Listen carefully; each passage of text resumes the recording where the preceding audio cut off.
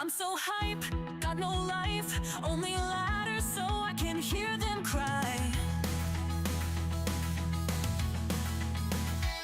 Get boned, noobs to pwn, wrecking these nerds with my skills up sideways. Oh, I'm told, cold, keeping me busy, smashing face like always. Staying hype, getting sniped, and I'm like, easy fight, you're free, and then more. Do you want some more? Eat this power spike. I'm so high, max supply. He sucks so bad, I'm like, why try? Get out, don't pout, out of my game. This is a click, baby. No doubt, it's a rout. Beating you up while I drink my coffee. Staying hype, getting sniped, and I'm like, easy fight, you're free, and then more. Do you want some more? Eat this power spike. I kinda feel bad for this guy. It's gonna be hard to say bye, but back to the lobby with you. I've got 20 more games to do. Staying hype, getting sniped, and I'm like, easy fight, you're free, and then more. Do you want some more? Eat this power spike. Staying hype, getting sniped, and I'm like, easy fight, you're free, and then more. Do you want some more? Eat this power spike.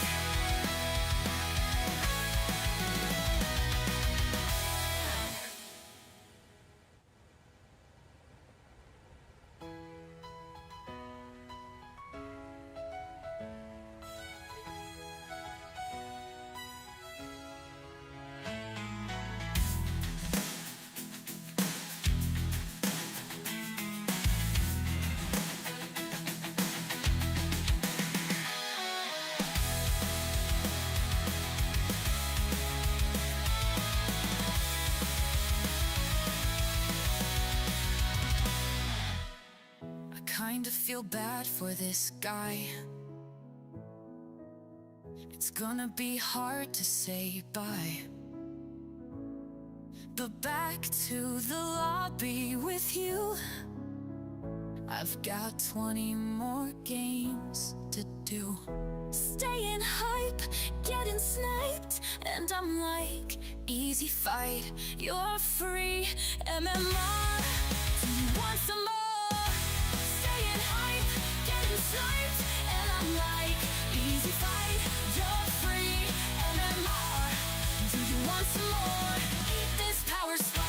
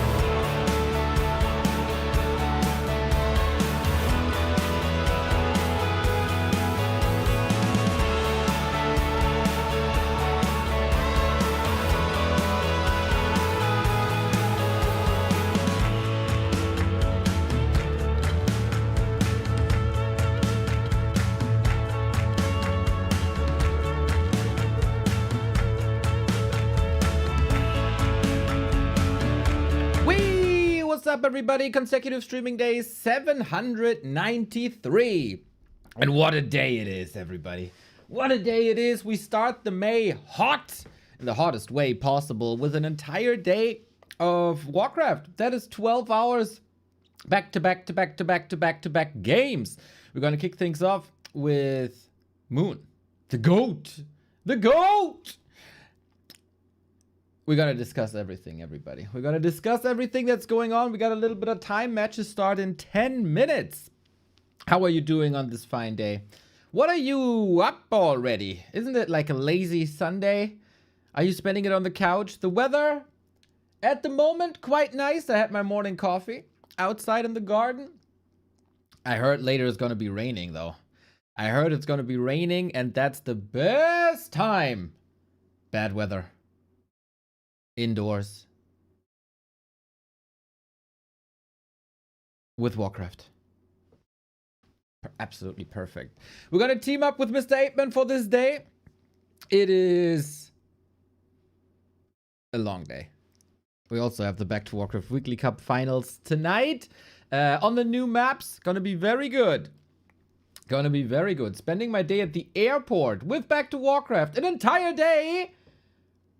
Oh, shit. Oh, shit. That sounds pretty annoying, we have to say. But, hey, glad we can accompany you. Glad we can accompany you. Morning, Mr. Solani. After you win the casters match, what's next for you? Dethroning Happy, becoming the new Lich King? Well, it all depends a little bit on time, right? But I was forwarded something. And that made me entertain an idea. So, you know that we oftentimes shit on the Night Elves, and we say that Night Elf is very easy. Especially me. We have a shirt out, fuck Night Elf. And then the Night Elf said, oh, you try it, Neo, you try it, Neo, you try it. And then there were time constraints, etc. But All Sub Go to Heaven created this.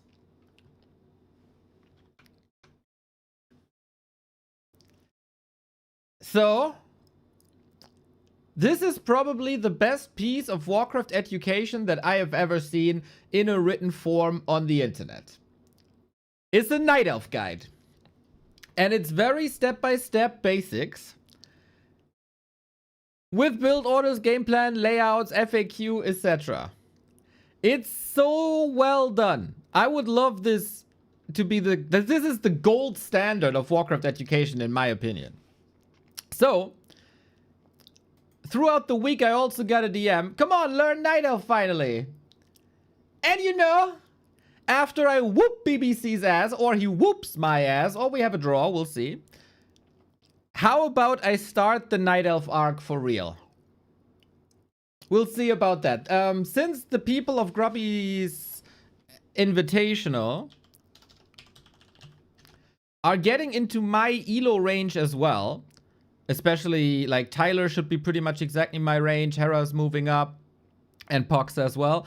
I might try to get some matches between these guys as like a gatekeeper, and then the Night Elf arc would be a little later. But yeah, that is what I have in mind, at least. But then there's also Dark Inferno Finals that we have to prep for. You know, this is just an idea at the moment. This is so awesome. It is, man. It is. What's this name of the website? Well, you can access this, all of this, with backtowarcraft.com/tools. It's a link list that I created this week. Gives you all the necessary tools. War 3 Champions, Liquipedia. I have to add Warcraft 3 info here, actually. Tells you about the settings. And this is also the Night Elf guide linked here. So I'm going to copy that for you. But all of these tools available at tools. So there's a lot here, actually. There's a lot here. If you think something is missing here, always feel free to reach out. But yeah, that is the idea. Let's go, Neo. Thank you for the amazing schedule. It is my pleasure. And now, we got 5 minutes till game time. So, what's happening today? Real quick breakdown of what we have on the menu tonight. Before that, we go over to Liquipedia because Liquipedia is the freaking best. We kick things off with Moon versus Chaemiko because... I feel like Rihanna. Because... Warcraft 3.info. Stats. Moon versus Human. All I do is win, win, win, no matter what. He is destroying the competition in Night Elf versus Human. The last win was by Chaemiko in March. That is like 6 weeks or something. So, Yangfang, the wonderful, wonderful, wonderful soul Yangfang, came up with the challenge. Can Humba beat Moon? We got Chaemiko, Fortitude, Sok, Starbuck, TH challenging Moon in this matchup. Infi declined. TH is in, scheduled for tomorrow actually.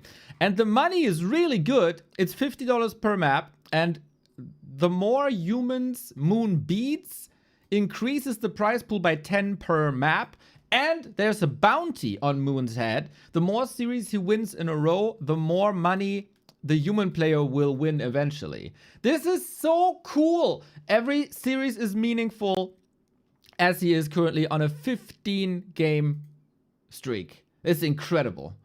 So, can someone beat Moon is the question here today. Afterwards, Mr. Backhat is sponsoring a game for us for $300. It is 1-0 versus FoCuS, a match that should have been in the Gladiator Championship, but due to some weird rules, it didn't happen. So 1-0 FoCuS right after. And then we go into Hitman versus the World. It's another initiative by Yangfang. 9 players challenge Hitman back to back to back to back to back in best of 2s.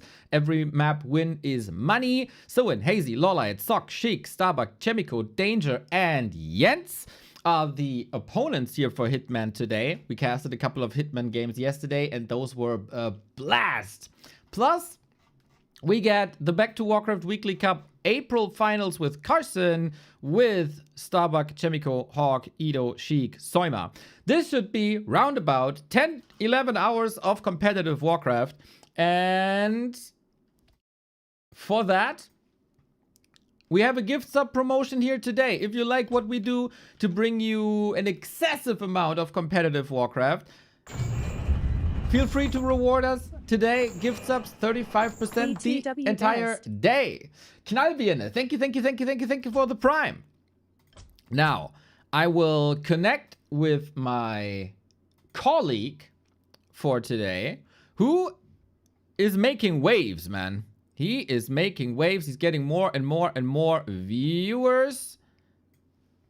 Say hello to the Ape Man chat. And I say hello to Mr. Ape Man myself, as the dynamic duo is back in business. Mr. Nam! Thank you. Also, Desert Drake, much love. You guys are awesome. Make use of it. Thank you. Happy versus Live. Yeah, we couldn't play the finals of the Gladiator Gold Cup yesterday.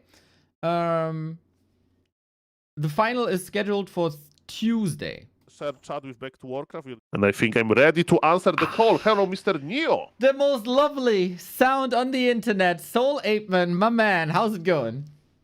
Going very well. I played 3 games on ladder. I won 1, so that's nice. We watch a lot of Hera games, some Tier 1 games, and we are learning about Chinese Paladin, because Hera got lamed by some Paladin. Ooh, well, I know that experience. It is, well, if you know how to play against that, it's a learning effect, you know, it's a learning effect. Wonderful coverage of the Altar of Champions, Mr. Apeman. Every morning starts with you, as you know. Thank you. Welcome back to Warcraft chat. We have a shared chat, so you can communicate. I saw Mr. Nem already 5 gifted subs. Very nice, very nice. Congratulations. And Mr. Neo, can we talk a little bit? Have you seen how much money Mr. Yang Feng decided to invest in order to research? Is money for the research? Can human win versus moon? Because it's $6,000 on the line. That is pretty crazy. I mean, there is $6,000 on the line, especially if you defeat Moon eventually. Moon is getting money per map win, right? So the more series he wins, the more money he gets, and the other players are getting a bounty. So the more successful Moon is, the more money they get. And already Yang Feng says this can go on forever. As long as Moon keeps winning, this series will go on. It's a little bit like vibe coding. When you are using AI to vibe code, you know, you are only limited with your money, basically, because you can just, okay, AI, duplicate and work twice as fast, and duplicate again, it's called tokens. And there is like this limit that you put for how money you want to put into like this research program.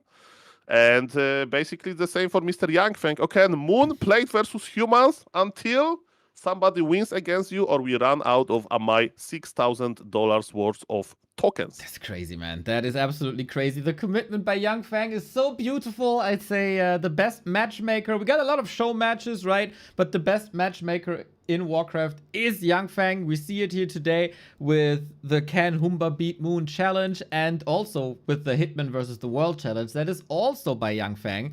It would be funny though, Mr. Soul, if Chaemiko defeats Moon today and this entire thing is over after day 1.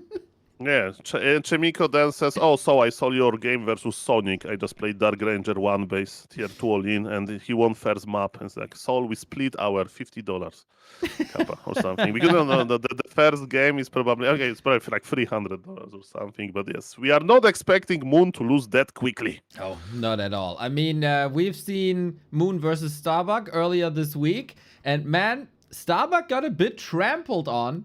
Maybe it was, you know, a day where Starbuck came from work and wasn't properly set up. But also Starbuck in his stream said, dude, this guy is just demolishing me every step of the way. And he's like the ultimate Night Elf machine in this matchup. He got the bare micro of a life. He got the game plan, of course, of a 25-year-old veteran. And he's always at the right time, at the right place. And he's punishing me for every tiny mistake there is. And then he's also winning the games in such a cool style, right? Sometimes we see a keeper, sometimes we see a demon hunter, sometimes we see a tinker second. Moon is guns blazing in this matchup. Yeah, let me tell you, that's definitely true that Mr. Moon is like an expert, and there is, of course, even better Night Elf, Mr. Alive, but Moon is number 2 Night Elf, right? And maybe this matchup is his specialty. And I have seen Moon doing, as Starbuck mentioned, so many different things, like going for the like immolation, no mana burn, evasion, you know, going for the economy, counter expanding late, counter expanding early, doing like some kinds of hunts all in, but I think we see this more like rare and rare these days. But definitely he has a lot of tricks in his sleeve. We are awaiting for the first brave human, you know, to join this challenge. And yes, the games are going to start very, very soon. Yeah, Chaemiko has a rough day ahead of him, eh? First he plays Moon in this show match, then he's playing Hitman in the Hitman versus the World, and then he's also part of the Back to Warcraft Weekly Cup Finals. So Mr. Miko hopefully got some special strats prepared. That's the cool thing also, like Chaemiko had some days to prepare for this. He wasn't part of the Gladiator Championship Cup, so a couple of days off. And he knew this challenge would be coming. Chaemiko is also a very tricky player, so we'll see. Currently waiting for Mr. Miko, but should arrive soon. Then we do the map picks and bans. And once again, map pool pretty nice with Shadowed Exile in. It is rather tame. It is the up-to-date competitive map pool, I would say. Yeah, that's very true. Yes, we are waiting for the best Warcraft 3 that you know, those players can offer. Hello, Mr. Lacres Fallen. Nice to see you. Mr. Chaemiko is ready. And ladies and gentlemen, okay, let me check the maps really quickly because you mentioned the maps. Soul 8-man Master of Ceremonies we'll do the map picks and bans. I mean, players are educated enough to get this done, but like a couple of minutes, of course. And I can tell you, maybe in the meantime, every Sunday is an update on the War 3 Info ELO ranking, which is basically the world ranking of Warcraft 3. And last week, Happy broke the all-time record with 2,830. Now I thought, well, he lost a couple of maps against Life. It probably can't be that much, eh? Wrong, Neo. You're so wrong. Happy shattered the previous world record by 20 points in 1 week, and is now the first player ever to break 2,850 ELO points. Congrats, Happy. He can only break his own records, just like Le Crestfallen can only break his own sub contribution count. 20 gift subs. Holy shit, that's amazing.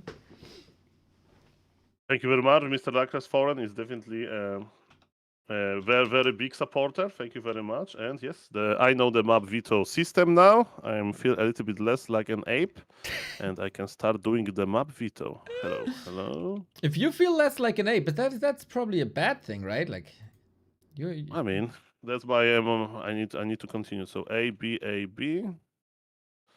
and it's play all 5. Okay. Exactly. Okay, so Moon and okay, let's go.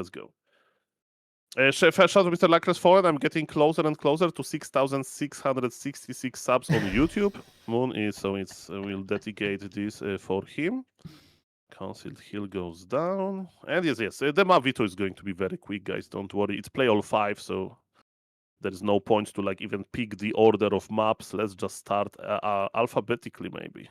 That's a good new idea. And then we play I don't know, Booty Bay as well, stuff like that.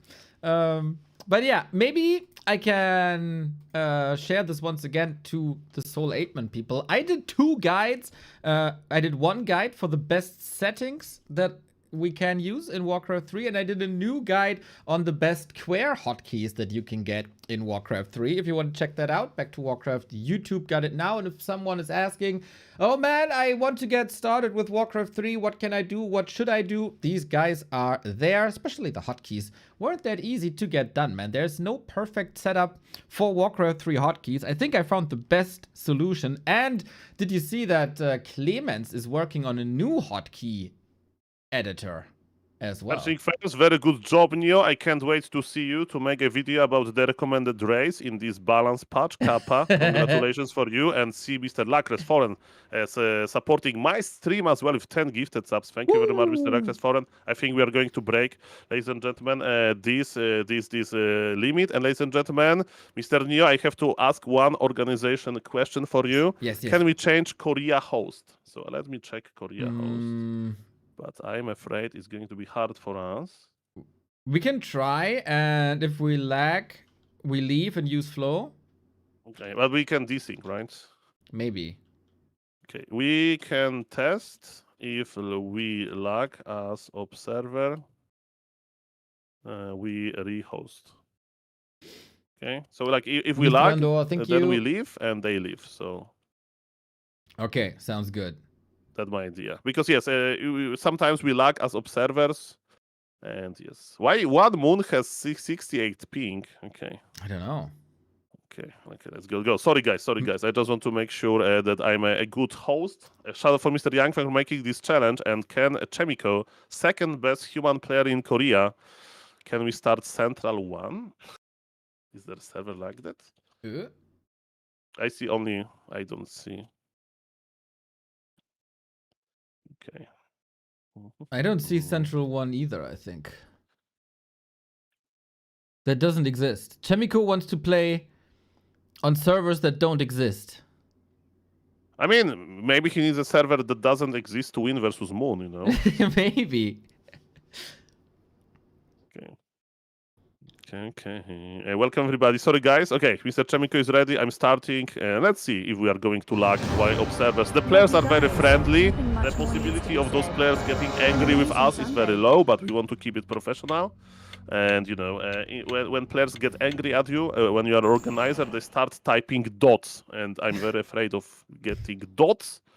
And let's see if the game is going to work well. Mr. Neo, it's play all 5. Can human beat Moon? And I'm not lagging. What about you? It looks perfectly fine for me, so yeah, once again, for people who are tuning in, this is a new show match series by Yangfang. He is sponsoring a lot of money because Moon seems unbeatable by the humans at the moment.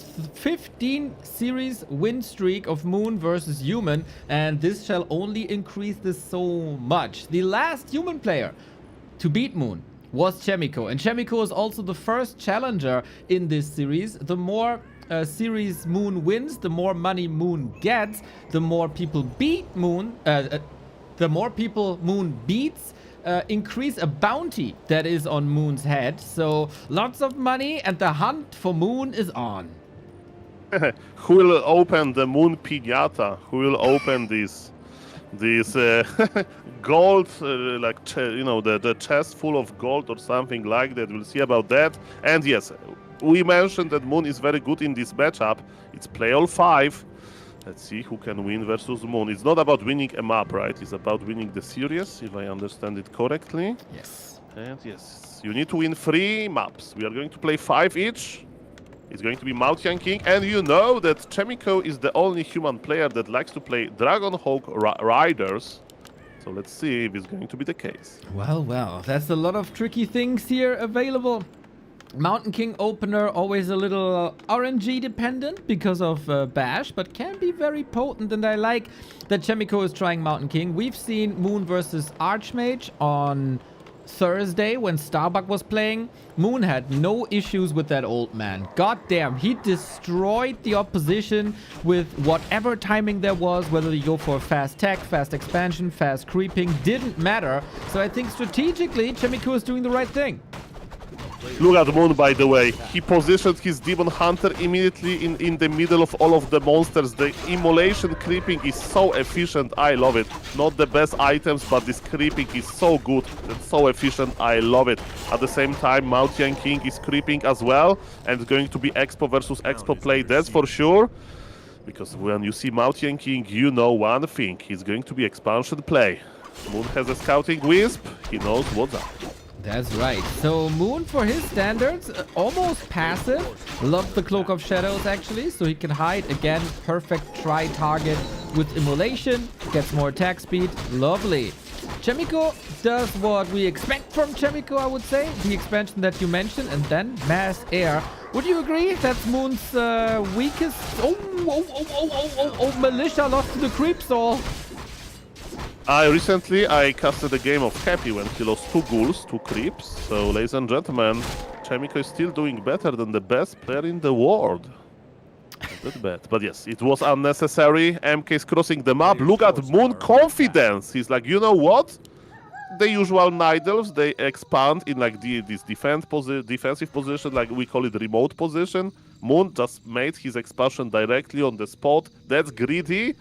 And is MK ready to punish this? I don't think so. Not really, right? There is a surround opportunity, and Chaemiko was always the best at surrounding and blocking, and that's it. What are we getting now? It is time for Creeps to wake up to do some extra damage. Almost blocking with the other footman. Moon keeping his archer safe in the Shadow Melt. Nice idea, but Chaemiko just barely misses. I mean, that was genius by Chaemiko and Moon at the same time. Moon has Cloak of Shadows. Chaemiko checked the inventory, and he knew that he will have to use Reveal in order to see Moon at the lab. But Moon anticipated that, and he's like, okay, you want to reveal me? I'm going to wake up the creeps. And as you can see, Moon is good at diplomacy. Don't trust Moon if he wants to convince you to do anything.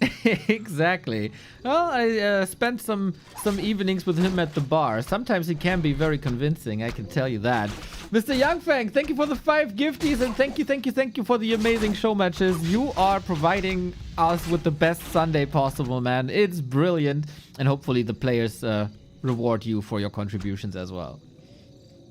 Thank you, Mr. Yangfeng. I have one question because I'm bad at doing math. Mr. Yangfeng, what happens if Moon wins all of the maps? Is he going to get $6,000? Just wondering, what is like the biggest award? Like if he wins like literally all of the games, not the series, just the games. I think that's the idea. So Good maybe incentive. Mr. Moon is. Yeah, Mr. Moon is already booking his trip to Bora Bora. He's scrolling from those hotels, $500 per night, no problem. Okay, we no bounty for him, but it's 4,800. 4.8. Okay. Still so a solid trip. Bounty goes to another tournament. Can Orgba beat Moon? Maybe that'd be another one. Players' forces are under attack. Oh man, so far looking good. And both have their expos up. That's oftentimes the best games in Night Elf versus Human. Tier 3 on the way, big fights. Oh, Moon with a Shredder. Chaemiko sees this, was hoping for a bash. Gets the bash! That's the Shredder is giga important. This Shredder is super important here, but Moon is here to start fighting back, and the Shredder survives. By the way, we saw that Archer attacked the Goblin Laboratory monsters again in order to pull them away.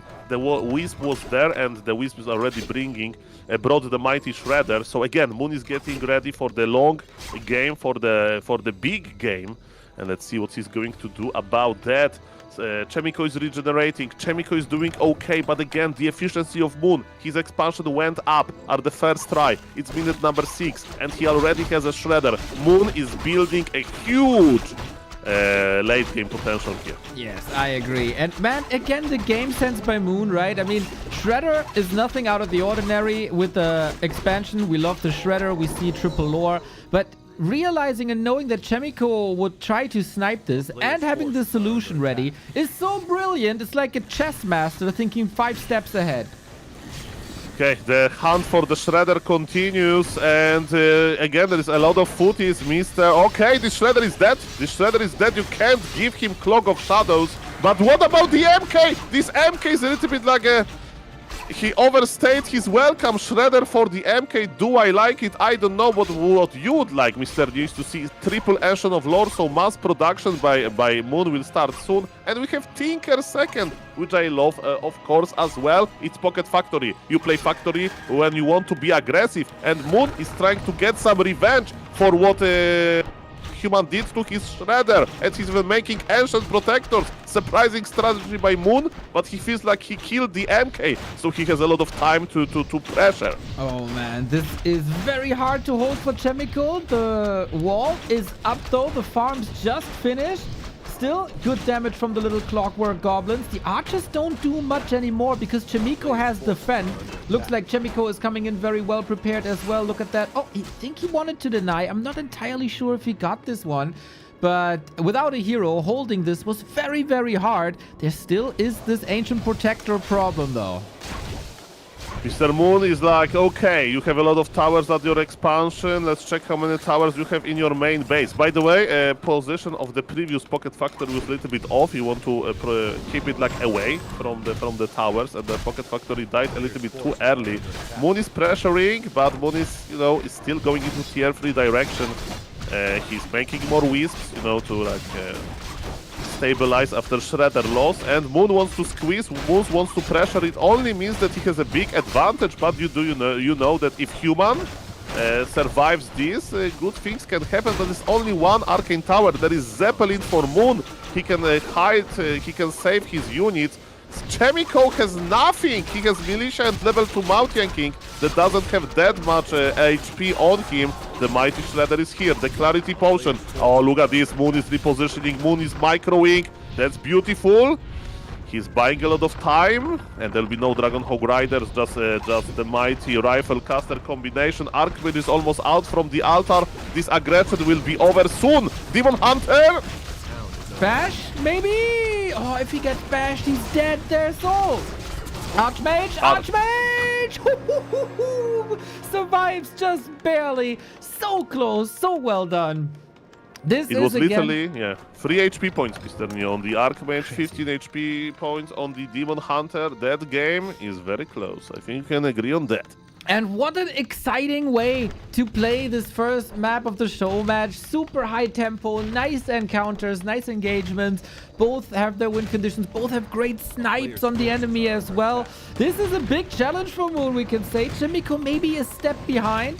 But hey, maybe we get a big push here. The problem is, though, Chaemiko is ultra low on lumber. I mean, you always need to count the workers that he has. He has 10 on Lumber. He will be fine. He'll be fine. He's not going for tier 3. Moon, on the other hand, now will have an excuse to not queue a Wellspring because like, I lost my Shredder. I can't go for this efficient upgrade Kappa. But yes, the new Shredder is available, by the way, so I wonder if Moon is going to buy it.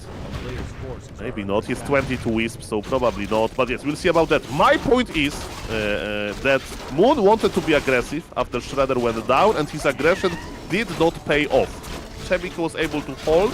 Chaemiko is even clearing this Ancient Protector that kind of didn't make sense. You know, because Moon like changed the target of his aggression. And because of that, Chaemiko is coming back to this game. But as we can see, Moon is very rich. Has 1300 gold, 400 lumber. His tier 3 is online and he's producing from triple Ancient of Lore. What Human is going to do probably is he's going to push soon and Moon will be ready. Still, Chaemiko is creeping, he's not giving up, but we are going to see a huge fight soon. Right on. This is a strong Tinker in a bit. We still suffer from Lumber, even though the production is running and running and running. There's also a couple of footmen there, 5 of them, not super effective. But yeah, I love the triple lore. For such a long time, Night Elves have been stuck with the idea that 2 lores is all we can get.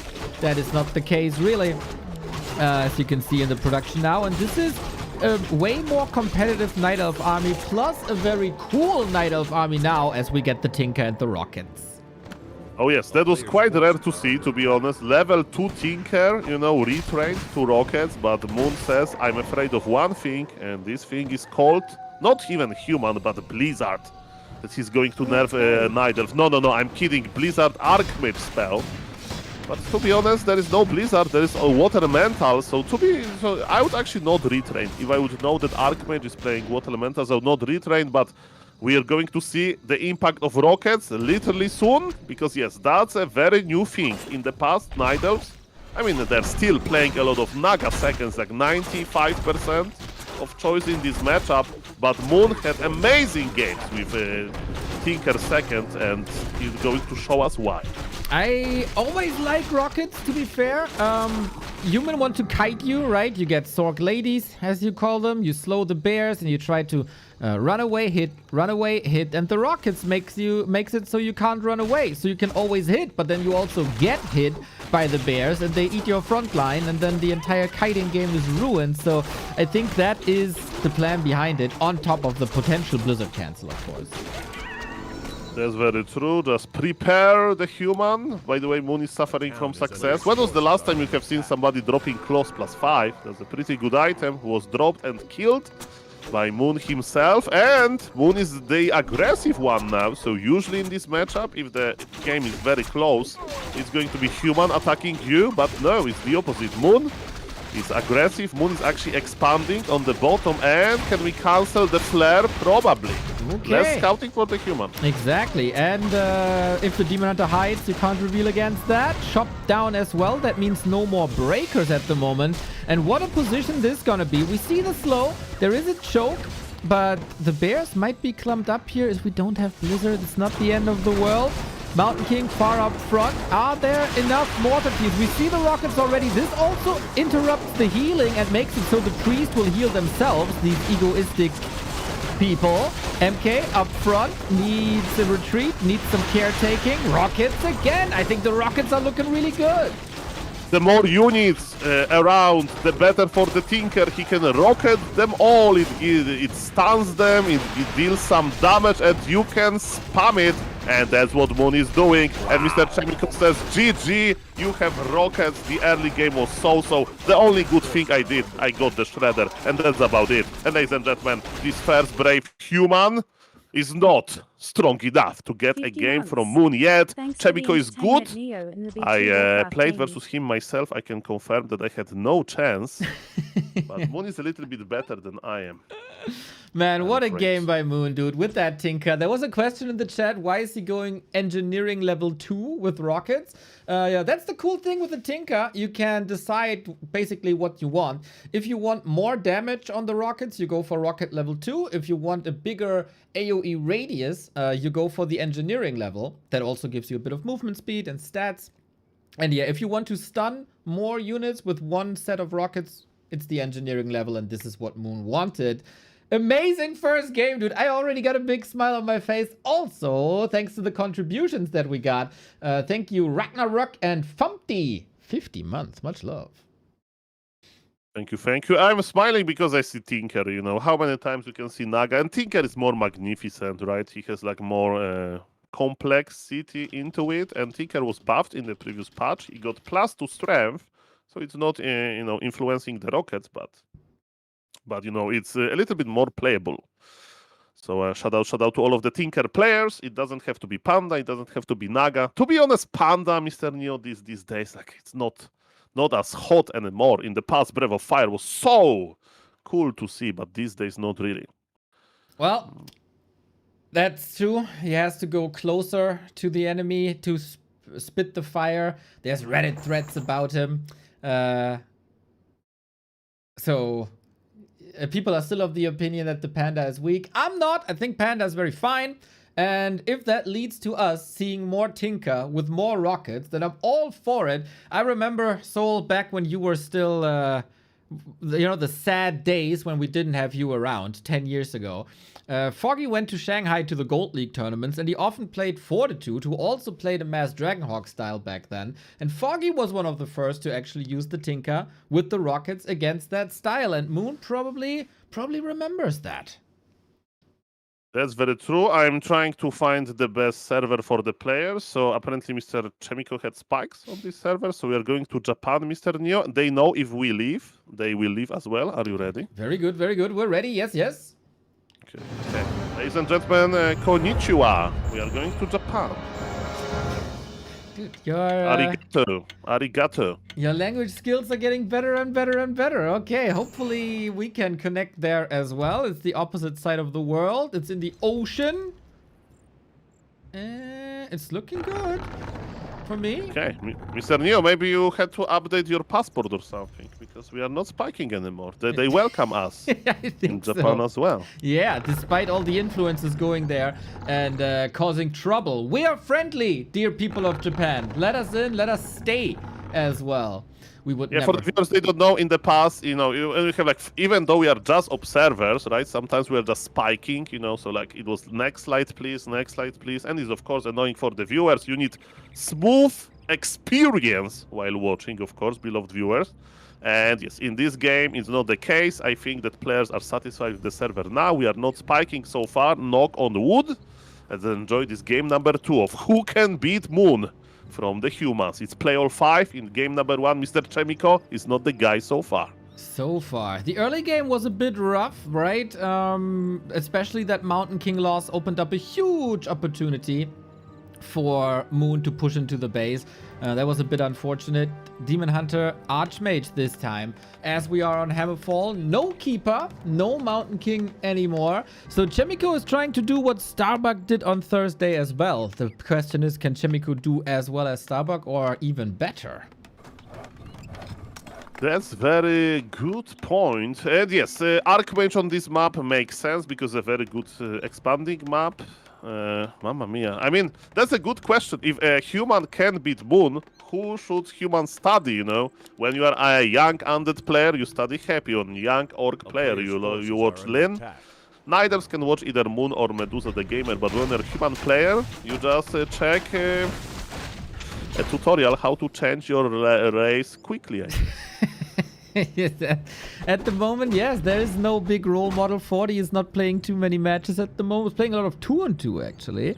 Infi also playing a lot of mini matches against like PCG, etc. Humans don't feel that comfortable at the moment, it seems like.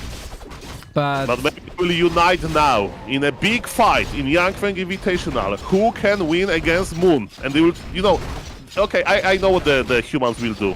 Either they win, somebody wins versus Moon, and they just all switch to random. Okay, well, we'll see. It might be a lot of games here. He went Aura first? I hope it didn't happen. I wasn't really paying attention. But judging by the mana pool, yes, he went Aura first, so maybe that's how you win versus Moon. You save your mana for a good moment. Kappa, of course, it makes no sense, guys. And Mr. Chaemiko is already struggling. We gave the best server. There is no better server, Mr. Chaemiko. But maybe he's like, maybe he's. We'll see about that. As we can see, if Human can creep rock golem without water elementals, Human can do almost anything. Okay, we'll see, we'll see. There is an expansion coming up, and Chaemiko is distracting a little bit. Demon Hunter turns on the immolation for a second. The more mana you drain here, the less immolation will hit your workers. I like this position. I think the workers should be safe, but yeah, there is no Arcane Tower for another minute or so. And Moon can't really find much damage this time. Okay, so you know that the most funny outcome is the most like plausible apparently. So if Chaemiko wins this game, I will record a guide about how to win versus top Nidal versus Human. And the first advice I will give, Aura first, ladies and gentlemen. Yep. That's how you win. Yep, that is exactly. It's massive confusion. Maybe we get that. Chaemiko wanted to go for block, slightly blocked by the sheep. But yeah, chip damage by the Archmage. Good mana on the Archmage.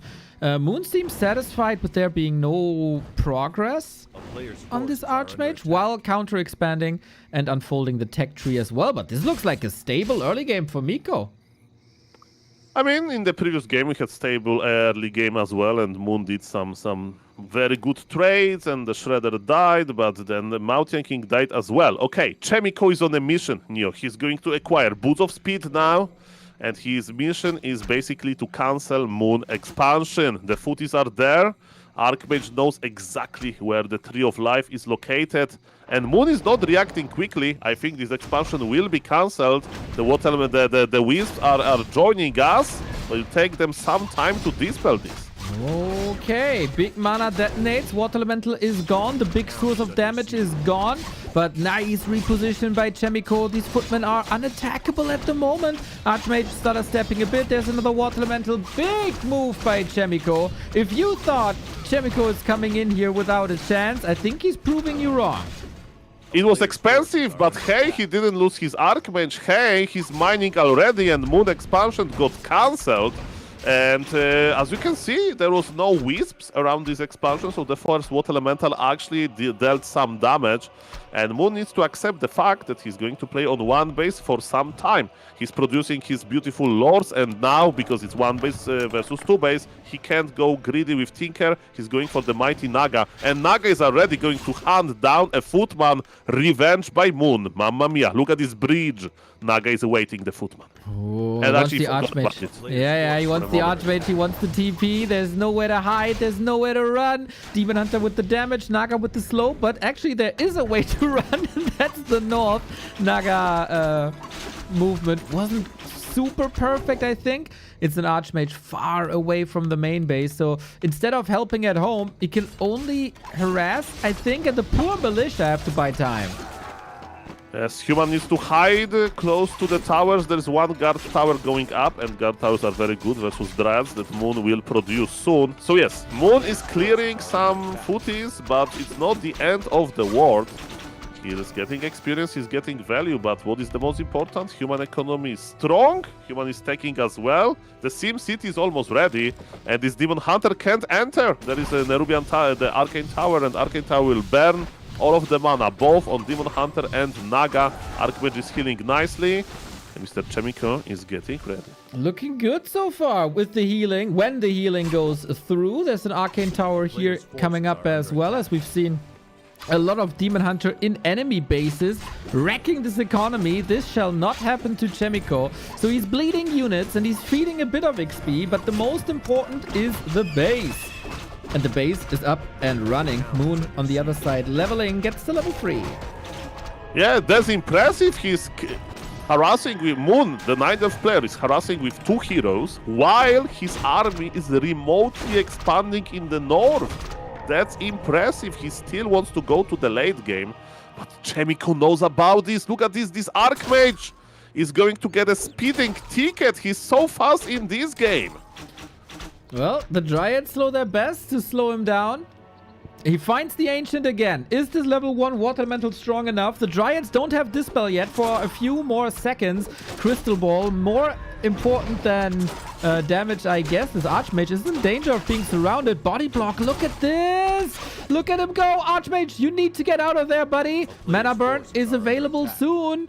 Actually, just a little bit more. Just a little bit more. Is that enough to kill him? He doesn't have Mana Burn. He doesn't have Mana Burn. He doesn't have Mana Burn. I'm an idiot. Mr. Neo, we just missed Human going Brilliance Aura first. We just stand up, you know, stand up. In this game, we're going to forget. But yes, this Archmage is going to run away. Mr. Moon expansion survives. That's all right. Bounty King second is already creeping.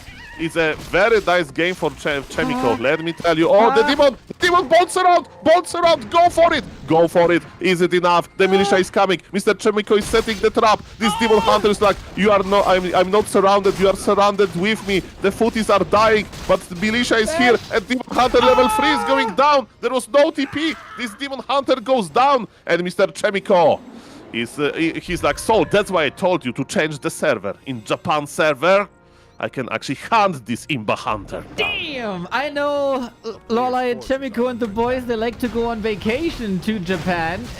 This is like a holiday for the Archmage and Mountain King now, with no Demon Hunter on their ass. What a beautiful trap that was! He set this up so nicely. Chaemiko, always been a micro player. Micro Miko, we call him. And now, there's a real chance that Chaemiko takes this map. Mamma mia. You know, if Mr. Yangfeng will ever make like offline event, who can beat Moon, it has to happen in Japan, the human territory. That's just a saying, And ladies and gentlemen, let's go. I will cast live in a suit from a Japanese studio. Ladies and gentlemen, Mr. Dio, can you remind me what was the hero that died recently? I think it was Demon Hunter, and I see him full mana, full HP creeping. Welcome back, Demon Hunter. Yeah, we just close our eyes for a second. Boom, Demon Hunter is back and full HP for the rest as well as he finds heal wards. Nice. Good progress for Chaemiko though. He got the economy, he got an army now, but he was missing levels. And he got an Archmage 3. Mountain King is on the way there as well. Still double level 3 for Moon. That looks fine. He is struggling in the gold department a little bit. And just as he hits level 3, tier 3, he's kind of broke. So Chaemiko has the better army now. Yeah, the money is tight on Night Elf. And yes, this basically like trademark of a close game between Human and Night Elf. When Human has a big army, big supply lead, but it's on tier 2 and it's about to push. And what is Moon going to try to do? He's going to slow down the push a little bit. And yes, he has his Dryads. He's running away while Naga is creeping. Chaemiko is pulling militia. Ladies and gentlemen, it's going to... Oh, is Demon going to die again? He slowed down. Mr. Chaemiko, show us the macro. Show us the macro. Micro, can you surround this Demon? There is Bolt, but this Demon Hunter is surrounding himself with the Dryads. Who is going to hug him? This Demon Hunter got hugged. Naga of Moon has no staff. This Demon is dead. Is Chaemiko doing this? The double surround. No! How he escaped? Oh, he escaped the Zeppelin! The Zeppelin! He's going to fly away! Slow him down! Come on, he's attacking the rifles! The chase is going! He will die on top of the water! Demon Hunter is dead with the Zeppelin! Insult to injury! Not only is the Demon Hunter dead, also the expenses for the Shredder. Nice stutter stepping by Chaemiko! So well done! He had to animation cancel there, otherwise I think there wouldn't have been enough damage. The scan as well, so well done. Chaemiko, you're playing out of your mind here on Hammerfall. And now a 74 food push needs to be held with the Demon Hunter from the tavern. And again, Moon is so broke. He can't go for any stabs, he can't go for an orb, he can't go for anything. Ladies and gentlemen, one day I will release Soul Apeman merch, and one of the t-shirts will say, keep calm and just tavern revive. And let me tell you, it's going to sell very well in the Night Elf communities, because that's what Moon is doing. This Demon Hunter is back already. We have Staff of Preservation. So, you know, the Moon situation is hard, but this time Demon Hunter can be saved with the Mighty Naga. You know, Le Crestfallen in chat said, oh, after the first Demon Hunter kill, he said, oh, you have to kill him 2 more times and then it's your game. He might actually be right about this. We get 5 towers. It's going to be so hard to break this. So many obstacles to overcome for Moon. 60 food only. We got an orb. We got bears. But Chaemiko is looking really powerful. Yeah, Chaemiko has everything. Momentum, mana, HP, the towers are going up. Moon is broke, as you mentioned, no wellspring, but Moon is a fighter and he's trying to fight. Level on the Naga is okay. Moon knows that he needs to do something with those towers. There's 4 of them building. But Chaemiko, after this double Demon Hunter kill, looking so good. And he's looking for the 3rd kill as well. And that is just a second away, but this time we have a staff as Moon was home with a couple of resources. Safety first, but no safe zone here anymore. Double guard tower and an arcane tower. Lovely pocket. All that's missing is a shop, I think. It's looking extremely good. Chaemiko didn't lose much. Is restoring the breakers already as a front line against the bears. Invis safe on the Sork on 1 HP. Chaemiko, you beautiful, beautiful soul. I mean, when the games are a little bit closer, you know, than that, because Chaemiko is clearly ahead, you can see sometimes neither just giving up on the expansion. That's what Moon is doing, and they're basically in level 6 Demon Hunter waiting room, you know. Or they are trying to counter-expand on another expansion on the other side, because human towers, believe it or not, can't be uprooted and they can't change position. Undead would be able to unsummon those towers, but human needs to keep them there.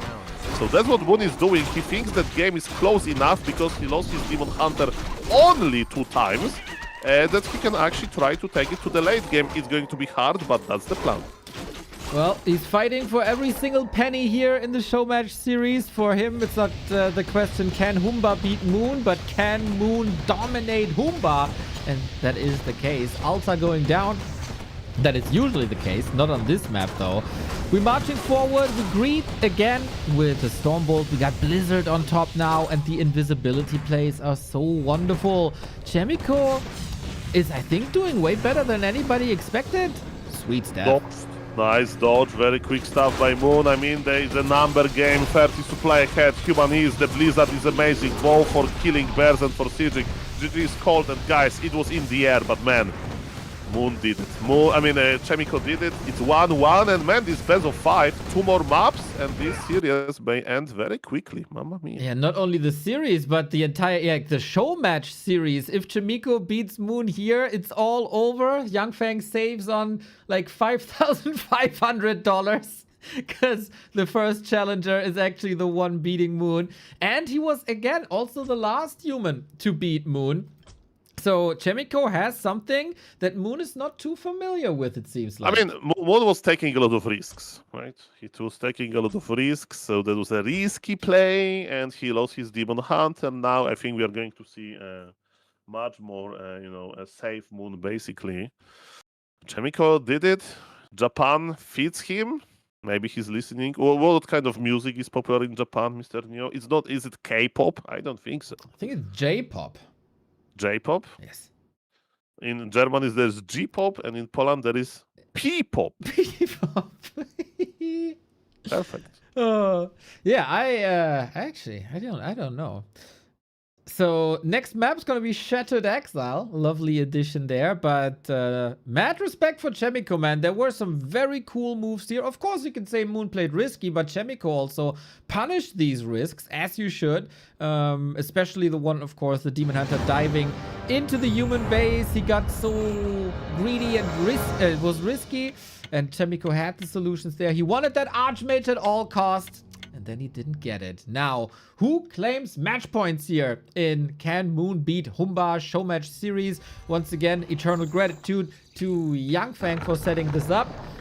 So exciting, man. I love the narrative in this show match, and we got something to talk about already. Let's go. Mr. Neo, it actually happened. Human went Brilliance Aura first and won versus Moon.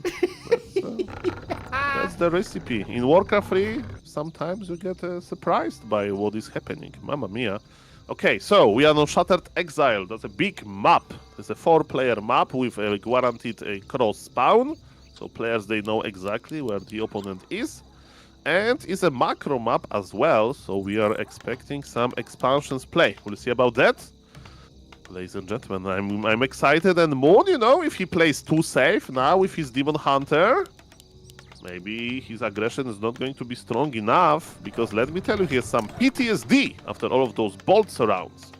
Okay, yeah, I don't think we see another hero here. It should be Keeper or it should be Demon Hunter. No, Keeper.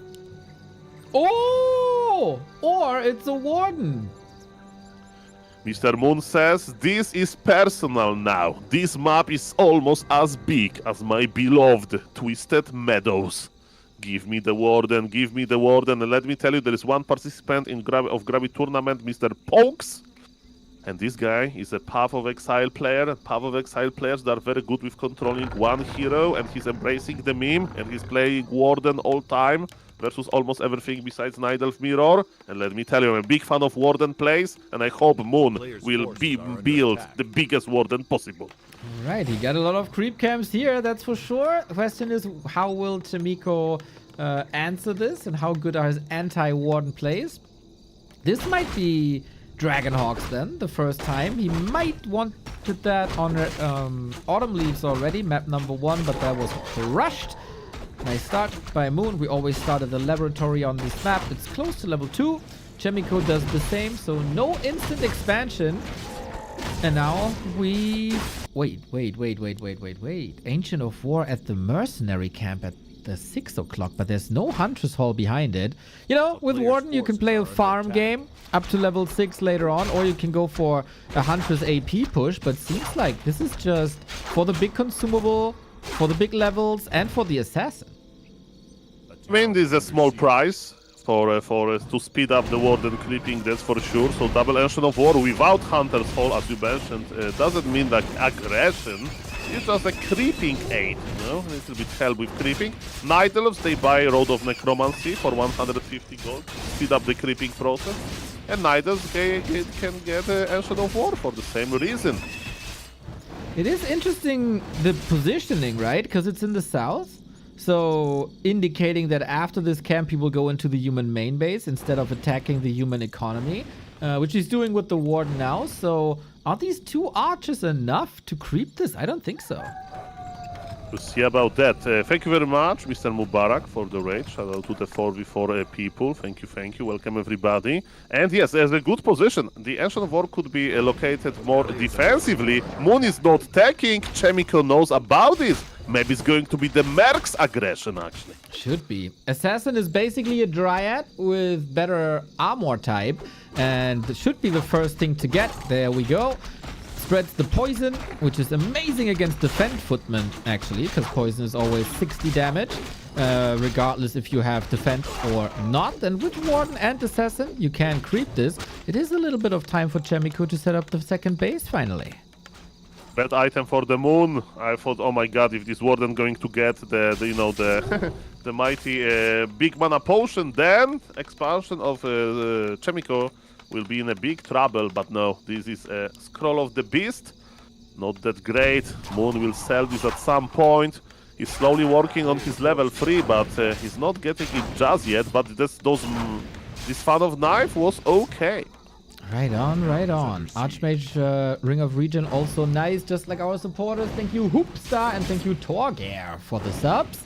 Moon isn't done here, but Chaemiko is doing a wonderful job splitting the peasants. He wasn't in need, really, good deny, of power building anymore because the town hall was almost finished, and then spread them, keep them alive. Good caretaker, this Chaemiko.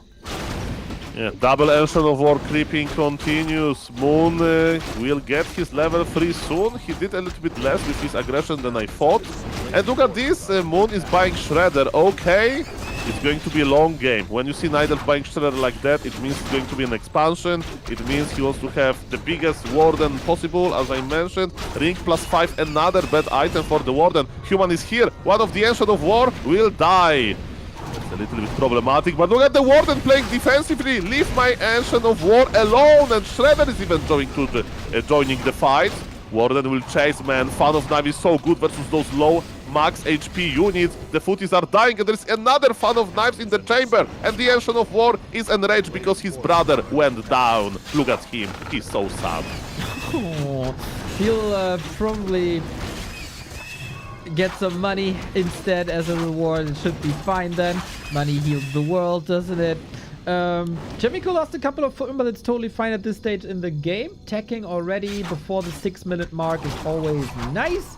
Warden is level 3 though, on the way to level 4. These Lost Footmen boost the Warden up quite nicely, and I don't know if Chaemiko is ready for a Moon Warden play. Mamma mia. I mean, all of those footies, they just died, right? And Warden can get some mana back. There is no problem. The only question is, can we keep the expansion alive of Night Elf? There is Shredder, 3 archers, and 1 assassin are there. And they say, you shall no pass. Like, when was the last time you have seen that many plants, Mr. Neo? It's like a you go to the zoo, but you know there is like a zoo, but for only plants? I don't know how to say What? it. Yeah, there's like botanic garden or something. I don't know the English name. There's one in Krakow. You go there, you pay, you know, the fee, you buy the ticket, and you just look at plants for hours. Can you feed them as well? Like you can feed the goats in the zoo? Maybe in Brazil or in Amazonia, when they have those plants, they eat insects. But in Poland, just nice flowers. Okay. I thought you could maybe feed them sausage. I mean, you go to the Amazonia. Maybe there are plants like that. No. I will not go to Amazonia. I've watched too many games on Amazonia. I'll never go there. Mamma mia. Ladies and gentlemen, yes, this garden survived. One of the plant was destroyed. The humans, they take gardening a little bit too seriously. But economy of Mr. Moon is looking good, and also his experience. Warden is already on level 4, and Warden is looking for more. A lot of hurt units here spread, but we'll be healing. Warden... Oh, Chaemiko going double barracks. I said in the game versus Starbuck that only the European humans go for double barracks. Well, maybe Chaemiko spent enough time in Europe and is going for that as well. Tinker Warden. Now it's truly Foggy playing. Well, let me tell you, fan of knives plus rockets later is a pretty deadly combo, and this Arcane Tower is in trouble. There is not enough Arcane Towers to burn this mana quickly. Actually, there was no fan of knives, so that's good. Now Tinker is losing mana. Look at this power build, this mass repair, but mass repair is over. Smart move to get the mighty Zeppelin to save the workers, but now Archmage is in trouble, and Moon is doing quite well here. This expansion is out of order, but you know what? Moon expansion is out of order as well. The Botanic Garden is in trouble. We have an Alchemist and we have Footmen across the map. Super exciting. Both are challenging each other to multi-screen operations. Very, very tricky, especially for Chaemiko, who's more known as a micro-human than a macro-human. And of course, Moon, we've seen him in all sorts of macro wars. This should be his playstyle, but it's really nice that Chaemiko is finding some answers without directly defending. Moon still keeping up the pressure. Alchemist, important, dangerous. Warden is blocked. It's blocked now. She has no mana no more, but the right clicks might have been enough. The Zeppelin saved by Chaemiko. Amazing plays by both of them. Wait a moment, Moon has no TP. He's locked here. Chaemiko is blocking. He knows the Dryads are coming. The cavalry is here.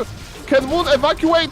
He has no TP. He needs his own Zeppelin. Let me out, says Mr. Moon. Or maybe he's actually doing fine. I don't know. Human can buy healing potions. The healing potion used. The Warden is trying to run away. I thought that Moon is cooked there. Mamma mia. He barely escaped. There was no TP. There was no Zeppelin. There was no nothing. Chaemiko survived.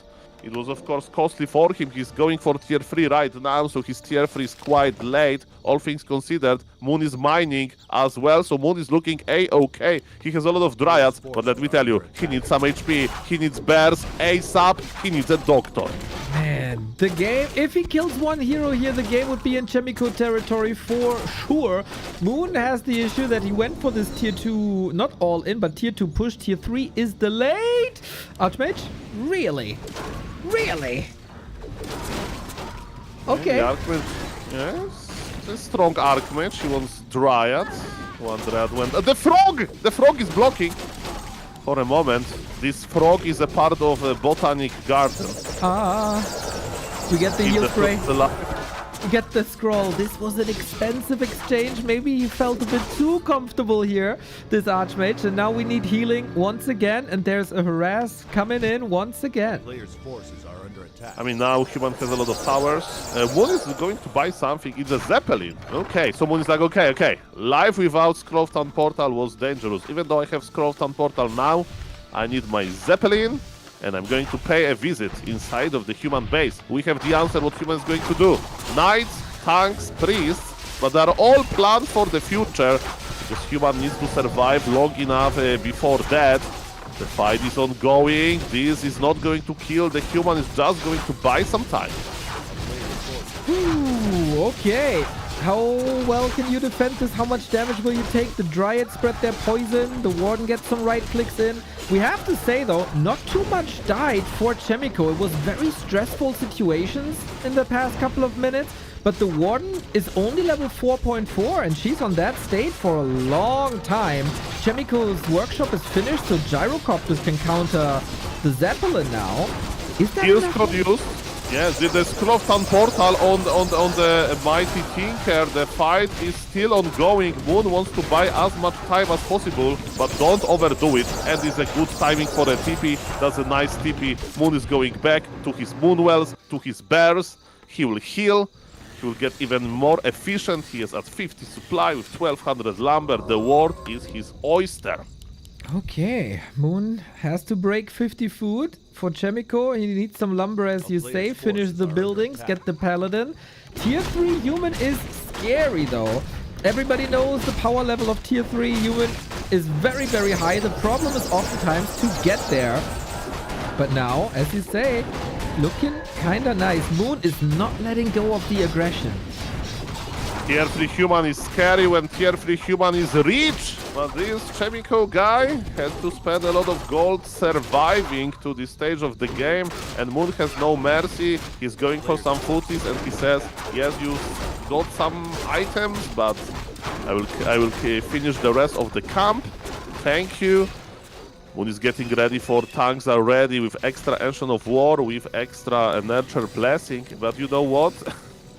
Chaemiko's 57 lumber, he doesn't have enough lumber to even start the siege engine. He has a shredder, though. I mean, the shredder is in a high demand. The shredder is like a guy that can beat Moon as human. Like, everybody wants him, everybody's looking at him, but is he going to do the job? We'll see about that. Well, And the shredder is about to die! oh, the pocket factory blocks! He's at him! With the pocket, if the shredder goes down, it's GG! Zeppelin, and he gets him out. Might crash, but whew, boy, oh boy, oh boy. Chaemiko, too much pressure. He was rich. 1,200 gold, but what's all the gold in the world worth if you have no lumber to support this? What a game, though. From start to finish, just amazing action between the two. Moon takes the 2 and 1, and now again, match points against the human player. Mamma mia, that's my comment to this situation. Well, it was kind of shaky then this base race, right? The Alchemist was attacking Night Elf base, Tinker was attacking human base. That went much better for mighty Night Elf, and the rest was history. I really like double Ancient of War. I like how efficient Warden was. Ladies and gentlemen, game number 4 coming right up. Moon 2 points. Chaemiko only 1, but it's still more than 0. We know that Moon is pretty good versus Humba. Exactly. Springtime is next.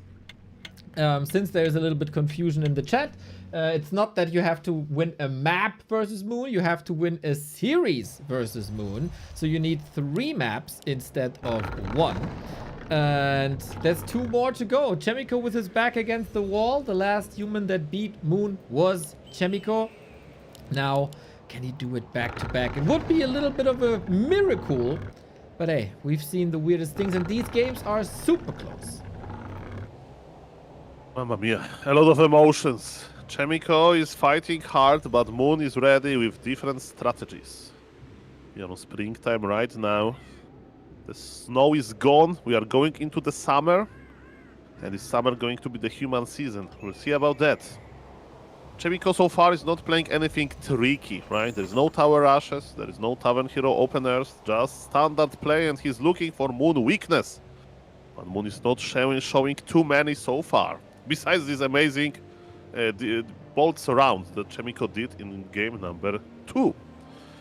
Exactly. I just want to see more, and I want to see the starting hero, and it's Demon Hunter for Moon. Okay, going back to the norm.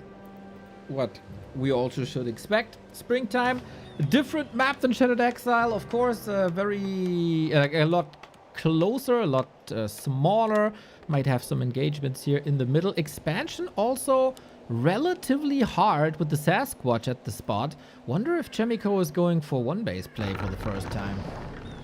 I mean, that's definitely on the table, but as you mentioned, right, Starbuck played recently versus Moon, and Starbuck likes to test his opponents with one base play, and Moon was ready. Fortitude, man. I saw Fortitude on the list. I hope you'll join this challenge. Humba can beat Moon, definitely, because he's the human player these days. But Mamma Mia, it's a very interesting game. Well. What is now the strat for Moon? He's not moving towards the top, but he got a Wisp there, so he can expand if necessary. Demon Hunter goes for the usually contested middle for the left-hand side. Chaemiko trying to get there. Is he there in time? I don't think so. Close, but no cigar. Look at Moon inventory. He's not complaining. +8 damage in minute 230. That's a lot of damage. And there's a nice creep road. And Mr. Chaemiko couldn't get the middle item. He got some experience. Farm number 4 is on the way. And Moon is going to confirm that with his nice Wisp scouting. Moon is like, okay, that's an expansion play. Let's get ready with my anti-expansion tools. And he is indeed expanding with the militia. Ooh, that Demon Hunter. I feel this Demon Hunter will do a lot of damage to the second base, but hey, seems to be oriented towards level 3, healing up a little bit, and then he can decide if he wants to go for his own counter expansion or if he wants to push. He can push on tier 1, tier 2, tier 3. Moon is the one dictating the pace. Okay, a lot of creeping. It reminds me about Sonic. Look at this. Moon is going to creep a mercenary camp. He'll acquire the mercs. On this map we have Ice mercs, so Ice Troll Berserker, Ice Troll Priest. He can't dispel, by the way. It's a big investment into an army, so counter expansion will wait. Moon is getting... look at his inventory. He got sleepers again, and now +8. Give him +8. Give him +8. Close from the Sasquatch, please. The circle is also good. This is a very good item. This Demon Hunter is loaded. This Demon Hunter is so ready. Well, so yesterday I saw a game of Soin, and he found, it was Twisted Meadows, he found Boots of Kel'Thuzad 3 times in a row, and he still lost the game. So, items are not everything in Warcraft 3. They help, definitely, but you know, Chaemiko has close on him as well. Ring +3, maybe not as good. And what Chaemiko has is a very good economic situation. So he's simply looking A-okay. Demon Hunter with Boots of Speed. His inventory is full, but Archmage has Boots of Speed as well, so he's not going to be harassed. But look at this Demon Hunter. He wants to say hello to the peasants. Quick split, so only one peasant is hurt. Slows down the economy a little bit. But not by too much. We're hunting the old man as the Demon Hunter got boots. Archmage also got horseshoes on. Judging from Moon's positioning so far, I would say a tier 2 Dryad AP push is not unlikely. And you know, Mr. Neo, that you are the Warcraft free caster, and every time you make a prediction, it has to happen at some point. The caster cares is the most real ad you. After you said it, Moon planted counter expansion. You know, it's just so I appeal more to the viewers with a couple of flaws every once in a while. I like when I say, oh, this player that is like super giga behind will definitely try to come back to this game, and a second I say this after he just leaves. Yeah, that's a classic, man. That is a classic. That's a classic, let me tell you. And what is a classic? It's Demon Hunter at level 3 in the human base. Close your eyes, close your eyes, close your eyes, ladies and gentlemen. This guy has no mana burn. This guy has immolation. This guy is not going to be stopped by the Arcane Tower. This guy is a monster. He has a TP, and all of this militia is going to get second-degree burns. Oh, Moon comes in with the ranged units as well. It's looking bleak. Is he too greedy? Is Moon too greedy? No, he's not. Splitting away from the invulnerable Demon Hunter. There might be some kills possible for Chaemiko. He gets to level 3. But big damage done. It's actually a lot of damage done, but not too many kills. If you look at the corpses on the ground, a couple of those are archers too. Still, we need some reinforcements here in the main base, I think. Let me tell you, it went much better for Chaemiko than I thought. When I witnessed this Demon Hunter joining, I thought it's going to be GG, I mean the base. Oh, look at the Naga. Naga is ready to stop the killing, but what Elemental says no! Look at this! Mr. Chaemiko has a bouncer. Security! Liquid security, mamma mia! Moon wants to cancel this healing, but no! This guy says, you shall no pass, Demon Hunter.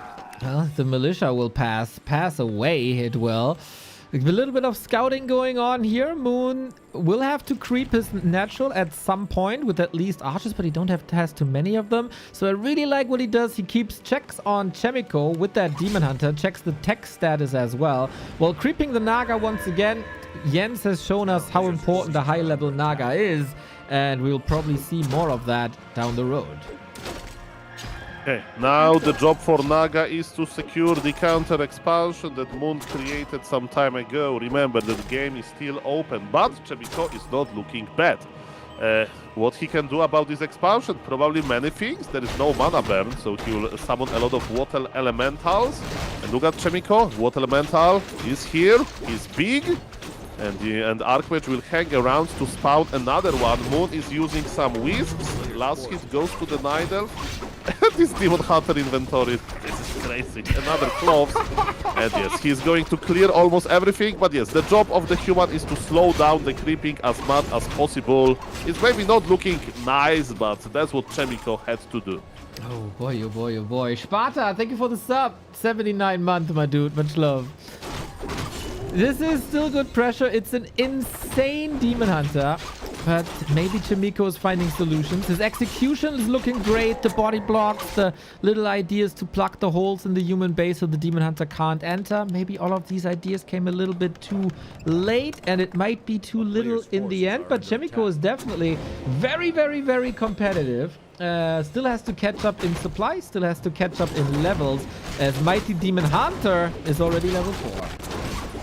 Tech timing is not great for Moon, so the game is definitely open. Chaemiko is spending his gold nicely. Flute for the Moon now from the camp in the middle is okay, but not great. He will sell it later when more bears will appear in his inventory. And look at this, Archmage is going to be annoying on the top right. He's going to try to cancel Haunted Entangled Goldmine, or maybe not. He's just sniping some wisps. That's good. We talked a lot about lumber before. Couple of these wisps had to be could be saved, but not the ultra efficiency that you would love to see. Very efficient are dryads though. Oh, this one was a bit asleep at the job, we have to say, but Chaemiko is doing a fine job buying time, which he desperately needs. Now checking second for Chaemiko. Rifle caster is slowly going up. And yes, Demon Hunter level 4 is chasing Archmage while Naga is creeping with the rest of the army. Moon, he has very good split attention and even gave the cloves to the Naga. He says, my Demon Hunter won't be dealing that much damage, we're just running in circles, and you, Naga, you are the future. Just creep with those items well. Big mana potion sold immediately. Yeah, maybe he doesn't like to have his hands full, you know? There's people who don't like to wear watches. I'm one of them. I just can't stand it. Maybe Demon Hunter has the same with claws. I'm in the same category. I don't like to wear watches, and I don't own any, so problem solved. Easy. Exactly.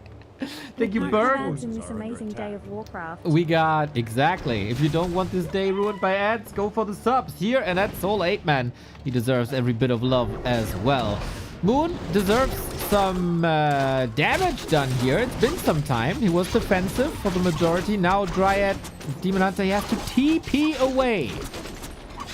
That's a scared human. Moon army is tremendous. Moon army is big. We have 2 rifles in the main base. We have the rest of the army that teleported to the expansion. And ladies and gentlemen, what a classic. What a classic. Do you know how to spot a real human player? After TP, he will get stuck. It was funny. It was funny when I saw a practice of Mr. Maxime of the Grubby Invitational. He played his first, 4 matches, and in every single match, he portaled himself into the base. You got that human blood in you, brother. And look at this, he's actually double stuck. What? The rifles are still stuck. Okay, but now they're free to go. I thought it's on purpose, because Moon likes to roam around the map and grab your reinforcements, fishing. I thought it's a safety measure. Yeah, but you know, if you want to stay at home, you don't need to like, you know, I don't know, like put some boards on doors and you like put some nails into it, like in the zombie apocalypse movies. You just keep the door closed and it's okay. But mamma mia, it's okay, ladies and gentlemen. My point is, check the supply. 70 supply on Chaemiko, 50 supply on Moon. Chaemiko has upper hand, it's his power spike. He should be ready to fight. Moon prepared himself as well. Mr. Neo, I report level 5 Demon Hunter with Mana Burn Retrain. This poor Mautian King. I know that people say that he's a dwarf because he's a dwarf, but in this game he's looking extra small. And I have to report Demon Hunter level 5 with Runed Bracers, Boots, Orb, Invul Potion, Staff, and Runed Bracers. Stormbolt is just scratching the surface of this Demon Hunter. Less than 3. You know what I would do as Moon? I would just sell Run Bracers. But only when Chaemiko is looking, you know? To assert dominance. Like, oh, you have MK. -3 mana burn. That wasn't the best. Mana burn can deal 147 more mana burns. I mean, burn more mana. Like on this Archmage. Very nice. Exactly. Lots of scrolls. This is the push. Moon again has 3 Ancients of Lore. I really like that. It's the 2026 developments here. More production buildings for the elves. Can he weather the storm? We have to say, Demon Hunter, the real value is his level times 5. And that means it's 25 supply on top of what Moon has. And that is an 89 supply. So Moon has the lead. All good for the gold. Okay, this is a very important moment. Human will push and push and push, and Moon will try to stay efficient and efficient and efficient. Moon has a tower, Moon has an Ancient Protector, I mean Ancient of War in a nice position as well. Where are the levels on Moon, on Human? Human has no levels. It's not looking good here. It doesn't. Moon, the first challenge, and can Humba beat Moon? The answer might be no if things aren't changing here. Supply is getting more and more even. Bash, maybe a chance for a block, but he didn't go for it because all the breakers were already hurt as well. Again, the situation, a lot of damage is done, but not too many kills. And I love this defensive setup by Moon. The 3 Moon Wells, amazing. The AP, amazing. Moon in this matchup, man, he's just doing all the things correctly. Double Orb of Venom is present on Night Elf as well. Minus 69 mana burn to send the message that he is ahead, definitely. Human should be pushing and Human is being pushed back. I see more Night Elf towers than Human towers. That's another bad sign. And Mr. Chaemiko wasn't efficient enough. I'm afraid Moon has everything, including Wellspring. Human is teleporting out. But after this TP, there will be silence in the Human base because everybody's sad. You can maybe hear the wailing. That's the only sound you hear. By the way, very symptomatic moment there in the fight. The Mountain King, you know, he swings his hammer and his axe. He is lucky and gets a bash. But then there's evasion, so the bash doesn't go through. Mamma mia. These moments, man. First, Moon is playing incredibly well. Then he's also a little bit lucky. And then it looks like it's impossible to beat him as Human at the moment. There's Chaemiko. There's of course a lot of strong Humans as well. You know, Chaemiko, even though he's looking okay in this show match, even though he took a map from Moon, you know, it's not enough to get the series so far. I mean, this is Warcraft 3. We recently had the pleasure to cast together a game of Moon against who was that? Sok on Twisted Meadows, where Moon killed his own Warden level 6. Yes. And not to deny, it was like 70% HP Warden level 6. And Chaemiko is like, okay, I don't even want to go there again. I don't want to suffer through it. I say GG. And it's 3-1 Moon. It's play all 5, so we have one more game in this beautiful show match. Mamma mia. Moon. He just said GG. Yep. The thing is, like, the scary thing is Moon is just getting better. And the victories are getting more decisive instead of closer. Chaemiko had a wonderful start into the series. Couldn't take map 1, unfortunately. Fought back on map 2. But from there on out, Moon was online. Maybe, you know, like a good old diesel engine takes some time to get online and shows his big plays now. The the rhythm that he plays is so good. Like level, expand, harass. Chaemiko, half the game was stuck at his base because of the pressure of Moon. We are on Tidehunters. If there is a map that is the best for playing Dark Ranger Tower Rush, that's the map, ladies and gentlemen. That's the map, but it's very unlikely. Mr. Chaemiko is a decent human player. He will not play cheesy strategies, and he's opening with the altar first. Remember, guys, this play all 5, there is money on the line for every map you take from Moon.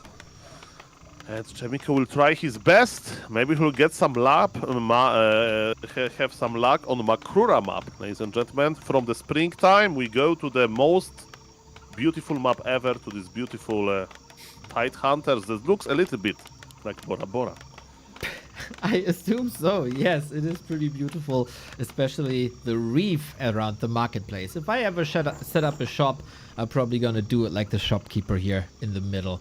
Moon 2, 3, Chaemiko 1. Still money on the line, of course. The more maps you win, the more money you earn. That goes for both players. The bounty for Chaemiko is gone, but maybe he can squeeze a few more bucks out of Yang Feng. And you know, the humans, they should cooperate. Like Mr. Chaemiko needs to okay, you know what I would do with Chaemiko? Expand and mass towers and Mustangs.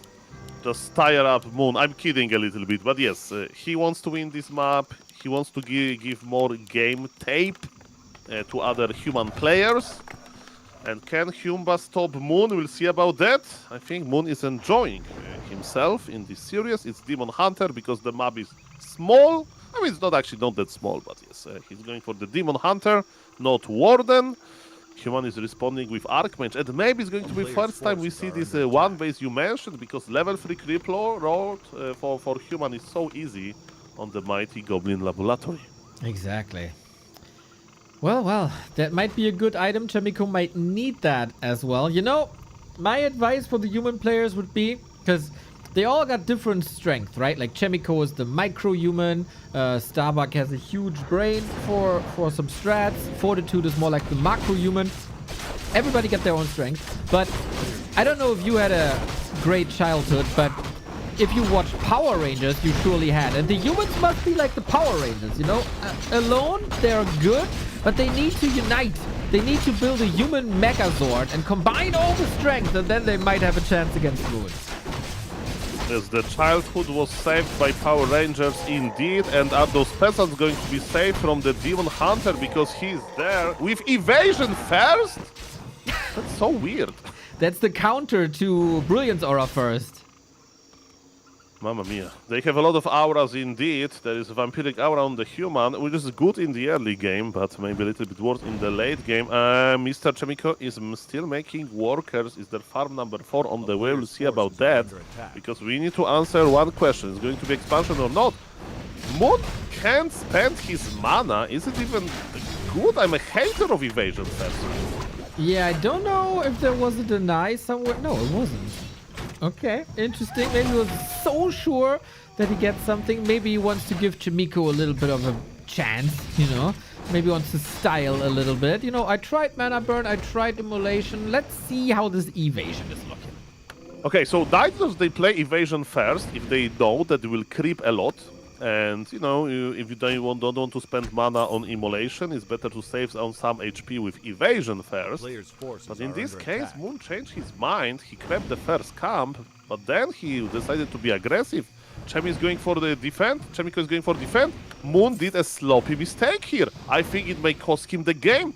Chaemiko is getting more and more momentum, and evasion first, as we can clearly see from the Demon Hunter HP, sucks. Yes, I think the assessment is absolutely correct, Mr. 8-Man.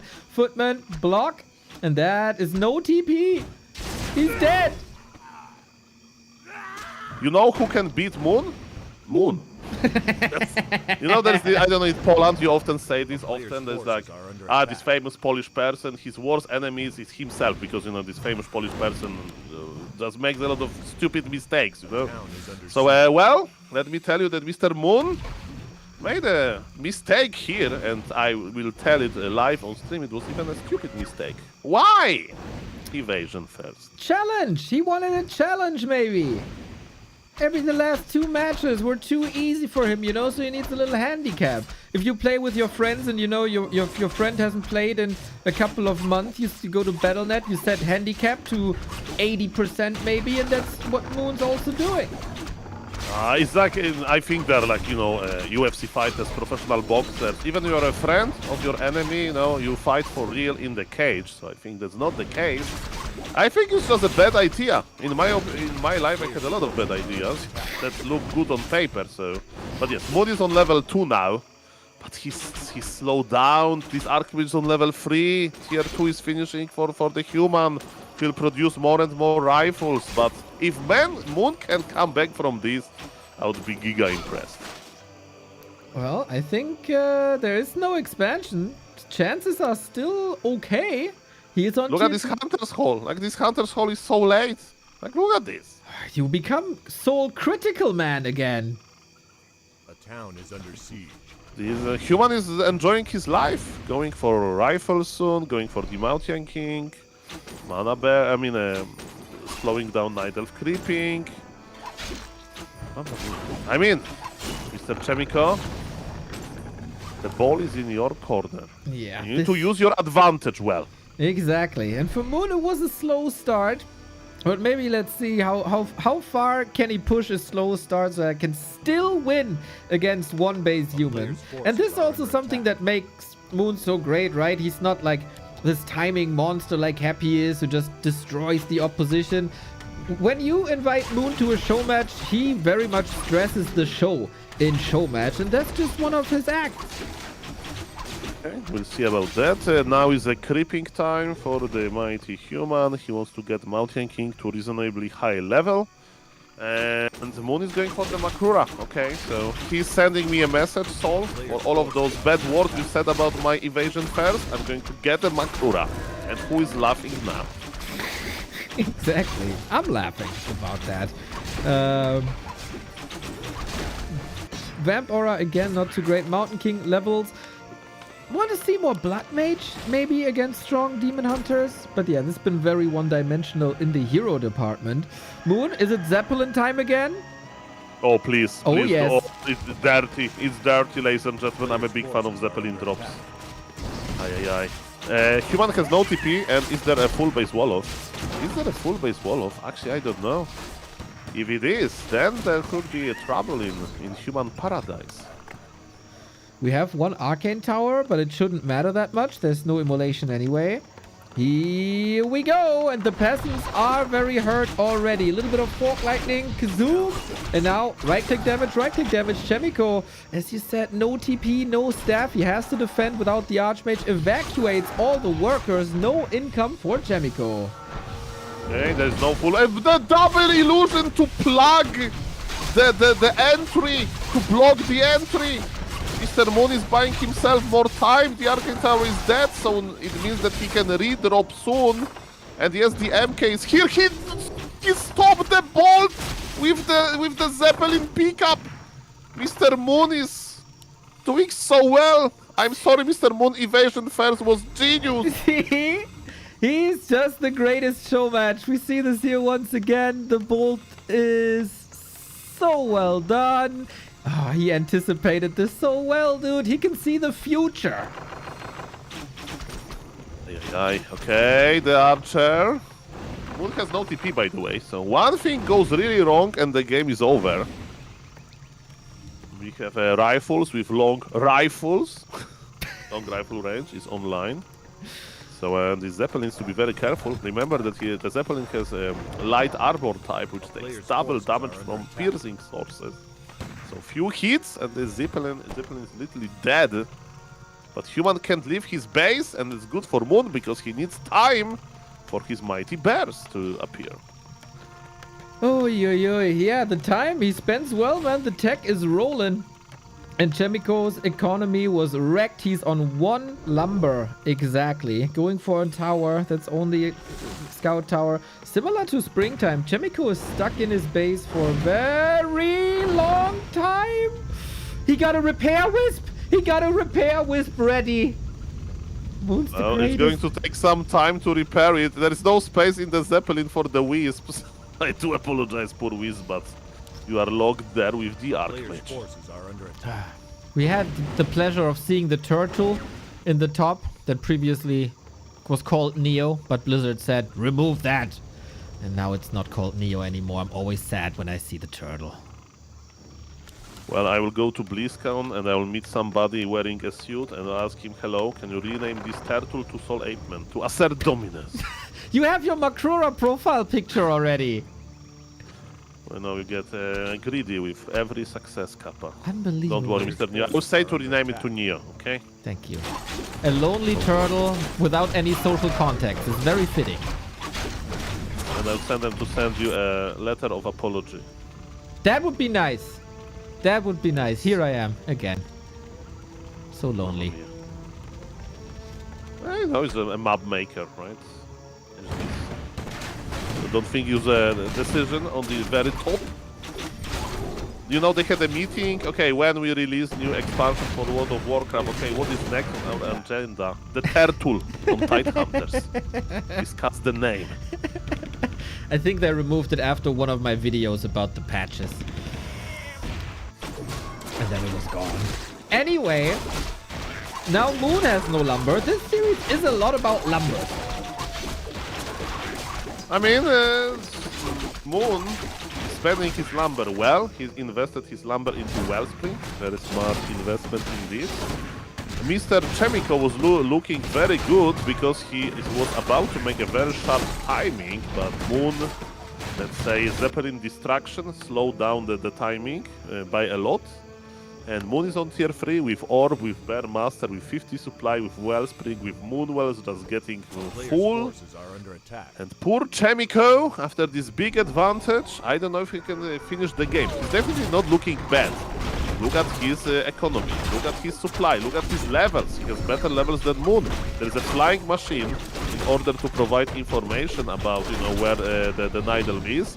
Bolt connects, Naga has staff of preservation, Naga will survive. For gliding use on creeps. Oh, the surround on the demon!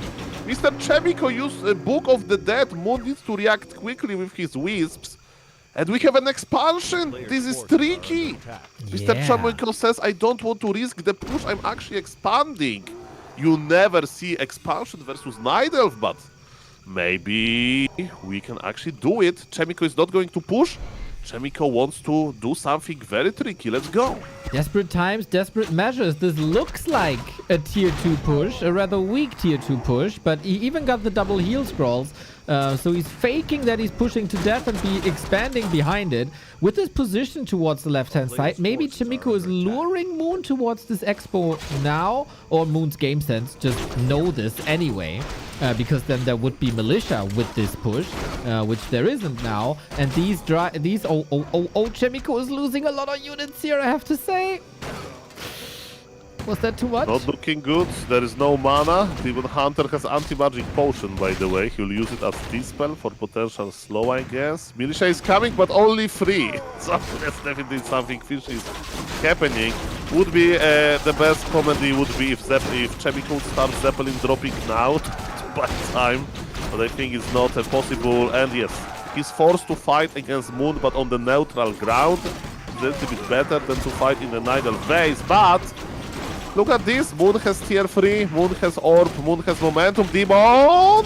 Stabbed back in the last moment. And this Demon Hunter will be back soon. On foot, but will be back. Archmage is tanking a lot of damage here from the bears, mauling away. We even got a Scroll of the Beast. Chaemiko stemming against the defeat, but it very much looks like 4 maps for Moon, or is it? Couple of body blocks here. Look at that. Bash is coming in. Naga in trouble. The block by Chaemiko is gorgeous. It's still not enough, though. The dwarf is running out of mana, and the Demon Hunter is back. Man, this double peasant body block was perfect. And look at Chaemiko, he has so much gold. You need to spend your gold. And yes, Moon. I was like, where is the gold? Look at this. 1 red HP bear was sent to the gold mine. There is nothing that works for Chaemiko. I thought that he will have much more gold than he actually has now, but Moon has no mercy. Moon is reading Chaemiko as like an open book now. And he says, nice idea for the expo, but it was too obvious for me. I spent literally 20 years playing these games as Moon. Maybe I was tricked with this play in 2002, but not 2003, let's say, when Frozen Throne was released, but not in 2026. And now 3-4 bears, Demon Hunter. This expo was a great idea. It almost came up. But yeah, one bear ruins the dreams of Chaemiko. Except if he gets, 3 bashes in a row, misses. And then the Demon Hunter saves again. Last-ditch effort for Chaemiko in this fight. Now we can pull Militia, because this Militia needs to start a new expansion kappa. Yes, this Militia is coming, ladies and gentlemen. The push is going. Mr. Chaemiko wants to still try. He knew how good early game was for him. Level 3 Archwitch versus level 1 Demon Hunter. The slow is here, but now it's 1 base versus guy with Wellspring versus guy with tier 3. Mr. Chaemiko, it has to be your best rifle caster ever. Moon is pumping the anti-magic potion that got dispelled immediately. It can be dispelled. Staff is ready, so this Demon Hunter will be saved. But as you mentioned, give me bash in a row. Maybe good things will happen. Archwitch is so low. Demon Hunter got staffed back, but Archwitch is refusing to die as well. 50 food versus 53. Chaemiko still pushing forward here. Bears are falling. Demon Hunter needs to save the day, who is level 4 now. Slow and bash lead to another kill.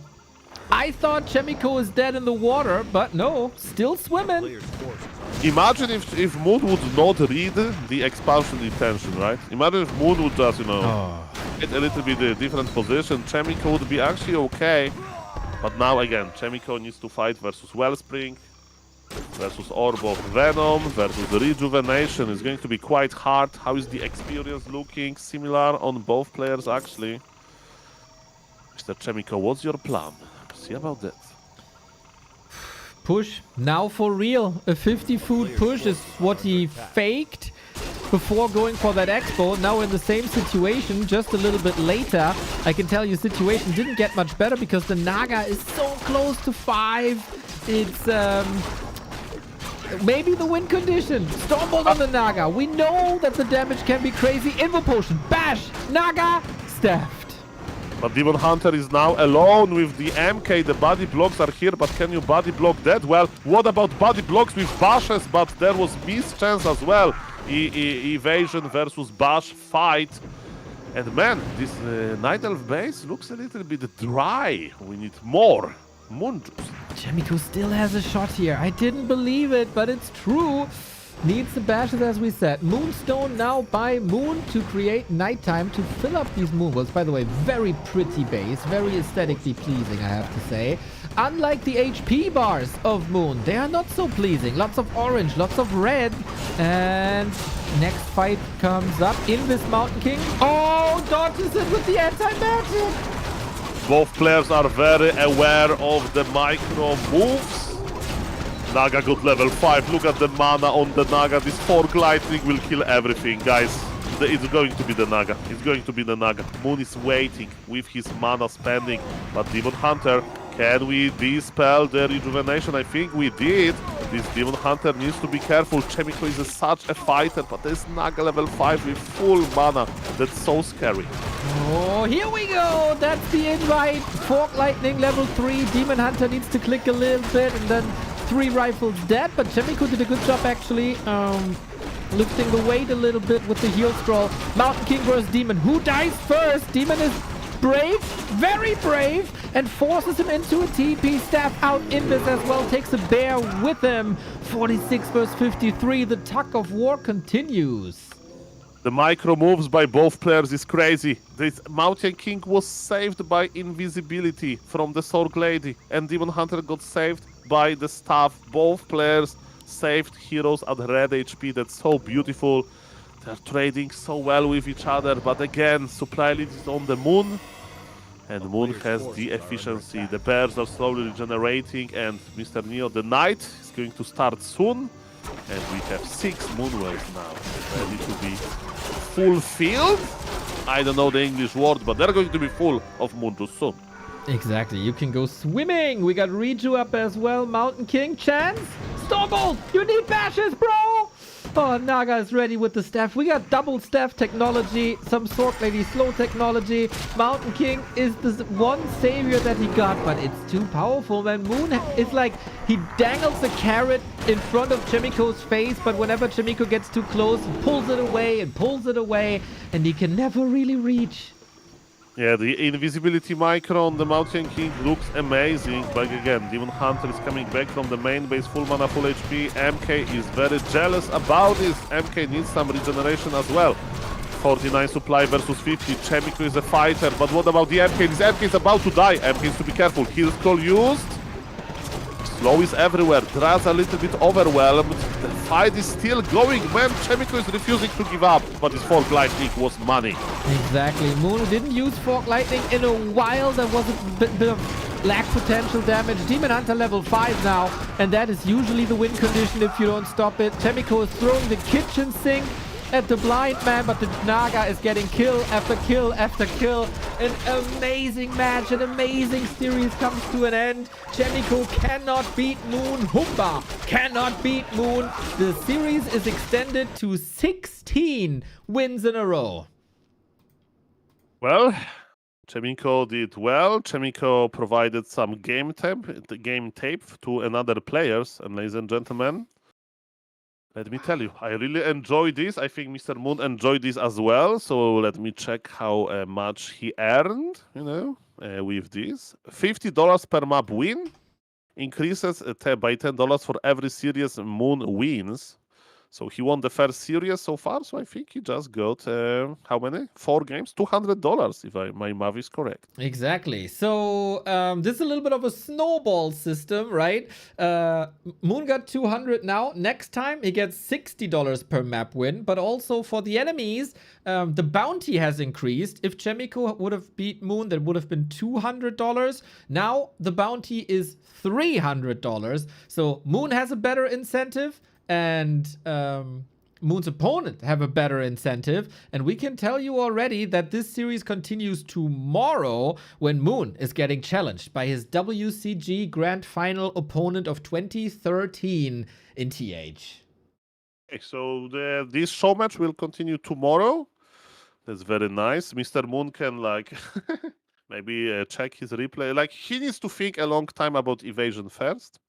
And Mr. Neo, if I see correctly now, is going to be Buckhead Cup. Is it correct? That is correct. It's scheduled for 2 p.m., so I don't know if the players are ready already. But I want to say, so well done, this storyline in the show match series by Yang Feng. Every player has an incentive to do his best. The humans have an extra incentive to break the dominance. Moon has an incentive to continue his dominance.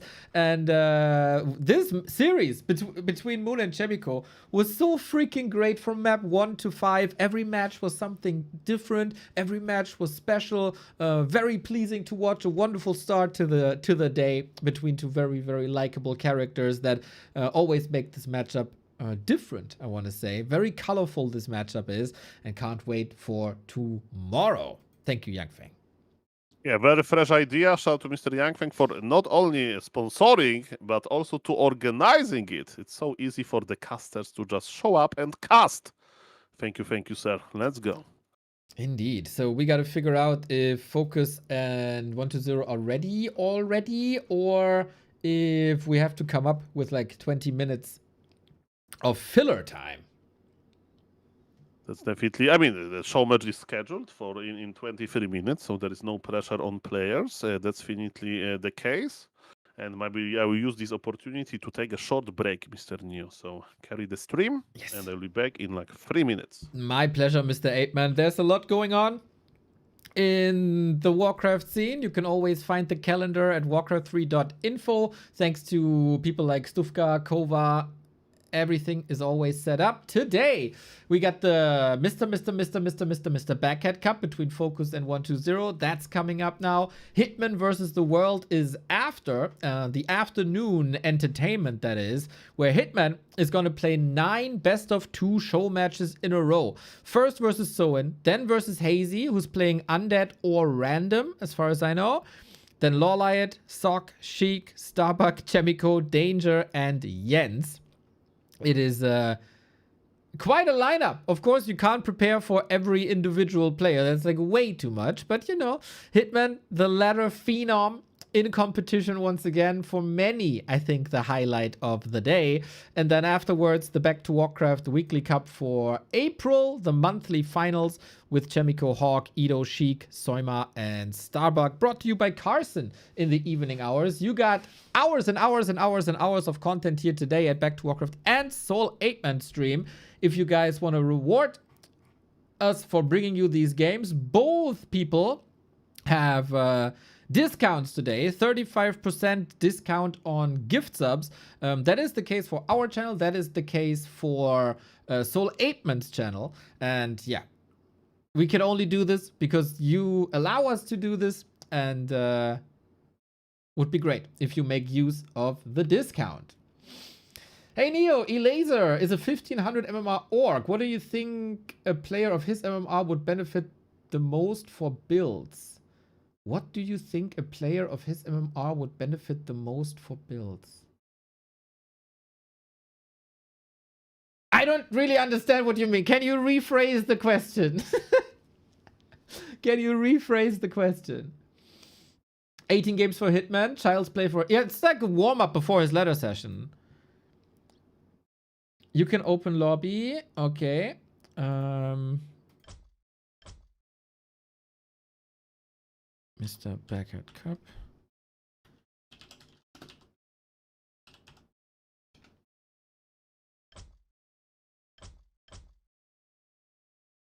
They're both online. Let's see if the players are coming in. Nice.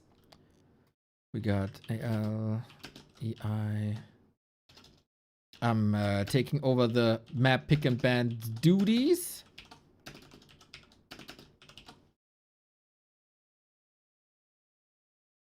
TH, TR, TM. Amazing.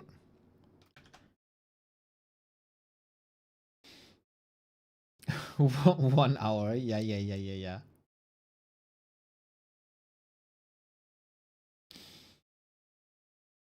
Is not far away from being a pro player. He seems to be playing so well. Yeah, there's quite a difference between Knopf and like Soin and Knopf. But Knopf is absolutely amazing. That's no doubt. Oh, should he focus on Farseer, Headhunter into Berserkers, etc.? What kind of builds? Oh, that's what you mean. He is a StarCraft pro with Dota experience.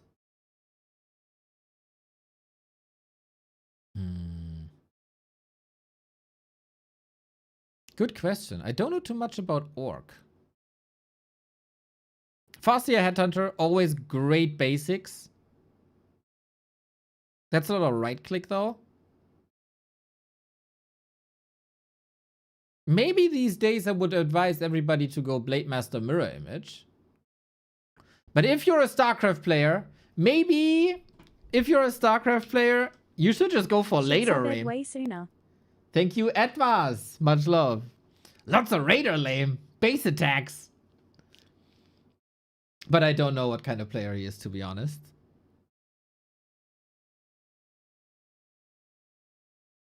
So we have another play all 5. Both players ban one map and then we play the rest. This is sponsored by Mr. Backhead, who's supporting our channel a lot, who's supporting Soul 8-Man a lot. So once again, shout out to Mr. Backhead. Great. Thank you, Bloods Paladin, for the sub as well.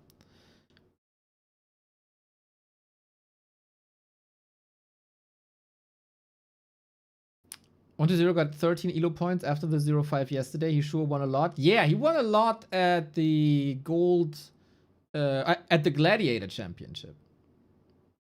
What about Happy Life? They will play on Tuesday. There was internet problems on Happy's side, and so they couldn't play yesterday, so this will resume on Tuesday. Lajuk, thank you very much for the raid, dude. I see, you're in good shape, my dude. You're in good shape.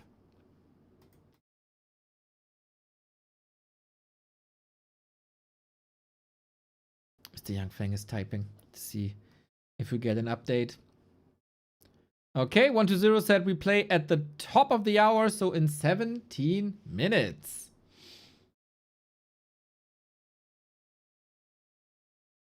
Bro, I saw you posted a video yesterday on Life vs. Happy. I thought it was the match that's supposed to be airing yesterday. Well, that was the match of Thursday. I mean, I can't upload a match that hasn't been played yet. I can do a lot. But some things are even impossible, like impossible even for me. So what can I say? I think content-wise, you guys get a lot. I don't know how you do it, but my morning always starts with Mr. Apeman. That's been the case for a long time. A morning without Mr. Apeman is an empty morning. So I get up to date about everything that's going on for Grubby's Invitational, the show match player. Amazing coverage by Soul. Yo, I'm back, Mr. Neo. What did I miss? Not much. I'm just glazing how you enrich my mornings. So guys, just do it like me. Watch Soul Apeman in the morning. It makes your day 200% better. Only 200%? Okay. Wow. I take it.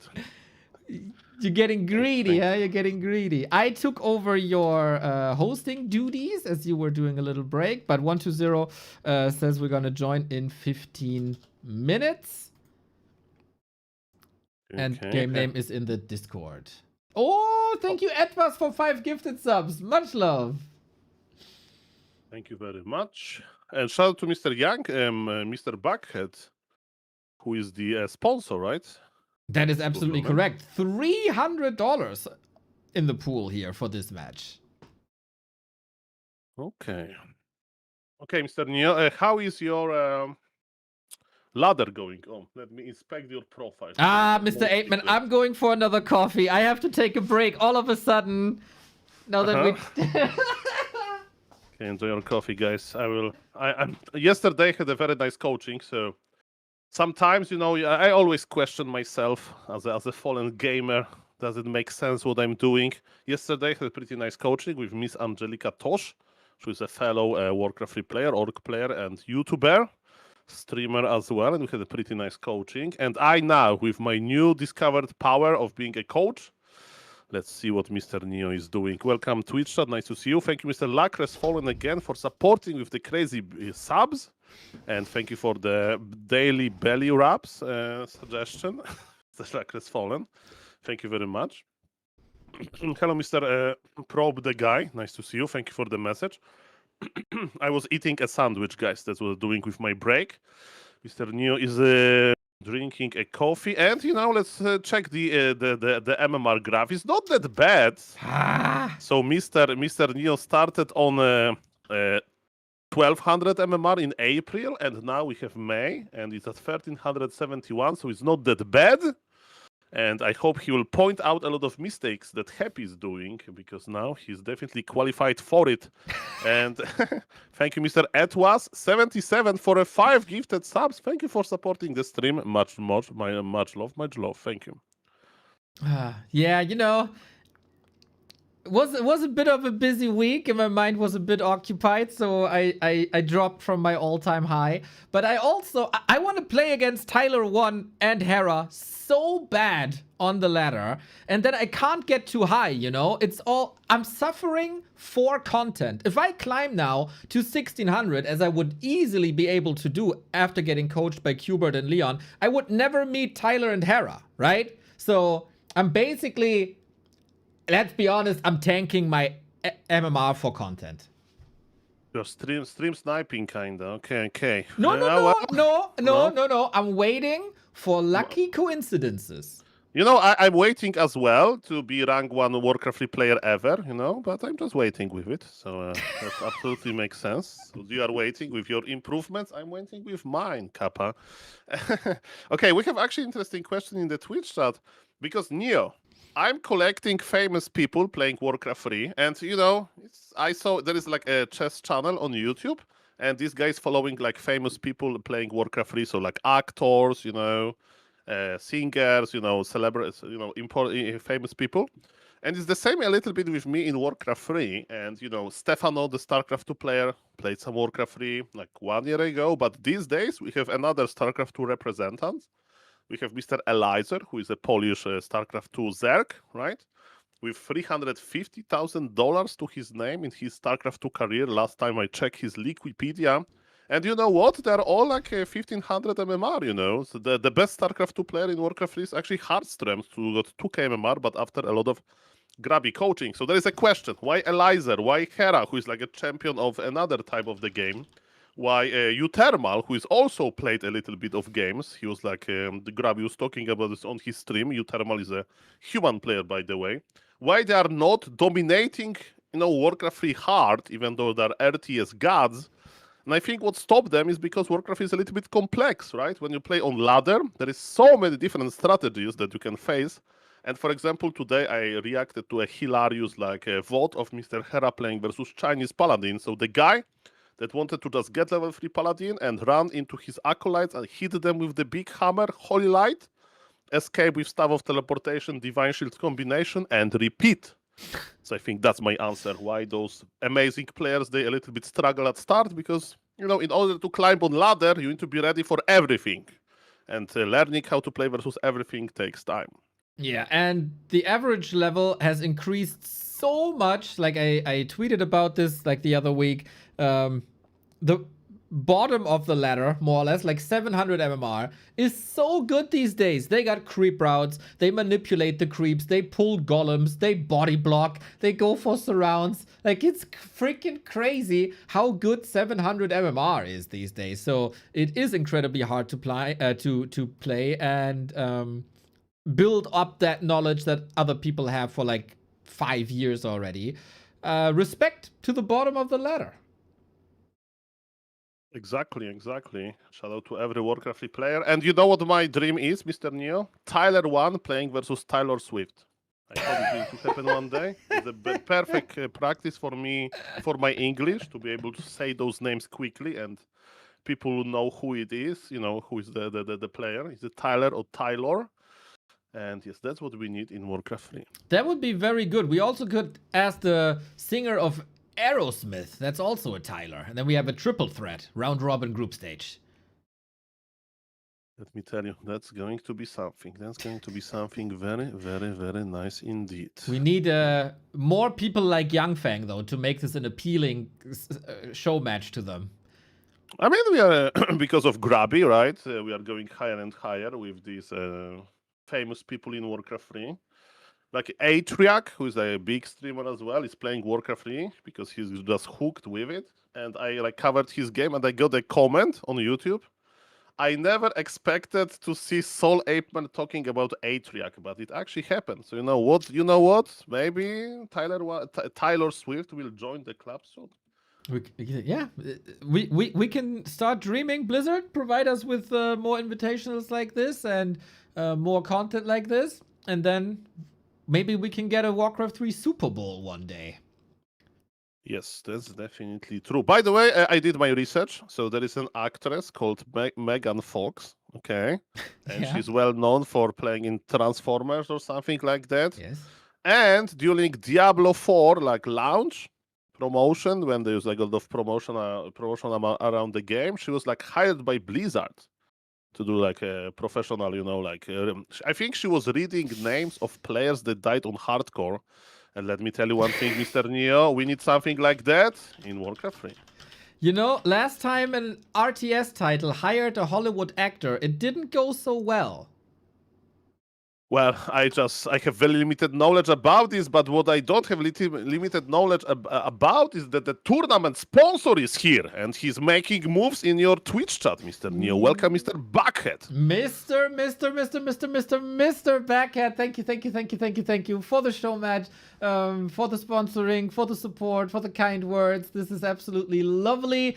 During the Gladiator Cup, we were robbed of 1-0 versus FoCuS, I think. So very hyped for this to come. Thank you. Thank you, sir. Always a pleasure to see you. eer0 versus FoCuS. Oh, yesterday, Mr. Neo, because I'm not really following the meta that closely. Can you describe me what happened between Sowin and 1-0? I saw a lot of Blade Master mirror image, actually. Oh, yes. Before that, let me tell you, for the people who are a bit out of the loop, Stormgate had Samu Liu from the Marvel series, and we all know what happened to Stormgate, right? So this was my reference to Hollywood actors in RTS games. Dude, there's a new build in town. I'm in love. I didn't watch too much Warcraft throughout the week because other things were happening. So I missed a bit of the Gladiator Cup, but I saw Soin yesterday versus 1-0. Blade Master, Grunt Headhunter opening, one level of mirror image, 2 level of crit, 1 level of Windwalk on level 4. It's genius. What? It's so Really? good. It's so good. So you start creeping with the mirror image, with the 1 mirror image you got. The Grunt is another blocker, and the Headhunters do your damage. You get in fighting shape with 2 levels of crit, and on level 4, you use the Windwalk to get into the back of the army to snipe the statues. It's awesome. Mamma mia. I mean, what I can tell you, like, I didn't expect the the Windwalk, because, you know, mirror image is pretty well known on ladder, right? There's a lot of, like, Grandmaster players going for it. Mr. Lajuk, and before him, the Duchies, right? Mr.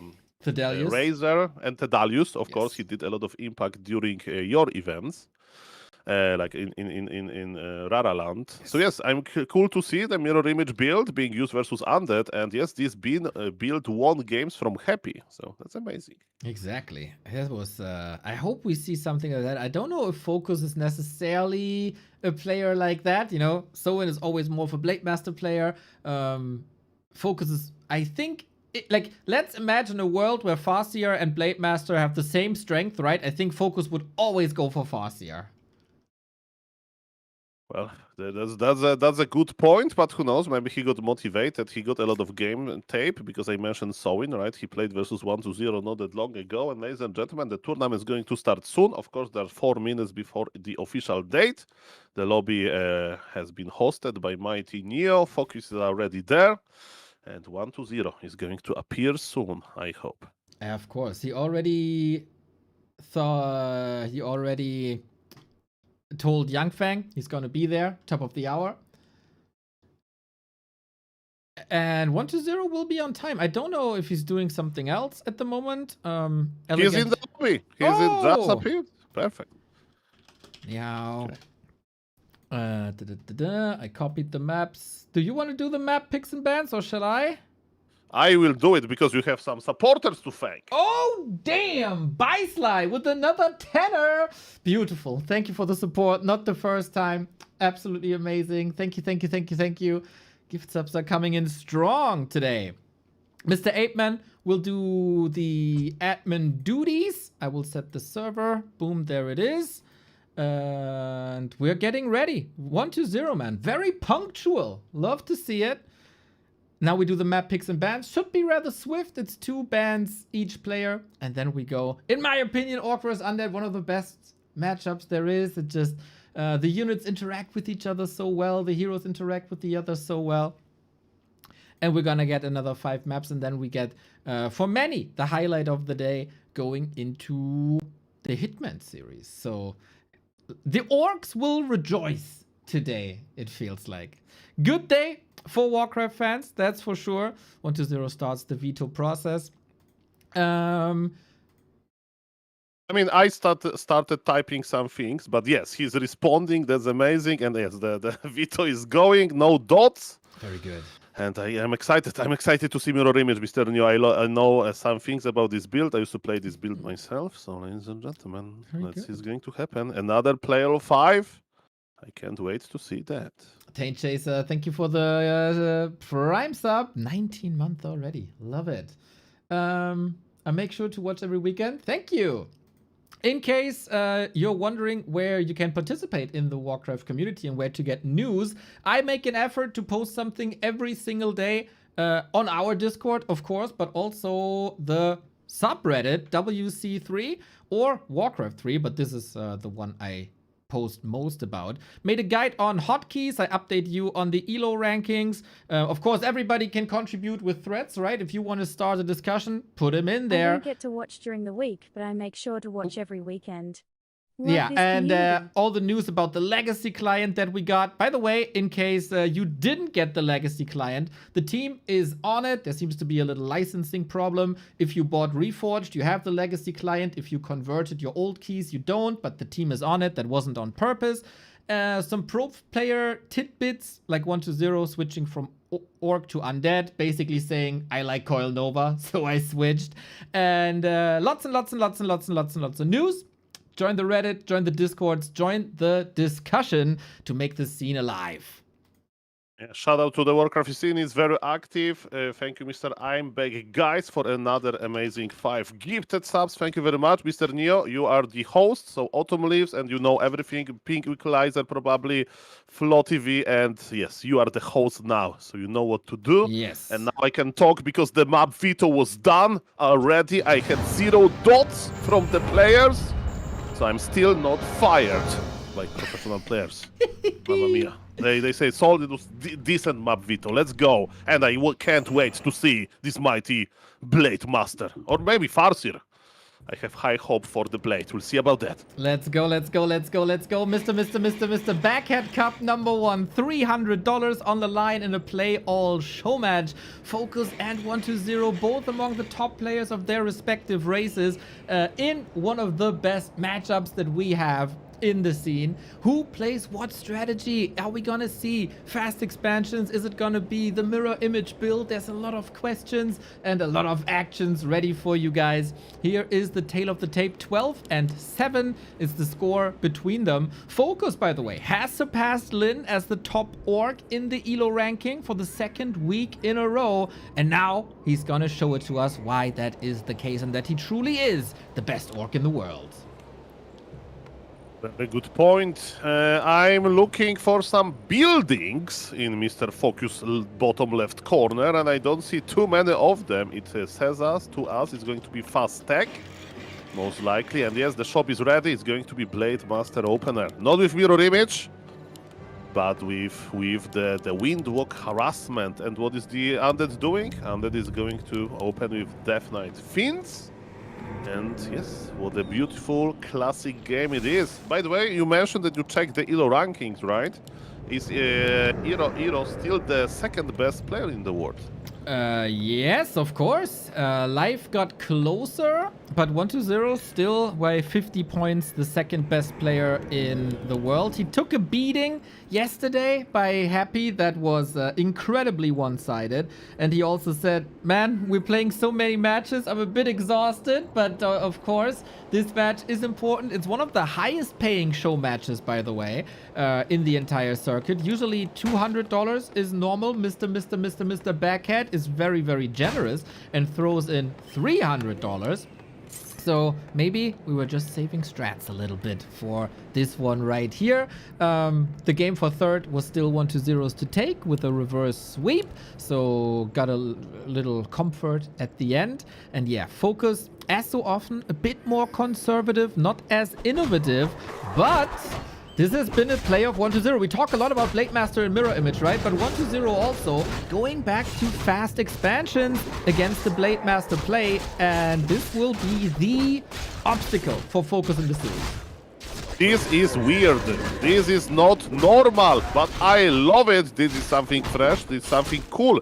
Maybe 1-0 is actually afraid of mirror image because fast expansion is good versus it. But yes, Blade Master of Mr. FoCuS is just creeping a little bit. And yes, it's all about keeping the expansion alive. You may say, Sol, which expansion?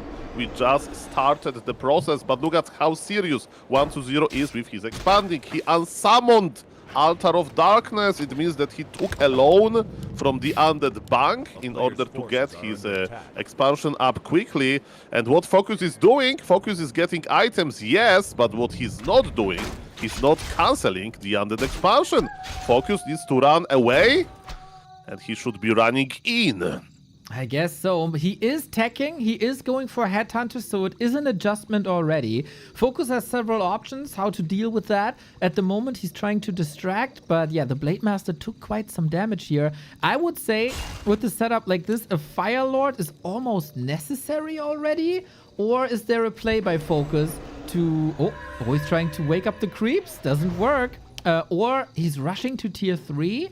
But whatever he does here, 120 seems to have a great answer. I mean, weird movement by Blade Master, that's for sure. Now he got detected. He was trying to like lose Death Knight a little bit. By the way, thank you guys for the crazy hype train. We got into level 7. Thank you very much. We are co-streaming, and he dodged the coil with the Windwalk. You saw the coil has landed, but HP didn't decrease, and the healing is still there. But I think 120 is not complaining. His expansion will finish. That's so rare to see. Exactly. TC second by FoCuS. Okay. You have to love how much build diversity there is in the scene right now in comparison to like 3 years ago or so. You have different options. You can go for Fire Lord. You can go for TC. Shockwave, Raider, both possible as well. It's just a little slower than the Fire Lord, which would be another option. 120 can expand, rush tier 3, has to work with ghouls for the most part, but I think the early game was good enough that he got a very, very solid foundation. If you expand and tech at the 5-minute mark, it's a good game for you. Hour and Shift and Second. That's an interesting choice. That's like a max damage choice, right? When you add Shadow Hunter, you have a healing wave. You may say, okay, you go for Hex, yes, but at some point you will get some healing. Hour and Chieftain can't help you with that. I mean, he can tank for you, he can medicate the damage, you know, take damage on him. But there will be not that much healing, so I wonder what the FoCuS plan here is. Maybe maybe it's just going to be straight up aggression, or it's going to be counter expansion. We'll see about that. This very much looks like counter expansion, eh? He's currently stuck at 31 food, but this will be solved with the upcoming burrow. Good opportunity for 120 though. He crept his way up. There's an end snare on the Headhunter. Ghouls are very good against Headhunters due to the damage type. We go straight for the Blade, who still has mana to dodge, but there's also dust. 120, just when he fell in love with the undead. Coil, nuke. He's paying the price a little bit, but he keeps the Blade Master in check and ruins FoCuS Expo plan. Look at Undead production and human orc production. Undead is making so many structures. Undead economy is definitely looking very good.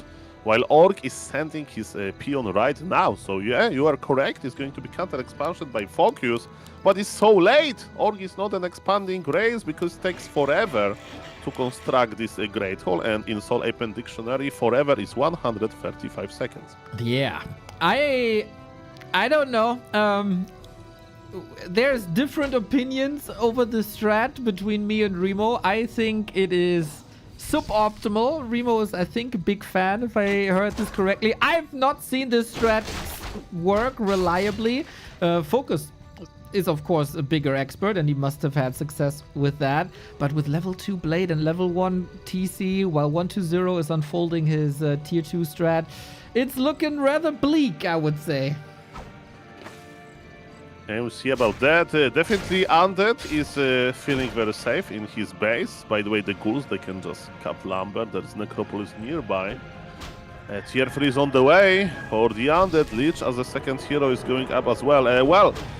This strategy is interesting by FoCuS. Like the general thing is like when you try to expand as Undead, Blade Master should just windwalk into the expansion, cancel it over again. And man, this coil didn't miss. The coil connected.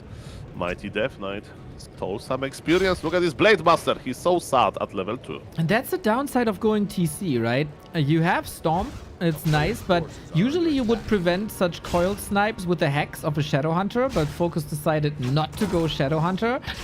And then things like this happen. It's a lot of freedom for 120. Very good point, but Undead is fighting for the camp. There is Scroll of Sun Portal on the Undead. He is so rich. And look at this, he's upgrading ghouls. So, how many Fiends are going to be summoned in this game? The answer is 0, Mr. Neo. I think we'll see 0 Fiends, and I love it. I saw it first on Happy. He's like, okay, what is Orc doing? Orc is not making Wind Riders. Let's just go mass ghouls literally. Yeah, Fiends have no value here, right? I mean, they get extra damage against Kodos because they have unarmored. But against Raiders and Headhunters, Fiends are really bad. And Ghouls are really good against them. And so just build a lot. There's no area of effect damage outside the Stomp. And Stomp is big disable, but little damage. DK got a potion. He was ready for a moment like this. So yeah, why not build mass? I mean, but it takes some time for the ghouls to go online, right? We need to wait for Ghoul Frenzy, we need to wait for upgrades to kick in. So far, FoCuS did a good job. And the item, it's a nice item. Look at this, he's +7 to everything. 7 extra agility, 7 extra strength, 7 extra intelligence. Because of Ring of Archmagi and some other items. Ladies and gentlemen, this Blade Master is looking strong. And there is 2-base economy. Criplord third. 1-0 says, okay, ghouls, you will get a little bit of a helper.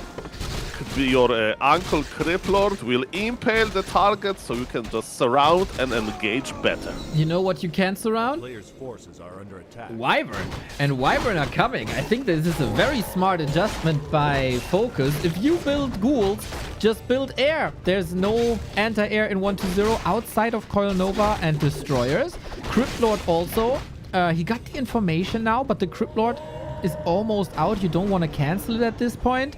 If FoCuS commits to Wyvern a bit more now, from here on out, I think this can be a good strategic switch.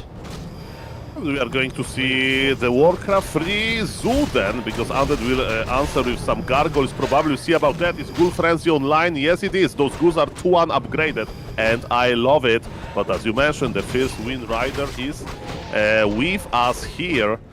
Very nice Undead army, I love it. 13 ghouls, 2 statues. Criplord is joining us. How is the supply looking? FoCuS is a little bit behind in supply, but he's on tier 3 as well. Shadowhunter joins the party to help with healing a little bit. And man, there's a second Wind Rider on the way. So it's not a crucial amount, but soon they can get out of control. Super interesting state of the match, isn't it? A massive attack, 16 ghouls with 2-1 upgrades and no spikes. Soul, how can you not build spikes in this situation? This is crucial. Impale. Oh, we're just waiting for it. There's not enough Wyvern. We go for hero focus on the DK to force the town portal ASAP. Doesn't work. Reposition. Well done. But the ghouls are just everywhere. There's a lot of them, and look at this Impale! This Impale was mana, I think it's connected with literally everything we see besides the Wind Riders. Look at the Death Knight, he's saving Mighty Destroyer with the Coil Nova on top of everything. Fiends are forbidden in this game, the ghouls are going in. Slowly they are dying, but look at this, the Undead heroes are having a very, very good time here. They are healthy, they have mana, and Mr. FoCuS can say the same about his Blade Master. Blade Master has 29 HP, he got detected, coil connected, but now he needs to heal and it will take forever, and this expansion is going to be devoured by the ghouls. Cannibalize should work on buildings. I don't know how, but it should be the case. Against Night Elves maybe, as they are mostly living beings. Mana management is again wonderful. Great disable by the Cryptlord. The Impales are beautiful. We get level 2 Nova now. Statue is regening. GG. 1-2-0. It's a very, very classic 1-2-0 play. He's been doing this for the past 4 years whenever the chance arises. Why build anything else if ghouls are your best friends? And that was the play. 16 ghouls, rush into the economy, boom. Now, a quick question before we go into more analysis. Do you host or do I? I did. Wonderful, wonderful. Wow. I still think you're lacking some elements to reliably deal with the mass ghouls, and then not having spikes is crucial.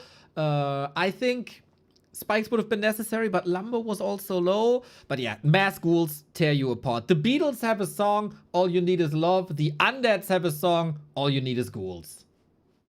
That's very nice. Quick question, China East or China North? China North. Okay, thank you. A classic 319 ping, I'm ready for it. Okay, FoCuS is ready, 1-2-0 is ready. Are you ready, Mr. I am ready.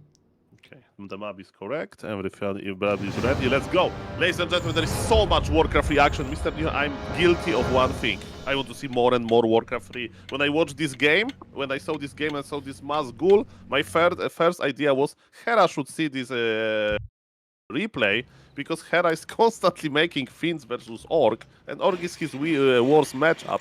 And 1-0 is proving us that Finns are forbidden. Just mass your ghouls with expansion, and let me tell you, the Orc will feel a little bit overwhelmed. I agree. Yeah. Very, very much agree. We have a bit of a win streak going on for 1-0 against FoCuS. The last two encounters were very one-sided. Seems like FoCuS can't really find the perfect recipe against 1-0, who is also playing different styles than Happy, right? Happy wouldn't play expansion too much. 1-0, this seems to be his new thing to do. So, yeah, looking forward to map number 2. Echo Isles is another map where you can fast expand. That's very true, and you know, Undead has a lot of scouting information early, right, because of Acolyte number 6, so he can decide, you know, maybe versus Blade Master fast tech, it's the only, like, good position to expand, right? And yes, the scouting Acolyte will definitely check that. Oh, Soul, you see what I see? Blade Master, early barracks, late war mill. This is the setup that Soen played for Mirror Image Blade Master. And I would expand against it if I were the Undead, so let's see about that, because we have, as you mentioned, a lot of mind games. So yes, that's a little bit game, game defining, that FoCuS is going to follow the Mirror Image build that Soen proved to have some impact over 1-0. Yesterday, right? 1-0 won, but barely versus Soen.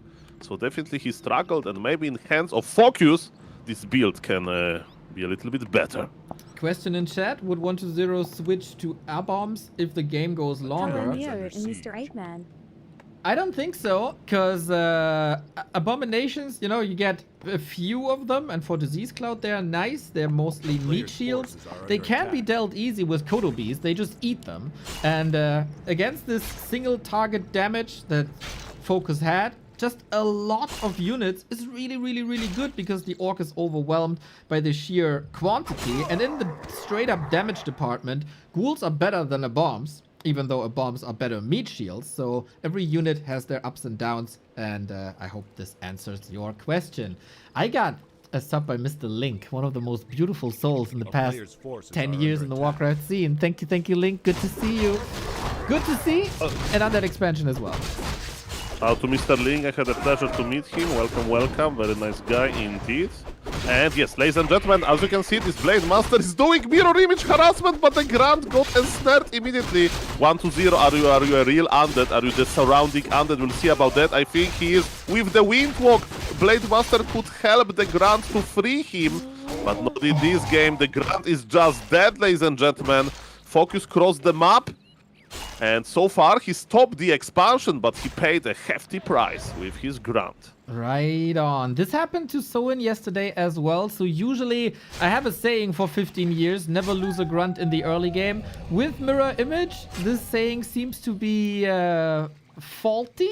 It's all about the Headhunters. The Grunt is, of course, nice, but it's not essential, it seems like. And now you may wonder, like, why 1-0 decided to expand, even though it was, like, so hard to expand, right? He's taking right now, because of Blade Master aggression, he decided to change his mind. But guys, it's Mirror Image. Mirror Image that is not creeping is not good. It sucks, actually. So I think that forcing Orc player to not creep and to actually compete over expansion was a good idea. Look how sad this Blade Master is. He would like to be creeping, and he has to fight the ghouls. Yeah, that's a very new element to Orc strats and pro level, right? You want to harass. I think ideally, like in a perfect world, you would send the Illusion and the Headhunters to creep and harass only with the Blade Master. FoCuS might have seen this build, but not adopted to it to like 100%. But, you know, getting some damage in and canceling some healing would also be nice. But I agree, he needs Critical Strike at all costs. Man, he needs levels, he needs items. Look how sad. I mean, I'm talking about Blade Master being sad, but his inventory proves it. This is Blade Master, like, where is the circlet? Where is the sleepers? Where are the clothes? This Blade Master is used to a good life, Not to these. Especially on Echo Isles, where you can find so many of them. I think, though, FoCuS can be a bit happy about this because there is no Expo. 120's Alta is also a bit late. Last hit would be great. Doesn't get it, but the slippers. Okay, that was a very important steal, and the ghouls are dying. I mean, one ghoul just went down, but yes, Undead Aura unlocked. It means we can chase well. Are we going to see a surround, Mr. Dio? It's possible, but hard to do. It is hard to do. I don't know. FoCuS Headhunter micro usually pretty good. Dances around this. Well done. And more chip damage on the DK. I appreciate that. Tier 2 done. Shadowhunter coming. On the other side, 120 was a bit delayed because of that altar that he forgot to rebuild. Tier 3 now. Slaughterhouse now. Second hero delayed because that second hero is most likely coming from the tavern, I thought. But no resources right now. Yeah, we need to wait for the decision. There is a lot of headhunters, so the natural reaction should be Dark Ranger, Dark Arrow, of course, to change all of those headhunters into skeletons. Creeping continues. 120 is trying to get some nice levels, but it takes time. And speaking of nice things, Blade Master is finally creeping quickly. He's in the middle. He'll creep the marketplace and maybe do some shopping there. Okay, yeah, money is a bit tight right now as we have to go beastery as well.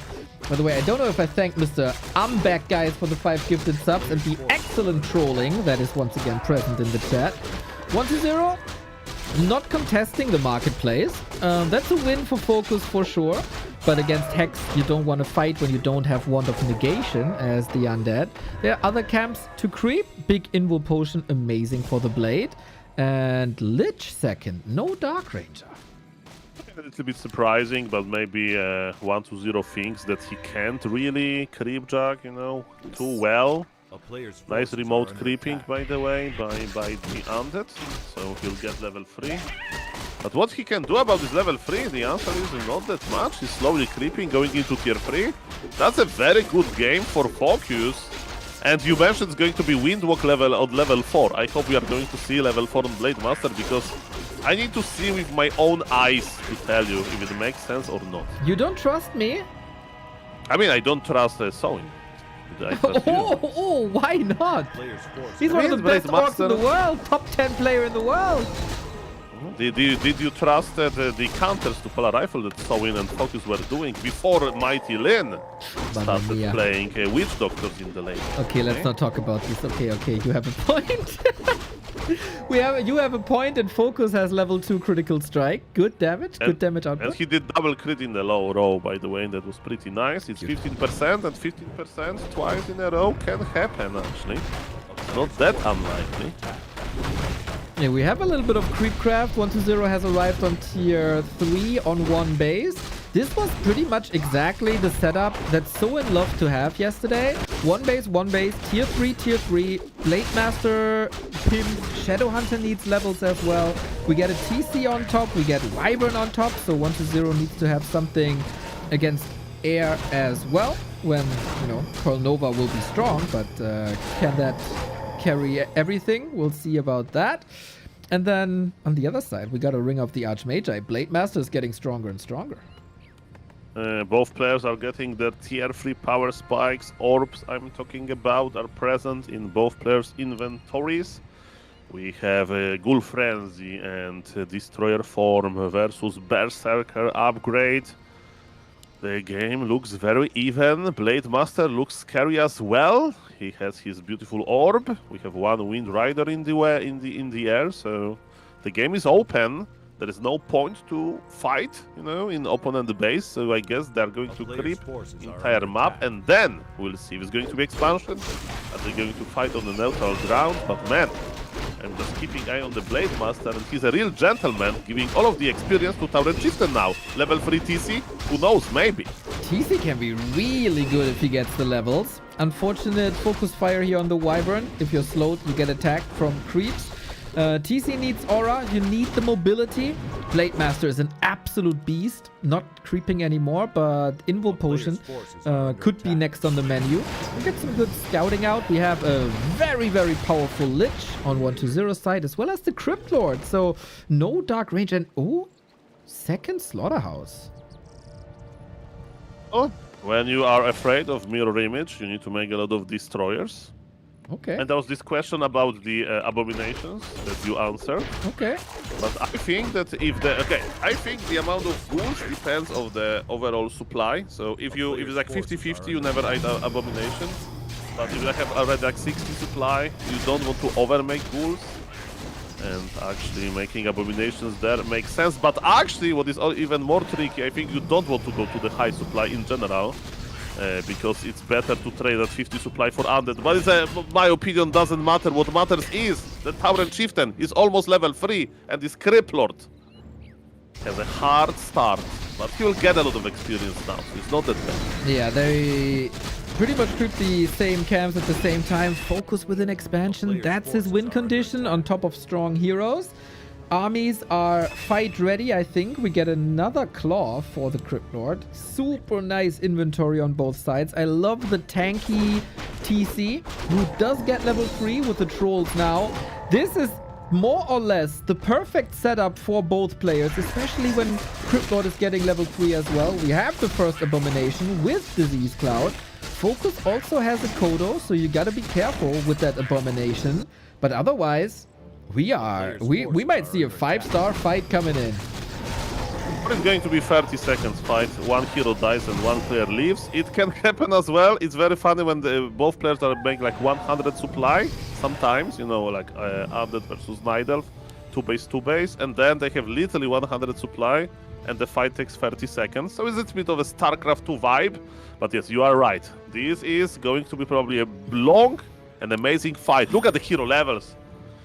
3 is the number. 3 versus 3, and I can't wait to see the fight. FoCuS knows that he needs to keep the Great Hall alive, and 1-0 needs to break it. Let's go. Okay, all good things come in threes, they say. The level, the hero numbers, and a lot of other things, I guess. So, FoCuS, is this the right call? We got Disease Cloud. I love this. We do get abominations. That's super interesting to me.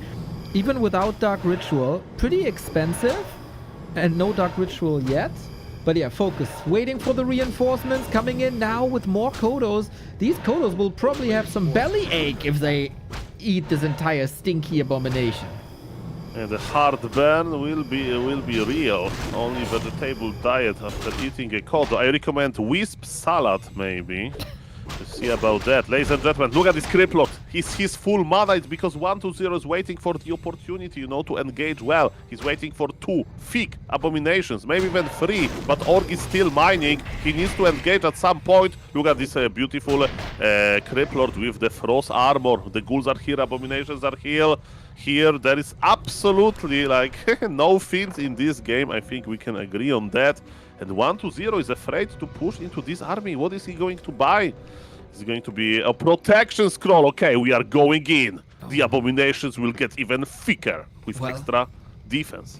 Doesn't help them against Kodos, we have to say. This will be the task. How to keep the Kodos away from their bombs.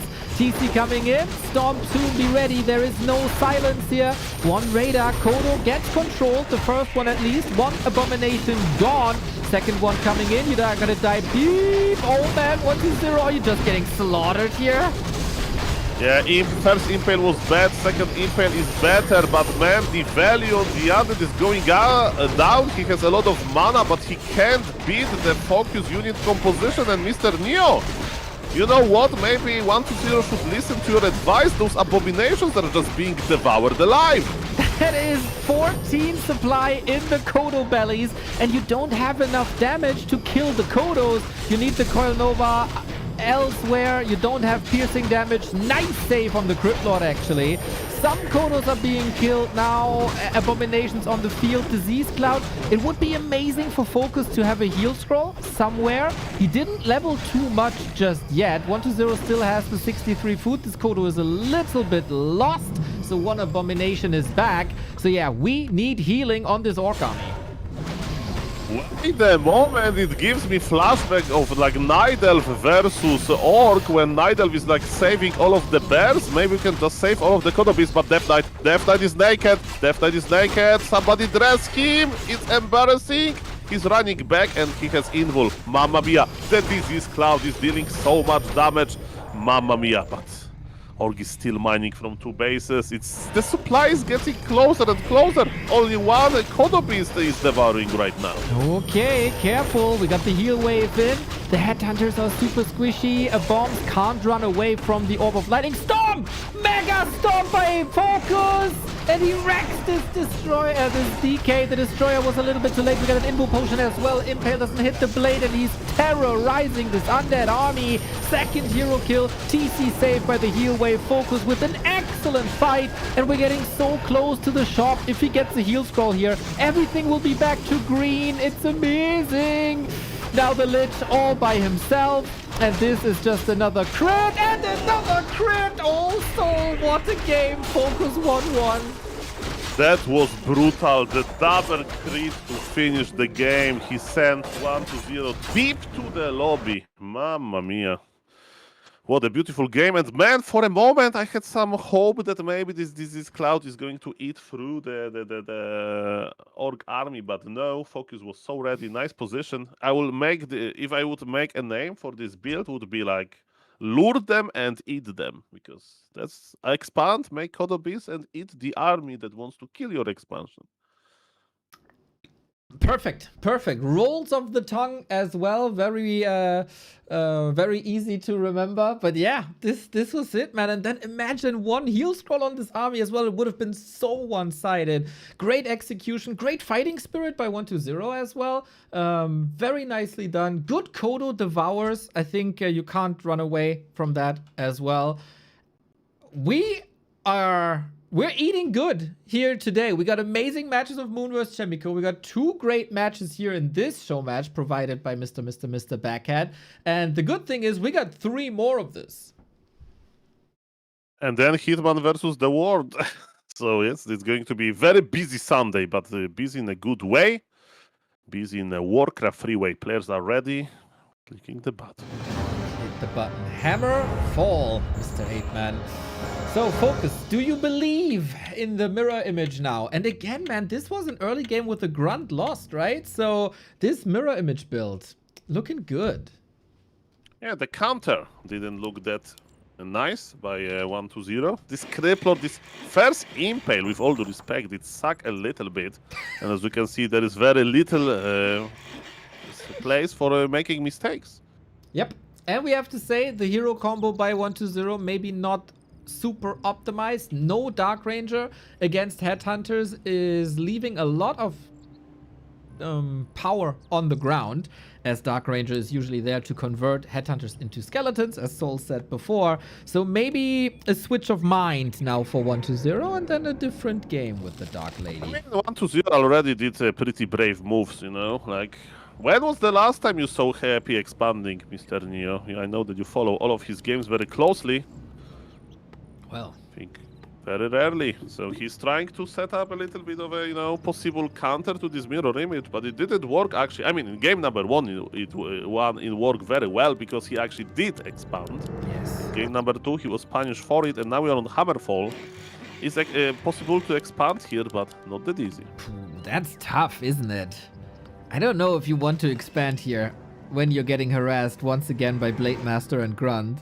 FoCuS is believing, probably, in the mirror image build again.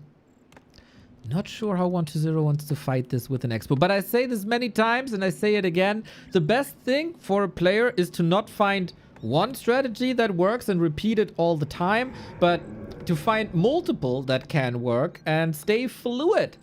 Because then, of course, opponents have a harder time finding counters to that. And oftentimes in Warcraft, we were stuck on one strategy with, like, some alternatives in like the smaller departments like creep routes, etc.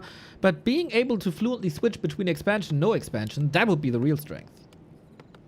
Oh yes, and FoCuS is not going to change much. He's going for Blade Master 1 Grunt into Headhunter. So far, as you can see, as a professional player he is, he's not skilling anything, and he wants to get an Acolyte kill, you know, to like hide potential mirror image. And you know what 1-0 says? I'm expanding, I'm unsummoning my altar, I'm buying Sacrificial Skull, I see Blade Master with Headhunters, I expand versus this. That's a big statement. Okay, even on Hammerfall, this is really not that easy to creep, thanks to bashes. But he's gonna spam the Rod of Necromancy again in a second. Blade Master is coming in, and he got the circlet this time. And he still can go Windwalk if he really wants to. So far, there is no decision by the mighty Blade Master Coil to get the kill. And there is another Ziggurat already made. Okay, split. It's mirror image harassment, Mr. Dio. When I woke up today, I didn't think we are going to see mirror image harassment, but the correct Blade Master got surrounded. Now the every mirror image will be half as good. The value of mirror image is going down if your Blade Master is not doing well. Mamma mia, this game is looking much better for 1-2-0. He's out of mana, but the Blade Master is out of HP. Right on. And then the mirror images, when they spawn, also have little HP because you create a perfect mirror image, and that includes the HP bar. Nice counterplay by 1-2-0, I think. Splitting forces this time. Some on the Headhunter, some on the Blade Master, getting chip damage in and buying time. It's only the illusion here that's not doing much damage. It does a lot, this mirror image, but damage is not one of these things. Tanking oftentimes is. Ghoul still chasing, being chased actually. But yeah, this was not the greatest harass of all time.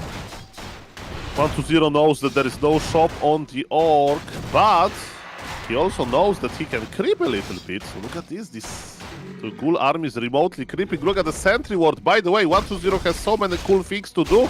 Look at this, the mirror image is still not on level 1. Look at this Blade Master, he's so low. Oh, and he didn't have a shop to heal. 1-2-0 dominating map 3 after 2 back and forth games. Creeps another one. Whoa, that's ambitious, I have to say. But yeah, there's no Blade Master harassing him, huh? It's complete freedom for ghouls to remote creep. And there are 2 very nice items on the ground. Don't forget that now Death Knight is going to collect some of them, I guess. It can be actually double close. I didn't put attention. Let's see. It's going to be the first one. And it's close +5. Nice. And what about another one? He's just collecting. Blade Master is in the middle, but what is this Blade Master can do? We'll see about that. Death Knight needs to collect the item. It's like, don't mind me. I'm just going to this random position, and it's ring +3. Yes, that's exactly what he's doing. Oh man, ghouls still in. A lot of them get healed. FoCuS is getting very much distracted, I have to say. I also got distracted for a little. Thank you, Half Wasted, for the sub. Half Wasted calls the 2 of us, you and me, the Church of Warcraft. So ain't that nice? I mean, I was the part of this like Church of Palio Rifle. There was a lot of emotions around it. I don't know what happened in England when they split from the other church. So something like that, you know, this normal human church wanted to play Archmage first, but few brave players, they wanted to see Paladin. So what you're saying, you are the Luther of Lemus. I'm the assistant. I'm an assistant. I see. The Luther.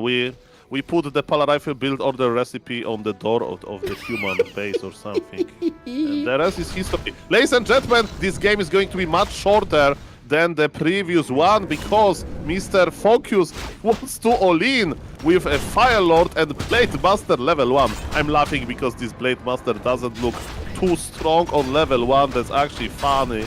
And ladies and gentlemen, Fire Lord. Why Fire Lord is good? The lava spawns. But look how patient FoCuS was with his lava spawn. And actually, maybe he was too patient. We need to kill the lava spawn and the fire will be extinguished. Oh man, that is a bit problematic for FoCuS. It's super impressive to me how fast 1-2-0 is coming up with really good solutions against the Orc play. He was confronted with this yesterday. Now he's extinguishing the Fire Lord. That takes all the pressure off of that Expo. Deny on the Ghoul. 1-2-0 firing on all cylinders. Mamma mia. Going for Fire Lord is like one-way ticket. You can't go back. I mean, you can try, but how good is Fire Lord versus like destroyers? Not that great. Well, so, Fire Lord is pretty good against ghouls. I mean, Pit Lord can be a better hero versus ghouls, but yes. I mean, name a hero that is not good versus ghouls, maybe Kappa. You know, they are small, they die quickly. But yes, I don't like this Fire Lord in the late game. He's His abilities will be dispelled. Paladin is bad versus ghouls. Yes. Let me tell you, give this guy level 2, Boots of Speed, also known as Enraged Paladin, and he'll baptize all of the ghouls. Okay. Well, we will not see. Paladin is not being played against that. I think ghouls surround and kill. And then GG. It may be a case, and you know what? 1-0 is like, okay, this is a huge orc army. This orc army is creeping, but I don't care. Or maybe you need to care. He stole it! He stole with the coil, the big guy. He has level 4 versus level 2 Blade Master. At the same time, ghouls are remotely creeping Makrura. This Death Knight is rushing level 5 or something. Mamma mia. Yeah, maybe it's a 1 hero challenge for 1-0. Oh no, he queued the Lich already. And he's waiting for the next coil. We have to say, FoCuS is not a good multitasking player oftentimes. Like, he could do a little bit of focus fire to this DK at all times, right? But instead, we got a Wand of the Wind, and he knows how to use that. Yes, there was Potion of Lesser Invulnerability in 1-0 inventory, but Mr. eer0 inventory, but he decided to just teleport it out. And Mr. New and beloved viewers, I have a challenge for you. Let's count the fins in this game. Well, first you have to find them.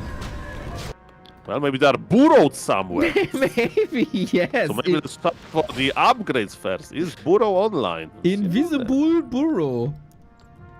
Yeah, okay, but the ghouls, they need time to go tier 3. By the way, FoCuS is going like a testing run here. He's counter expanding. He just wants to see how much damage he can deal before Ghoul Frenzy, I guess, before the mighty orb. We have 12 ghouls so far, but they're not online yet. Who is online is definitely Death Knight with his level 4 and with almost full mana. I gotta say, no critical strike 2 worries me a little bit. Mirror image 2, Nova gets rid of the first Headhunter. Wand of the Wind once again. He wants to kill this DK, but there's another town portal. Is that closed here? The lava spawn might still block. Wait, it's still blocked. Has to go for the Invo Potion. Now the Lich is exposed. We do have a lot of coils here though, and no wand anymore, and also no soul burn to silence the DK. But the Lich is still stuck. Okay, Lich is stuck, is level 1, but Sapper. FoCuS with a very nice Sapper. Ooh. Sapper killed 2 Ziggurats, and you know, the orc is like, better get your Ghoul Frenzy soon, and the Ghoul Frenzy is still away for a long time. FoCuS has to fight, I mean, 1-0 has to fight. Nice decision by FoCuS, I like it. Well, 1-0 is harassing the expansion with ghouls as well, so FoCuS is not mining from 2 bases. 1-0 is not fully mining from the 2 bases. Things are heating up here with the Fire Lord as well. Lava Spawns level 2 has to be dealt with. This one needs to be microed. He wants to split.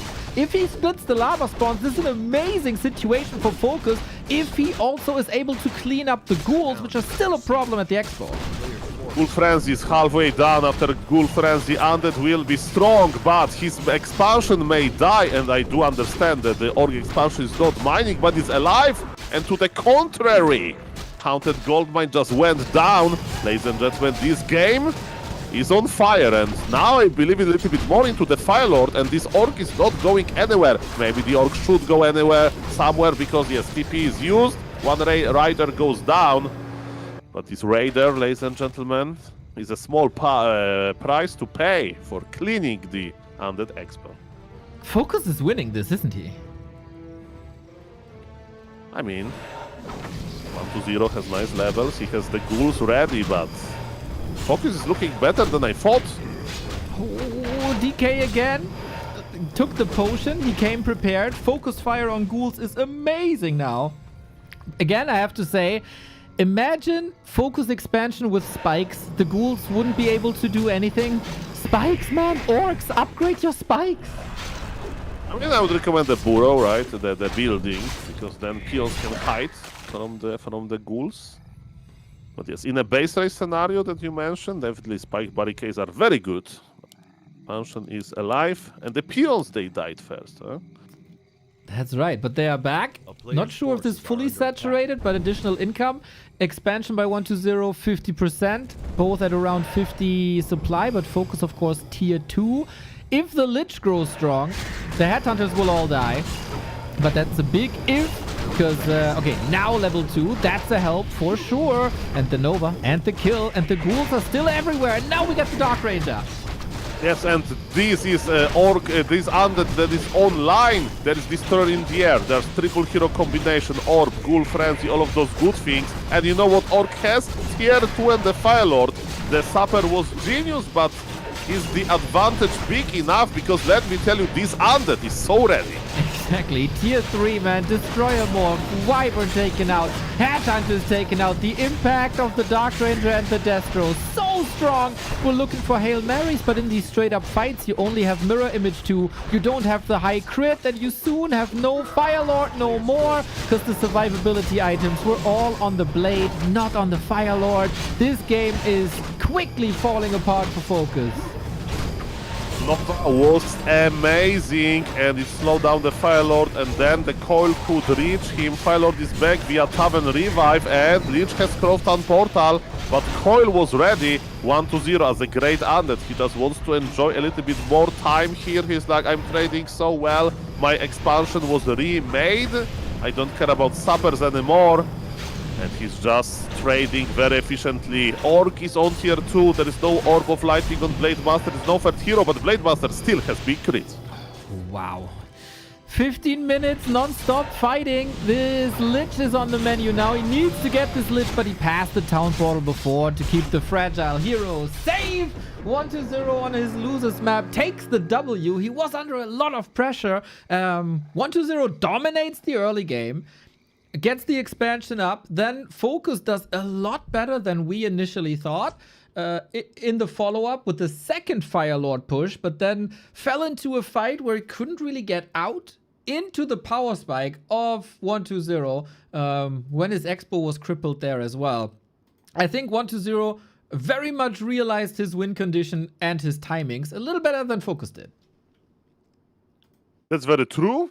And he did a lot, actually. The problem was the early game, right? Early game was good, so good for the undead. He expanded, he got level 2, he stole 2 items in the middle. There was no shop for the Orc. Still, with all of these things being said, I really like what FoCuS did with the game. And I hope that game number 4 is going to be as epic or even better. Is it time to stop Mirror Image? We'll see about that. Players are ready. Let's find out. Okay. Little reminder, if you guys have a Prime sub lying around, we love them. Soul loves them, I love them, everybody loves the Prime subs. We hate it if they go to waste, though. It's great support for the channel. If you have an Amazon Prime account, you can connect it to Twitch, and that is 1 free sub per month. No ads, the sub badges, the beautiful, beautiful emotes, and great support for the Warcraft scene. Spend them whenever you can. Yes, ladies and gentlemen, thank you for the huge support. And Mr. Buckhead is celebrating cool games in the Mr. Buckhead Cup Invitational. Thank you for 10 gifted subs. Thank you very much. And Mr. Zedicus heard you, Mr. Neo, and he's coming in with a Prime. Yoo-hoo! I'm glad you enjoy this so much, Mr. Backhead. It feels like players are giving it their all. It's a highly entertaining match so far. We are slightly above the halfway mark, as it is a play all 5 with 1-0 having match points now. Mr. Backhead, this is an amazing afternoon. Thanks to you. Thanks for the support. And thank you, Zedicus, as well.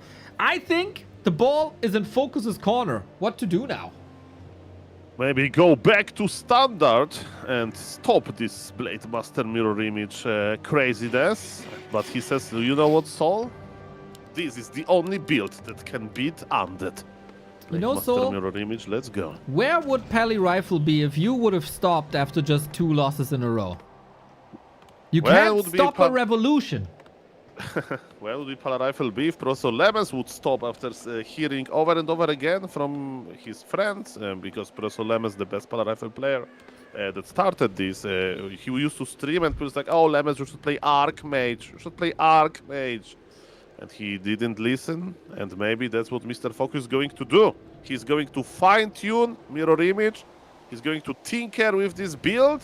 He'll find all of the weaknesses of Undead, and maybe Mirror Image is going to be the new meta. And I would really like to see it as a new meta because it's so fresh, it's so cool to build this huge Blade Master. Yeah, I think it's also very, very powerful.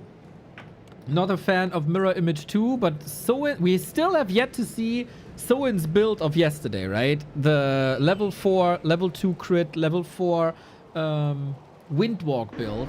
The games just didn't get there, really. And level 4 Blade Master is a very cool build. And yes, ladies and gentlemen, is Mr. Soin losing the mind games? Not really. Mr. FoCuS, I'm sorry. So he went for Windwalk, not Mirror Image, but he wants to punish expansion with his Windwalk. But look at 1-0. This is Northern Isles. It's a little bit harder to expand here. He unsummoned his altar, but because he saw Windwalk, he decided, okay, I'm taking. The percentage for unsummoning the altar is not that bad. I can live with that. Okay, interesting. And this is the cool thing about having the Mirror Image build available. 1-0 can never be sure if a regular Blade Master is coming with Mirror Image or not, or if he has to scout for a Windwalk Blade Master. So this is already a tactical layer because Soin started this Mirror Image yesterday, and more orcs are following this up. Food for thought, for sure. And food for the sub count by Hybrid Mind. Thank you. Thank you. There is an extra acolyte. Expansion is possible. It can be like this tricky expansion between tech. Happy used to play like that all the time versus Snyder. So Happy had this like period of his gameplay, which is basically doing non-stop mind games. Oh, Ghoul needs to survive. Nice aggro change. And yes, is it going to be expansion? I don't know, but I do know that now Death Knight is going for some shopping, or maybe creep jacks. He's going to the middle of the map, that's for sure. So, is my overlay bugged? It's Windwalk into Mirror Image. I mean, this build you can do, because I still have Headhunters, right? Yes. I still want to have something of creeping quickly, so tanking ability. And Windwalk first was only to stop potential expansion, because Windwalk is better versus Expo.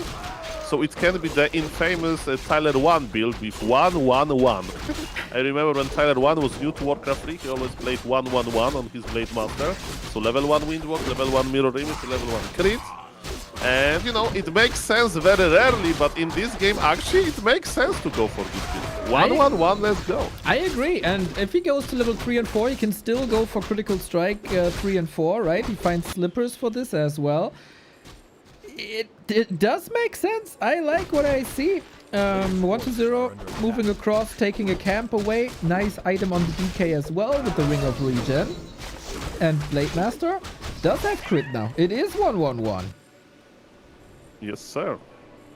So yes, Tyler 1 knew what was good in Warcraft 3. Shout out, of course, for mighty Tyler. I'm very excited about Grabby tournament. I can't stop thinking about this. Mamma mia, what a beautiful, beautiful season.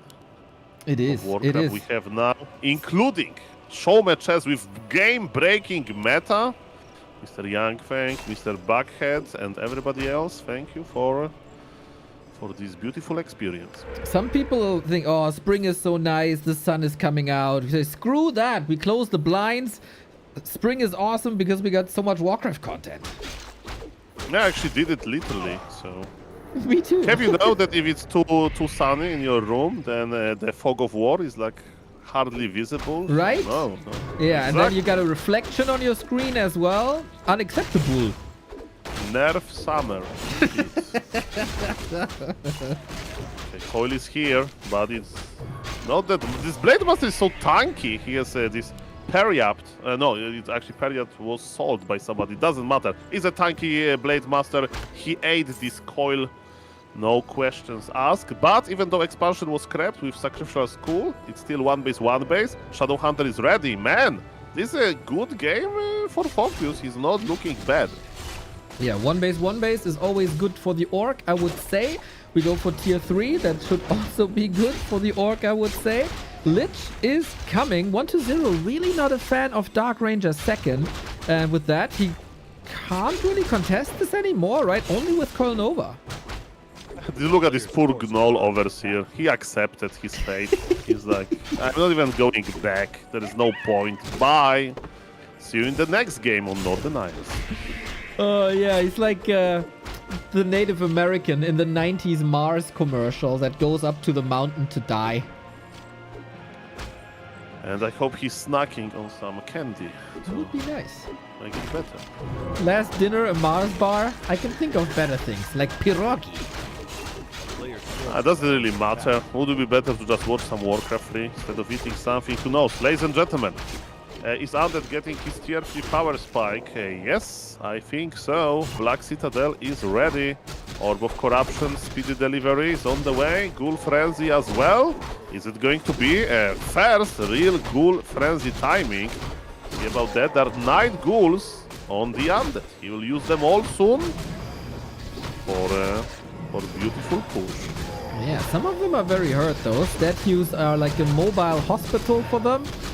FoCuS going to the red spot. Exciting moment for all the Orc fans. We got good damage. We got good tank ability on the blade. We need some more damage, it feels like. And we need level 4. I think FoCuS can't fight before level 4.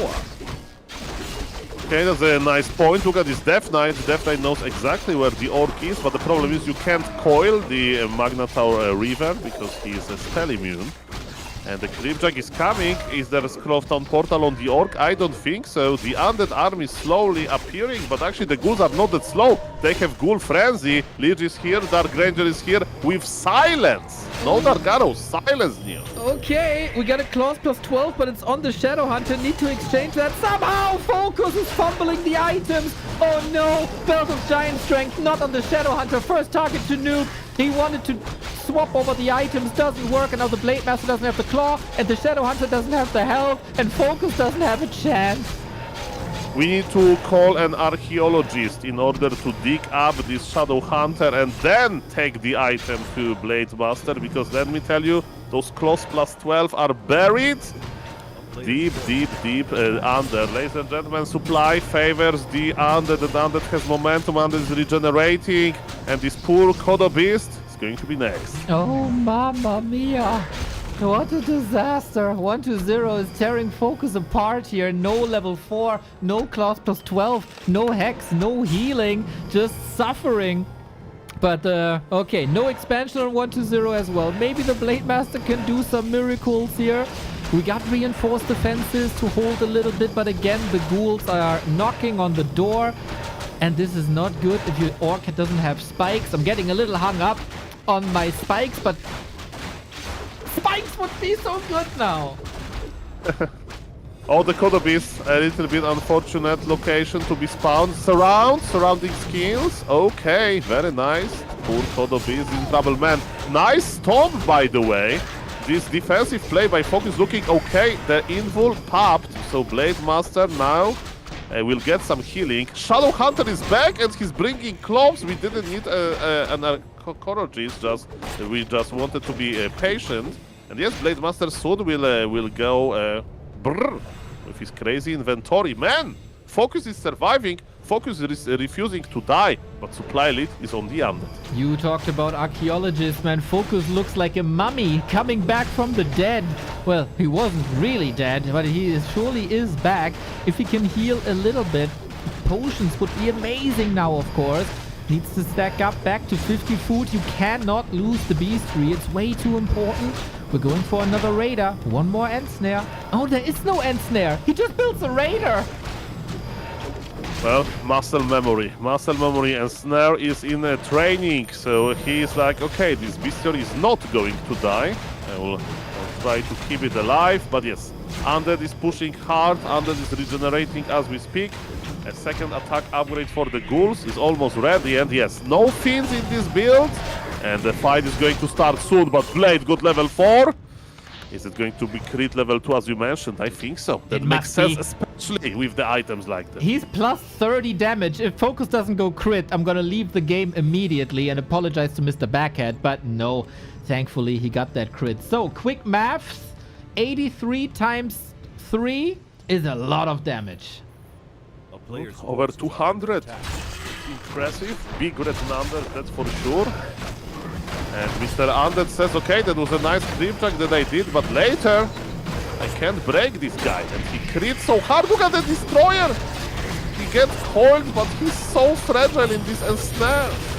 Yep, with all the piercing damage, now we got the important level 3 remarkable fight for survival by FoCuS, and now it's chop, chop, chop time, like Sun Glitters in World of Warcraft, always chopping. Kodo might fall, but the heal wave is ready. The Lich is surrounded, big red numbers. Good fight for survival for this Lich. Frost armor maybe a bit too late. Hex, FoCuS, Destroyer, Dispel, too late. Reverse Yuno. I thought that FoCuS is cooked when he was like in his base, but no, he was so patient. Items on Blade Master were amazing, and Undead is going back. He's Tavern reviving Lich. I mean, Lich will get level 3 soon, and I think it's going to be hard for 1-0 to accept that his advantage is not longer a case, that now he's behind and he's fighting for survival. The Lich goes down. You know, you said keep calm and Tavern revive. We need another t-shirt. Keep calm, Tavern revive, then panic and lose the hero again. We need some more space on that t-shirt. Well. Let me tell you that this Lich had a stone in his inventory. There is a mighty health stone in the Lich inventory, but he couldn't use it in time. And this Lich is going to die again, most likely. Look at this Creepjack. It's the game of Creepjacks. Oh no, 3 in a row, really? Must be so satisfying for FoCuS after game 3 to fight this back, to bring this back, and now waiting for the critical strikes here. This is not even an Orb of Lightning. He could get more damage on this Blade Master with an Orb of Lightning. Mamma mia. Good items overall. And 1-0 in the ropes here is just the hero FoCuS away, I guess, from a 2-2 tied-up series. This is crazy. Ladies and gentlemen, look at this. The mighty Orc, FoCuS. This is like ahead, but Lich got level 3. Lich is still fighting. Lich is not complaining about his inventory. Hero levels on Orc are crazy, and man, I just want to see the big red numbers. Me too. Invo Potion, Beast Mode, boing, 200. Another coil was ready. Nice survival skills by 1-0 for now, but it might be too little. It might be too late. We go for the statues. Mirror image again. Statues can't be saved at all. We go for the Hail Mary. That is the Shadow Hunter nuke. Worst case, we go for the TP, and that's exactly what's happening here. Blade Master can't connect anymore. 1-0 fights to see another day. But my god, FoCuS has like a roller coaster joyride here today. FoCuS is playing it slow, right? He wants to make sure that it's going to be fine. And look at this. He acquired a tiny Great Hall, so he wants to like cement his advantage, pun intended, because he has reinforced burrows. But in the meantime, you know, Undead is going to creep, and maybe Undead will get something crazy like Human Aura that he really needs. And man, definitely FoCuS is ahead, but Undead has a fighting chance, especially because the statues are going to make him healthy, and my eyes are on the item. My eyes are on the Blade Master level. He's getting level 5 here. That's level 3 critical strike. No, he doesn't get it. Well, now I'm sad. Don't worry, Mr. Neo. This is serious. We're going to make you very happy. And speaking of the items, Lich inventory is competing with Blade Master inventory. They both have close plus 12. And that is 24 extra damage. Nice. TC is very, very tanky. I hate to see the Shadow Hunter without the Belt of Giant Strength, I have to say. He got nuked already. This is the one way for 1-0 to turn this around, I think. Nuke the Shadow Hunter again. Take over from there, win the fight. I don't think it's necessary to have the TC with the belt. A player's forces are under Well. What I can see is that we are adding Zeppelin as Orc player. And as you mentioned, FoCuS is asking himself a question. How I can lose this game? And the answer is Hero FoCuS. That's why Zeppelin will help with hiding red HP heroes inside of it. And, you know, you can dodge even coil if you are really quick with your reaction. FoCuS reached the late game, ladies and gentlemen. Very, very powerful Blade Master still. 1 kill is level 5. That's a 4-time damage multiplier on 87 damage. He's getting ready for the first storm. Look how many destroyers we have. Entire sky is full of destroyers. This is going to be a very real fight. Blade Master got level 5 and the crits now are really powerful. Okay, we don't have an Orb of Lightning. He can't do anything against destroyers. 1-0 might have found the win condition. Oh, FoCuS! No orb is a disaster. The headhunters are falling left and right. The orc army is getting decimated. Zeppelin rescue, but it's been nuked out of the sky. Don't fly over the forest. That Zeppelin didn't do anything. It's all down to the Blade Master on the ground. Yeah, but this Blade Master is so healthy. This Blade Master is so ready. And let me tell you, he's critic hard, 264. Death Knight needs to run away. Supply is still good for the orc, and I don't see many units. Death Knight needs to be careful. Lich is taking some crits. There is some panic, but I don't know. The Lich survived. And as you mentioned, not having Orb of Lightning here is criminal. And also not skilling level 3 crit is also criminal. When did he level up? 2 minutes ago. Can't fight the button. Imagine this with level 3 crit, dude. It would have been a way different fight. We have a little bit of anti-air. FoCuS fire against the destroyer. 336! Holy shit! Welcome 300 range. It means that Warcraft is serious. And you know what? Undead is ahead in supply. I can't believe this. I can't believe it. Undead is ahead in supply. I want to cry. You don't need to cry, Mr. Neo. Look at this. We have an orc colony. Yeah, that's good. And we have level 3 crit now. So that's also good. Imagine what would be your reaction if you'd skill a Windwalk level 2. I would have left. Really? Yes. Okay. I put camera on the Shadow Hunter, press Control C for follow camera, and then just leave to another city. Well. We don't want that. Glad it didn't happen. Thank you for all of the follows. Welcome everybody. Okay. Supplies even now. I don't know if Undead knows about the expansion, because guys, if there will be one way situation, I would say, okay, Undead has a chance now, even though Blade Master looks crazy, literally crazy. And you know how Undead scouts for the expansion? With entire army in the wrong position, so Mr. 120 doesn't know. Well, he doesn't want to expose any units here, I guess. Not even a ghoul. We have the 2-1 upgrades again on them. But yeah, 120 has to make moves. Inventory for FoCuS is getting better. Does have the orb, as you mentioned. Does have the crit, mana pod, heal scroll. So just by excluding all other options, 120 knows this expo is here. Now we gotta shut this down. But damn, that's gonna be hard against this Blade Master. 120 needs 328 crit, I'm just noticing. And what is a ghoul HP? 340, right? So this ghoul was literally almost one-shot. Yes! He can one-shot ghouls now. Yes, okay, Tauren Chieftain. I mean, the good news is that you can't stop destroyers. So Tauren Chieftain value is dropping a little bit. And this is going to be the real fight. If Undead loses this fight, it's definitely GG. Undead is jumping on top of a cat hunter / berserkers. He wants to get more and more skeletons. Dark Ranger is helping with that. Death Knight got level 5, but it's not as scary as level 5 Blade Master. The crits are crazy. You don't see the number if you attack air, but there were like 2 crits in a row. Destroyer deleted. Now we go for the DK. There's no way 120 can do anything here. 292. He's trying to Frost Armor stomp on the Lich, but that Lich is saved by the coil. Now, here we go. 332. Shadow Hunter saved. Hail Mary. Coil has to be used defensively. Again, the only chance is to kill the Shadow Hunter, but FoCuS shall never, ever, ever allow this. Okay, this must... Oh, Blade! Blade! Sick healing last second. That Shadow Hunter, what a rescue. And now we decapitate the DK. This is why we love Undead versus Orc. Big numbers, big damage, big heroes, big skill.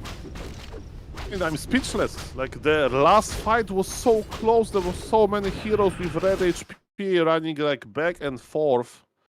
That was beautiful. Ladies and gentlemen, I really like to watch Warcraft 3 on every level, but only top level can give us this level of micro.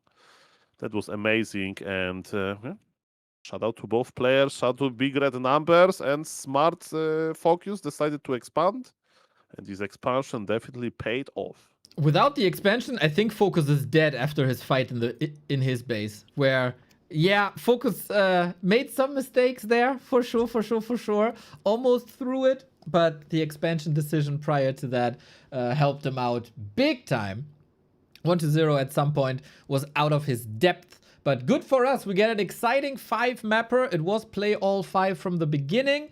And we get it here now. I want to remind everybody that 1-0 said, well, FoCuS is finishing top 3 in tournaments, but never, ever is he a top 3 player. So that tells you everything. And now FoCuS can beat 1-0 once again if he wins one more. Ladies and gentlemen, the final game of the mighty Buckhead Invitational. It's not the name, but Mr. Buckhead is involved. Amazing undead from the United States of America, or something like that, from the beautiful USA. Ladies and gentlemen, the score is even. There's a lot of emotions. There is a lot of tricks. Now we're on springtime, and let's see how the game will evolve. We are going to see beautiful Death Knight, but what else? Imagine playing Farseer now after all of those games we played Master Mirror Image. It would feel so weird. I can tell you so. I'm a big hater on Farseer builds in this matchup, except in the hands of FoCuS. I think FoCuS plays an amazing Farseer, and I would actually... It hurts me to say this. I would almost like to see a Farseer now. You can't decide. You are like a kid in the candy store. There's so many good options. You are like a Soul Ape Man browsing Hera history. Which game to cover, Kappa? The same goes with Tyler 1. I mean, like, I'm not kidding. Like, lower, like, when you, like, all of Warcraft is beautiful. When was the last time you saw, like, mass glaive throwers into chimeras, you know, mass archers, mass footman, literally. Warcraft is beautiful. And yes, high level, what can offer is this amazing hero control. There were so many raid HP heroes running after each other. I would lose my Death Knight immediately. But Mr. 1-0 was fighting for as long as he could. And FoCuS says that's a Blade Master Mirror Image reality. Deal with these guys. And that's what he's going for. There's a new dawn. There's a new age. It's the Blade Master Mirror Image age. Even though last map we've seen Windwalk, and this could be the case again for FoCuS. The 1-1-1 build worked out nicely. Now, who wins the series? Who gets the most money out of the Mr. Backhead Invitational? FoCuS or 1-0? Only this win counts. We'll see about that, ladies and gentlemen. Is it going to be expansion again? By the way, this map is tricky. We can expand in the middle if you are crazy. And 1-0/eer0 says, I'm not that crazy. I'm going into the Sasquatch location, but that's exactly where FoCuS is going. And again, Mr. Neo, it can be 1-1-1 build again. He went for Windwalk, but he's making Headhunters. I think it's only to address the mighty expansion. All right, if he steals, especially the Sasquatch here, that'd be great, but now he showed himself, now we know. And with Windwalk, you can assassin the Acolyte, right? And if you kill the Worker, this expansion is severely delayed. I think that should be the goal. Keep the Grunt safe, kill the Acolyte, and it's already a success story. Sweet call by 1-0. Okay, the Grunt needs to be careful. On some maps, the Grunt just died during this process, but the same goes for the Ghoul. Long distance coil connects. A little bit sloppy by FoCuS. I thought that he gets him, but not really. So 1-0 is creeping very slowly, but he's creeping a-okay. Dust of Appearance used. One Ghoul goes down, but Blade Master doesn't have any healing on him, of course. So he will go back at some point, but he can go back because his job is done. Ziggurat got cancelled, expansion got slowed down, and he's still invisible, but what else he can do here? By the way, we have 3 Acolytes already.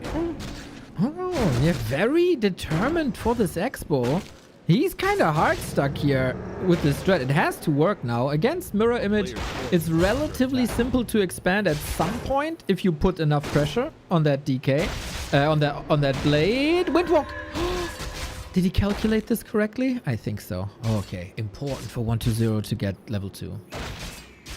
Okay, it feels a little bit like expanding against Night Elf. So when you're an undead player and you try to expand, Demon Hunter arrives with the Wisp, you know, stuff like that, and the game can like backfire really, really quickly. So we saw how much pressure 120/eer0 had to like deal with. And I think in this game he was quite successful. Blade Master is just on level 1.5 because he's creeping right now. He's creeping, he's healing, and this is going to be Fire Lord second again, I think so. It's going to be a very explosive game. Could be, could be. Is there any other options? I think that's the most tempo, and it looked quite nice for a while on Hammerfall. So why not? He has more firepower than that game. Yeah, it looks like FoCuS is playing this with a lot of tempo, as he knows 120's tech will be severely delayed. Okay. But yes, he needs to wait for his tier 2. His Blade Master as on game on Hammerfall. He's not even on level 2. But Death Knight is not on level 3 either. Good news for the Undead fans. Expansion is finishing right now. So it's not going to be cancelled. But the game is definitely open. And is it going to be Fire Lord? I think so, Mr. Dio. Let's get ready for the big pressure. Oh yes, welcome Fire Lord. Alrighty, there is one Nerub tower. There's a bit of fortification. Blade Master is trying to prep this. 120 is level 2. Has a lot of necromancy, but not too many ghouls to deal with that. If the lava spawn split, 120 is in big trouble. Oh yes, we need to extinguish the fire. Nerubian tower can help a little bit. But the smart orc is keeping the lava spawn alive. In a good position right now. Undead is going in. Undead is diving a little bit. He can afford some trades. Speed scroll is in. Lava spawn with speed scroll. You don't see this that often. And I like it. Okay. Good kiting by both players, I would say. Love the speed scroll usage as well. Only has one. Only was able to afford one. Ghouls try to make a connection, and I think that works nicely. Headhunters fall... Oh, almost falling. Deny by FoCuS. Lava spawn is out, but can they split? See about that. We need... I mean, if they are going to split, they're going to split far away from the camp. And look at this, the lava spawn attack the Tuskar, so they're not going to split, let me tell you. No, let me tell you that they are good firefighters, the Tuskar camp. As we can see clearly. Death Knight, I mean, Undead is losing so much. But Undead is getting more and more time with expansion. There is a second Ziggurat ready. So if Undead really wants, he can make double Nerubian tower. Maybe he will have to, because Orc is not going anywhere. Orc is adding one rider, and the push is still ongoing. So far, so solid. Tier 2, still a minute away. That's when you get the help. Dark Ranger, Lich, whatever you are able to choose. And in the Undead base, it's kind of tough, but ghouls, some of them were hurt, annihilated immediately. This is a downside of the Fire Lord, though. Once he's out of mana, his power level reduced drastically. Oh yes. It's like you have a campfire that you haven't started yet and you forgot matches. How are you going to start the fire? You can watch a tutorial on YouTube, but it's not that easy to use those stones to start the fire. Level 3 Death Knight is nice. Undead is producing so much, and Orc is producing nothing. Actually, Orc decided to counter-expand now in the middle because FoCuS realized that he forgot his matches. He can't quiz this Undead well. Yeah, that is dangerous, man. You kill one. The ghouls are like hydras here. You build one and two are coming back somehow. Still a big army. And FoCuS is gathering mana, but he's still 40 mana away. Fighting the big main building now with slow attack. I love the focus on the shop. I always call it the Achilles heel of Undead. Altar, by the way, on the left-hand side. We can go for a slaughterhouse. The Expo is the new main. The fight continues, but now Death Knight can drink his mana potions, healing potions, you name it. Lich is in production at the expansion, so that will warm your heart, Mr. Neil. That altar timing is very nice.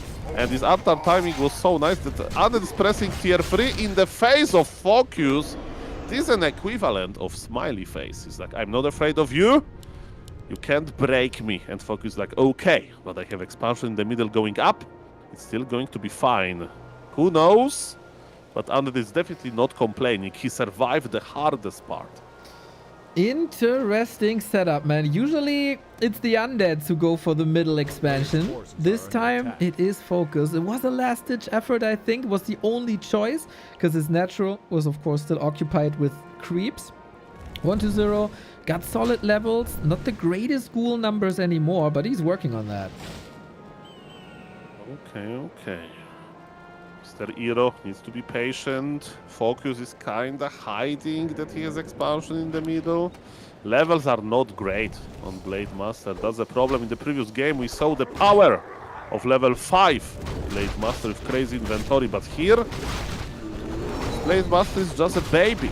It's a teenager. He's not ready for the mature world or whatever. Oh, we go for the DK now. Last hit goes to FoCuS. Item as well. Big heal potion might be necessary. Heal scroll is not doing that much, I think. 2 ghouls might be safe with that, but then it's still a bad trade.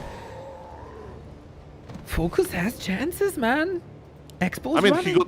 he got a very good item, a potion of greater healing, and you know that Undead of course likes the coil Nova.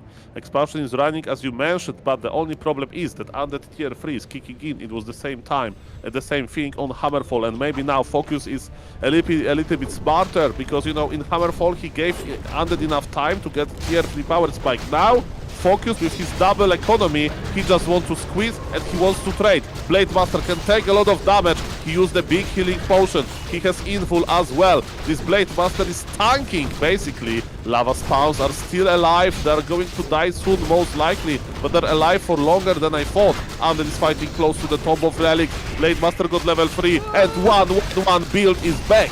Kill the shop, man! Kill the shop, then there's no Orb of Corruption. That would be so good. It's too late.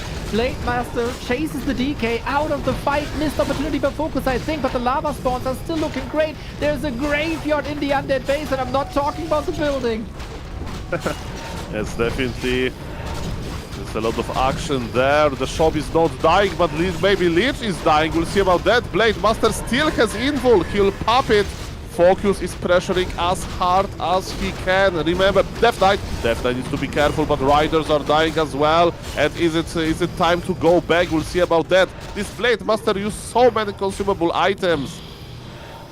Was it worth it? As you mentioned, there is a graveyard, but the corpses are from both sides. Supply is even, and Undead is really enjoying his tier 3. We have a Gargoyle, Neo. Do you think this Gargoyle is for scouting? Or maybe for early Wind Riders? I don't know, but there is a Gargoyle. Yeah, maybe misclick, maybe anti-Zeppelin, maybe scouting. But man, I can't get over the fact that he didn't kill the shop. Oh, there was a backup shop. Okay, that explains it then. Okay, I didn't see it. 2 undead shops, that's also new. Man, Warcraft 3 in 2026. So many developments. We got orc expansions in the middle of the map. We got double undead shops. We got it all. But yeah, how far can you push this with tier 2 Blade Master Firelord is the question.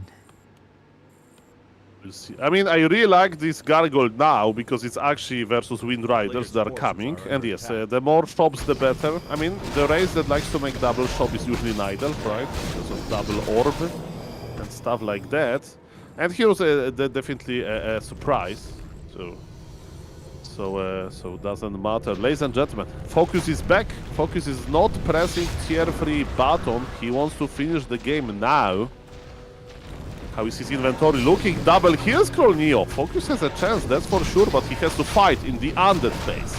Oh, Coil Nova gets the kill now. Lich level 3, 2 end snares. Should be 2 kills if the FoCuS fire is alright, but the damage is spread! Impale! I didn't even see the Crypt Lord coming. Hands up in the air, Headhunter. This is another obstacle for FoCuS, and I don't know if he's ready for that! Impale! Ooh, another potion. Blade Master saved. Bit of a panic. Invul potion on top of that as well. There is, of course, no healing. FoCuS has to do so much here. Supply is even, but where is the undead supply? I don't know. I know exactly where the orc supply is because it's in the undead phase. The pressure is real, the damage, the squeezing. Blade Master soon will get level 4, but now he's quite fragile. Call to keep Crippler alive. Blade Master needs to be careful. Man, 1-2-0 is trying to hold. 1-2-0 has 1200 gold. So he's not spending the gold that well. He could even upgrade, you know, a Spirit Tower in his base. With this bank, he definitely can do a lot here, but FoCuS is still pressuring. Where is 1-2-0's army? It says 50 food, but is it? I don't know where it is, but it doesn't matter because FoCuS can't break this on tier 2 anymore. Tier 3 Undead at some point will overwhelm you.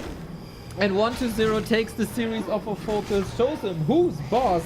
Another 1-2-0 series with 3 and 2, just like Soen yesterday. So both Orc players, FoCuS and Soen, have the same result against 1-2-0. That means they are equally strong. Mamma mia, that was a beautiful show match. Shout out for organizer Yang Feng. Shout out to the sponsor, Mr. Buckhead. And that was a very nice Warcraft with the very nice adjustment of this Blade Master mirror image being played.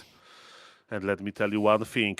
It was just a proof of how strong tier 3 Undead is, right? Orc decided to stay on tier 2, and in the moment FoCuS realized that there's no way to break this Undead in 2-base situations. He just gave up. Very nicely done. And I had a lot of fun myself. I hope to see more Blade Master mirror image, especially versus Happy, because then if you can win versus Happy with this build, it means that this build is definitely meta. Exactly. Also, from my side, thank you, Mr. Backhead, for sponsoring this. $300, man. Lots and lots of money on top of the streamer support that you are throwing at us. Also, always being a nice person in the chat. Love the Backhead. Hopefully, we find some more matches for you in the future, and hopefully we can continue to entertain you. That was an awesome match with awesome players at an awesome time with this meta development of the mirror image. And yeah, I think we got our money's worth here from both of the competitors. Yeah, that was very, very cool. And ladies and gentlemen, the action is not going to stop now, because now we have even more of a crazy event, Mr. Neo. Yes, that is Can correct. you tell me something about it? Well, next up is Hitman versus the World. We had 2 matches already. Moon was challenged by Humba. He defeated Humba with 4-1. This, of course, the Mr. Backhead Invitational. Awesome. Now, another initiative by Yangfang. Hitman is going to be challenged by 9 players back to back. Best of 2 always. Every match has money on the line. And this will be the afternoon entertainment, everybody. The list of players is no freaking joke. The list of players you can see on the broadcast right now, starting with Soen, then Hazy, who's crazy and is playing Undead or Random, Sok, Sheik, Lolite, Starbuck, Chaemiko, Danger, Jens, Hitman versus the World all day, every day. Mr. Neo, you summarized the players very well, but let me tell you, I will open now a Warcraft Champions website, and I'm going to sort through games played this season in Grandmaster, and I will inform you and beloved chat, and the viewers of course, that Hitman played in this season 1700 games, okay, and the second player in Grandmaster that played, the second in the ranking played 1,000 games, and the third one 953. So, ladies and gentlemen, if there is a player that can be good to match the world, that's definitely Hitman, because man, he plays some serious Warcraft 3 numbers. But Soul, that's just War 3 Champions. Do you know that Hitman has like 5 BattleNet accounts with an even amount of games on them?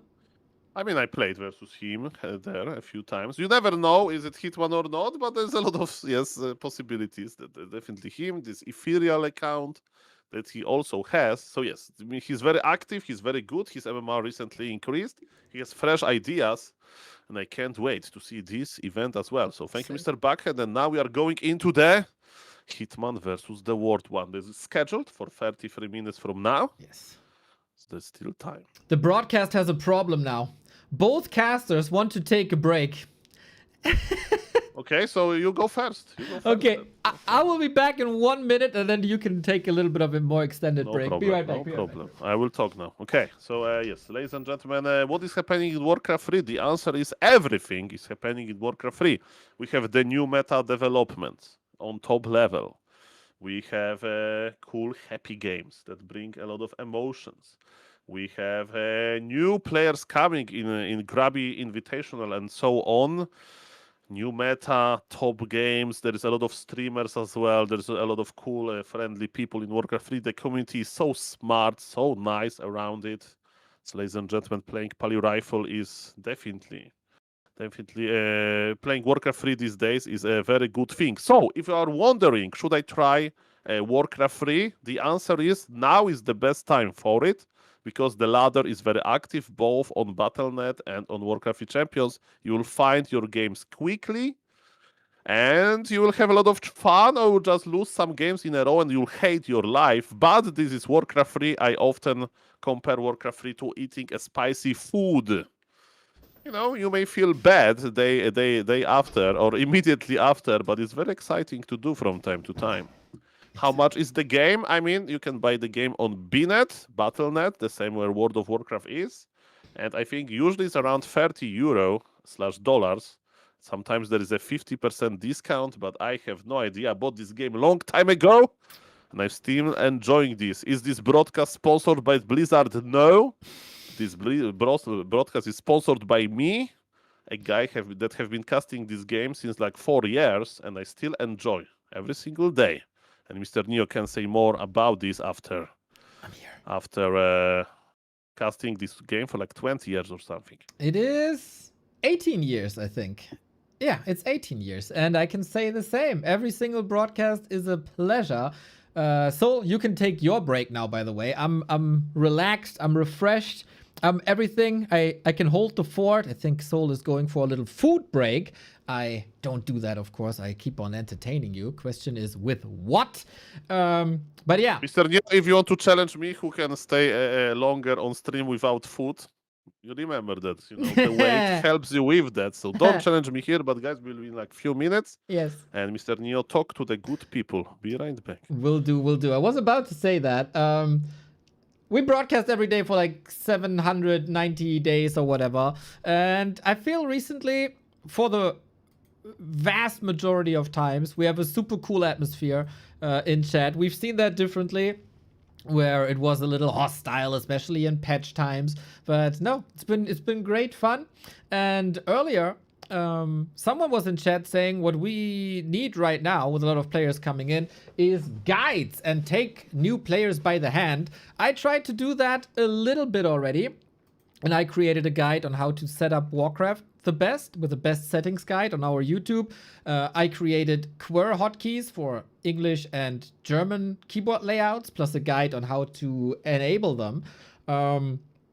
And there is something amazing from Allsop Go to Heaven, a Night Elf guide. And this is, I think, the gold standard of Warcraft education right now. I would love this for every race, man. This is so well done, with a great starting point, basic builds, nothing too crazy, but it goes, you know, step by step by step over the basics, a little bit deeper, with examples, easy to browse, easy to find the information that you want. I think this is an extremely well done guide. It is available here at backtowarcraft.com/tools. And, you know, maybe with this guide, I will finally start my Night Elf journey as well, for one more Night Elf on the ladder, because that's what we all need. Who wrote the guide? Allsop Go to Heaven is his name. Super cool. Super cool. So yeah, if we get more written guides, I know there's a bit on the gym, there's a couple of build orders, but we need more. We need more. If you have some time on your hands and some knowledge about Warcraft, go for it. Go for it. As Mr. Apeman said, the games will continue in 30 minutes. I see. There's a Huashan Sword Cup going on, if I see this correctly, at the same time as us. Who's playing there? Ooh, Labby is playing Infi. That's funny. Odd tournament, we gotta say. Who's playing Xiao Mao? Okay. More Warcraft. Yes, lots and lots and lots more Warcraft. As you can see, matches are coming up. We call this Hitman versus the World. And the first game is up against Soin. We all know you're a knight at the bottom of your heart. There's just a pit. There's just a pit and the love for the pit lord. That's what we got. So, shout out to another community initiative, by the way. There's some communities that teach people the game, like the gym community for English. Kreisliga is one of the German initiatives. And in the Russian-speaking community, it's called, what's it called again? BNL. Yeah, BNL. And there's a match today of Kreisliga versus BNL. It's going to be broadcast by Sparta, if you want to check that out. Super cool. We need more of that for community building. I think that's very important. So, what are we doing? We got 25 minutes. I could just play a game that is probably not super exciting for like half the people. Big newbie league. Yeah. Or you throw questions at me. That's of course also something we can do. Breaking new limits league. Actually, there's a couple of new younger players coming in, right? I like that. We got Night Devil, 17-year-old, Saganash. Exact. Thank you very much for the support. Nico Malik as well. Hera's thoughts on Neo. Oh my god, I'm scared to click on this. How bad is it, Sarcasm? On a scale from 1 to 3.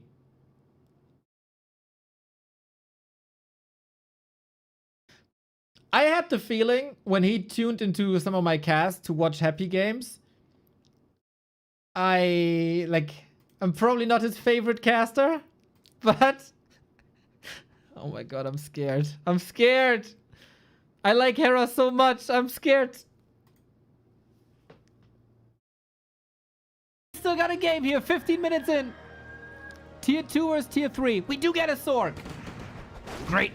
I like this caster, by the way. You guys think Oh my god! I think he's like really good at making it seem like it's super interesting. Like I don't understand shit half the time, and he's just like I'm like super engaged. Minds think alike. He's not very informative, but he's like very good at like well, like he calls out what's happening. He's just not educational, let's say, but he's great at like explaining what's happening in like a fun way and like keeps it exciting. You know, it's very good. It's literally his job. Can I not compliment someone for doing a good job? It's like if you go to like a cafe, and the guy's like, you know, being nice at the counter. It's his job, but it's still nice that he's being nice about it. You know, he's just doing a good job. You know. It's like if I lose 10, 20 games in a row after a hard days of Warcraft work. It's like my job, obviously. And it's really hard work, by the way, being a streamer and playing video games. And if I lose 20 games, I'm not doing a good job. The subs are down. People are unfollowing the stream. It's not as interesting. But if I win 20 straight, all of a sudden, Grubby's making new videos. H-Rock stops, you know, trying to set up a game against me. He's nowhere to be seen, H-Rock. Like the only reason H-Rock's in chat right now is because I lost like 4 games. He feels like, man, me and Hera's gameplay is the same right now. Damn, thank you. Cool. Didn't expect that. Didn't expect that. Yeah, that's pretty much what I'm aiming for. I'm not an educational streamer. I never wanted to be, really. Because it's like fun, hype, posy vibes. I'm not here to tell someone a build order. And oh my god, he's 1 second too late on the 3rd building, blah, blah, blah. That's just not who I am. That's nothing I find joy in. I'm a Warcraft 3 tournament reaction streamer. And when I get excited, I gotta get excited. There's nothing I can do about it. That's just how I see the game. And yeah, that's what you got usually in a commentary team, right? One hype guy, one analyst guy, not an analyst guy at all, even though, you know, I sprinkle some stuff in that I pick up here and there. I think that is a very good characterization of what I try to be. And getting nice words like this feels real good. Feels real good.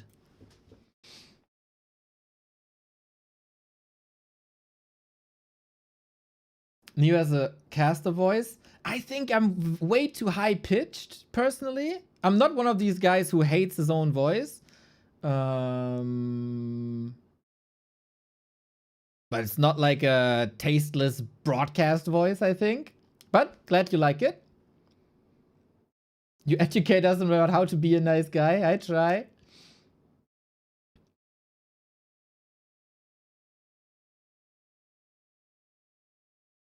Yeah, I think every caster has stuff he likes and doesn't like, and I think for someone who only has 1300 MMR, I'm doing an okay job.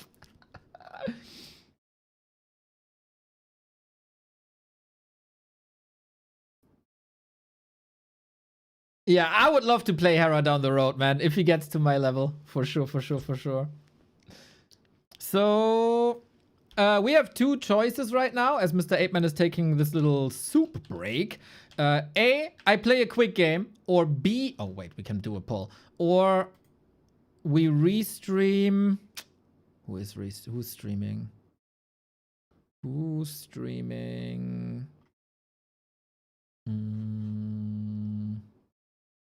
Hashwan Sword. No, that's the 2-on-2. I can't even find it. Yo, Mr. 8man. Welcome, everybody. Thank you for the break. What did I miss, Mr. Neo? Well, Hera said that I'm a good caster. That's what you missed. Oh, really? Yeah. Very nice. Shout out to Mr. Hera. His MMR is growing up. Now he's at 150. I'm a big fan. Shout out. Exactly. And now we discuss what we're doing. How about you coach me one game? Okay, share the screen. Yes. And I'm just going to tell you all the time that you should be playing different strategy than Tedfins. Yes. No problem. That's not gonna happen, bro. That's not gonna happen. Have you seen a little bit of coaching yesterday with Miss Angelica or no? No, unfortunately not. Yeah, that was good actually. I'm proud. That was a good coach for a moment. You are a good coach. Since I did one coaching. No. Since the Any Fuchsia days, you've been a great coach, and you can't convince me otherwise. I need to see the coaching with Mari maybe. Okay, there was a communication barrier. Broken English plus Warcraft terms is not a good combination. We got a little bit overwhelmed, but yes, I hope it's going to be fine. Mr. Neo, share me your screen. Oh, do I not? Wait, I'm queuing anyway. Here's the call. Turn on camera. You should see it now. Yes, sir, I do. Good. I see your beautiful face on the screen as well. As well, yeah, that's very, very important. Very important. Yeah. Okay, so Mr. Neo. Yes. We focus on Coil Nova. Yes, we important. do. Nothing else. Okay, so do you creep sometimes? Like versus which builds you creep and versus which builds you scout? I mean, you harass. I harass. Oh, Knalli! Let's go! I know that guy. Long-time supporter of the stream. Let's go. I mean, Knalli is probably listening right now, so I'm not exactly sure if I can tell all my secrets. But I play like a beautiful German undead player called Finrod. Finrod is to me an absolute legend. He has one of the best styles ever with undead, and that is DK Fiends every time, harass every time, and that's exactly what I'm doing. Okay, I like it. You know, Happy played this style once on top level, so now we can play it all the time on the pro level, even versus neither. Exactly. You just have to find your niche, and you know, on my level, you don't have to min-max shit. You just gotta find a way that suits you and that you enjoy and that where you have fun playing. And since I hate ghouls more than anything, I have to do this. Okay, so you are one of those players that even if they buff ghouls a lot, will still play fiends, right? Because Dude, you are so faithful. If ghouls get 1000 damage, I'm still not playing them. Okay, I mean, you have the every right to do so. Perfect. And I'm just observing, so you do your things. I'm just going to comment a little bit. So Acolyte number 6 is going to scout. Okay, are you doing the Acolyte pool sometimes, or you have moral problems with doing I that? don't have moral issues with that. I just don't do it. Okay, so let's try to do it. In the worst case, you just unsummon your main and you just leave your game. Can you walk me through the steps? I mean, you wait for first and snare to be placed, either on you or the archer, and after the first and snare, you go close to Makura and you just press unsummon on your any building. I think I never hit that button, Soul. Yes. Go to the okay. Oh, that's a late Ancient of War. My fate is sealed. That's late, a little bit. Knallbraten probably has Oh, to well. tell Bow to your oh, will. all his friends. It's I'm playing okay. Neo now. I'm playing Neo now. Yes. Yeah, he's a little bit okay. So yes, run. Okay. Oh shit. Forgot. Yes. The mighty sacrificial school, and yes, harass. Harassing warden is very good. Did you prepare a critter on the way or not? Here. Okay, perfect.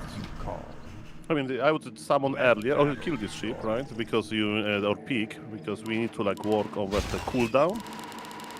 Soon you are going to tag, right? That's good. Very nice, Mr. Neo. So So far- we focus on, yes, split your skeletons a little bit, to not get detonated. And get the wisps. Very nice. Out pressure the archer. Just run away with the death knight. Skeleton from the archer. And it's just run in circles. He's not creeping, that's very good for you, right? Because you're strong. Okay, send them to the wisps, the skeletons, to the base. And just run in circles. He's not attacking, you are attacking. Very nice. Q a fiend, right?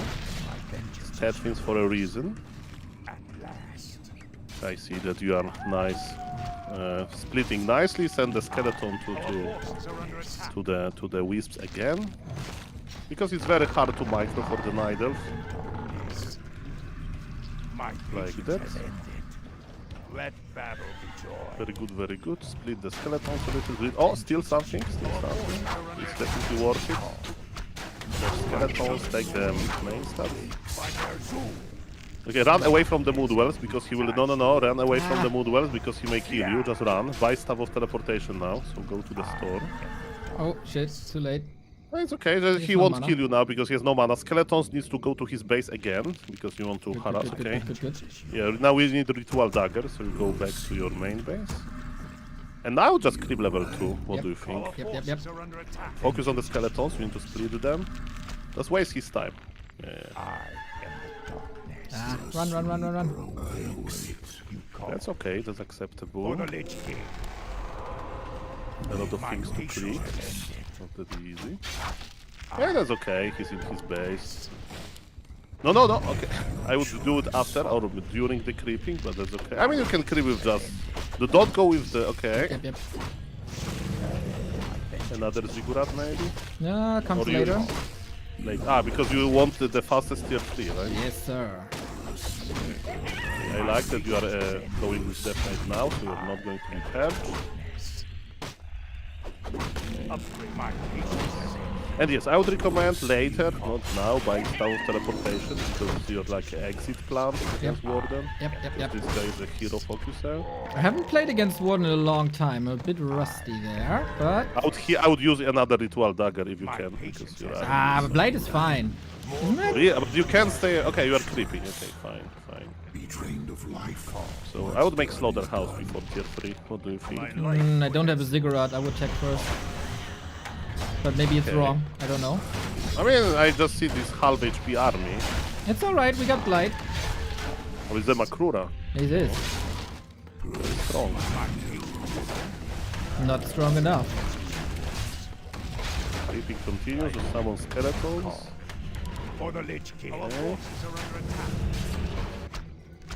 Okay, still on archers. So far so good. Oh, Lich is here. We love Lich. The main hero is this.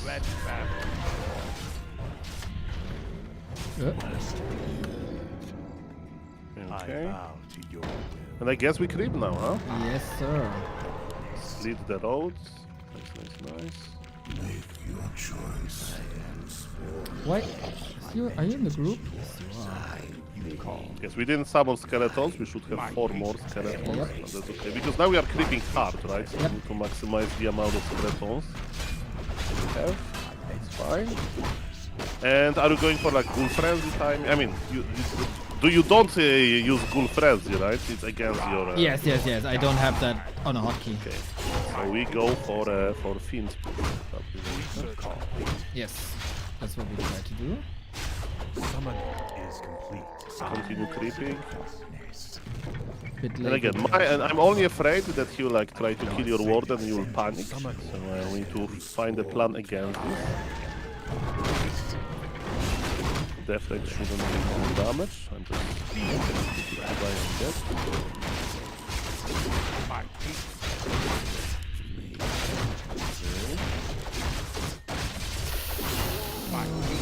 There's a random archer here.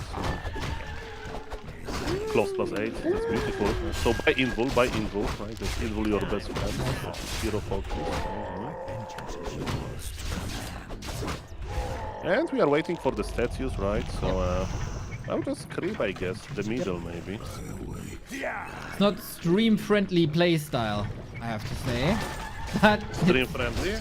yeah, like it's not super exciting. No, I mean, every Warcraft 3 game is exciting. Like, for example, Warden can blink now, your Lich has no TP and will kill your entire army. Yeah, that can happen. For days. Yep, that is Will be exactly fun for true. days. Out buy healing potion, Mr. Neo. Buy healing potion. Trust the colleague streamer. Okay. Buy Always potion of trust you. healing. Always trust I mean, you. it's like these guys are pushing with Warden, right? True. So healing potions, our friend. Pro players, they buy healing potions. I'm a bit lazy with my scouting, I have to say. I'm not satisfied with that. I mean, we construct Fiends push. So, okay. So creep, Lich in front. Okay. Ah, Yeah, Lich is taking damage. Would spend mana on the Lich for statues. Oh, that's an amazing item. We can share.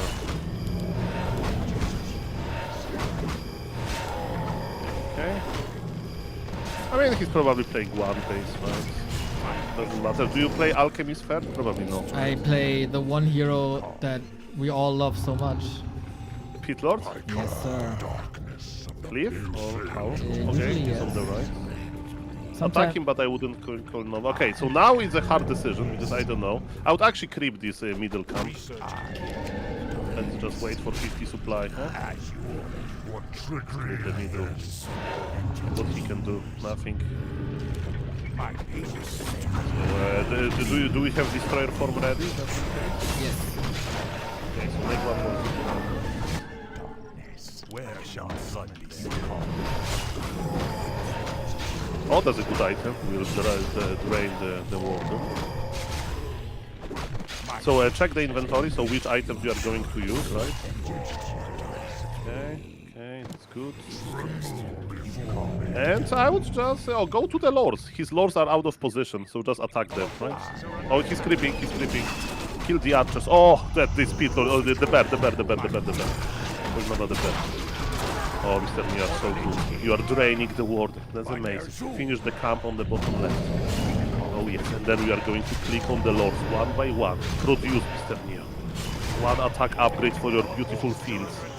Get ready to morph first destroyers because we need to dispel every rejuvenation.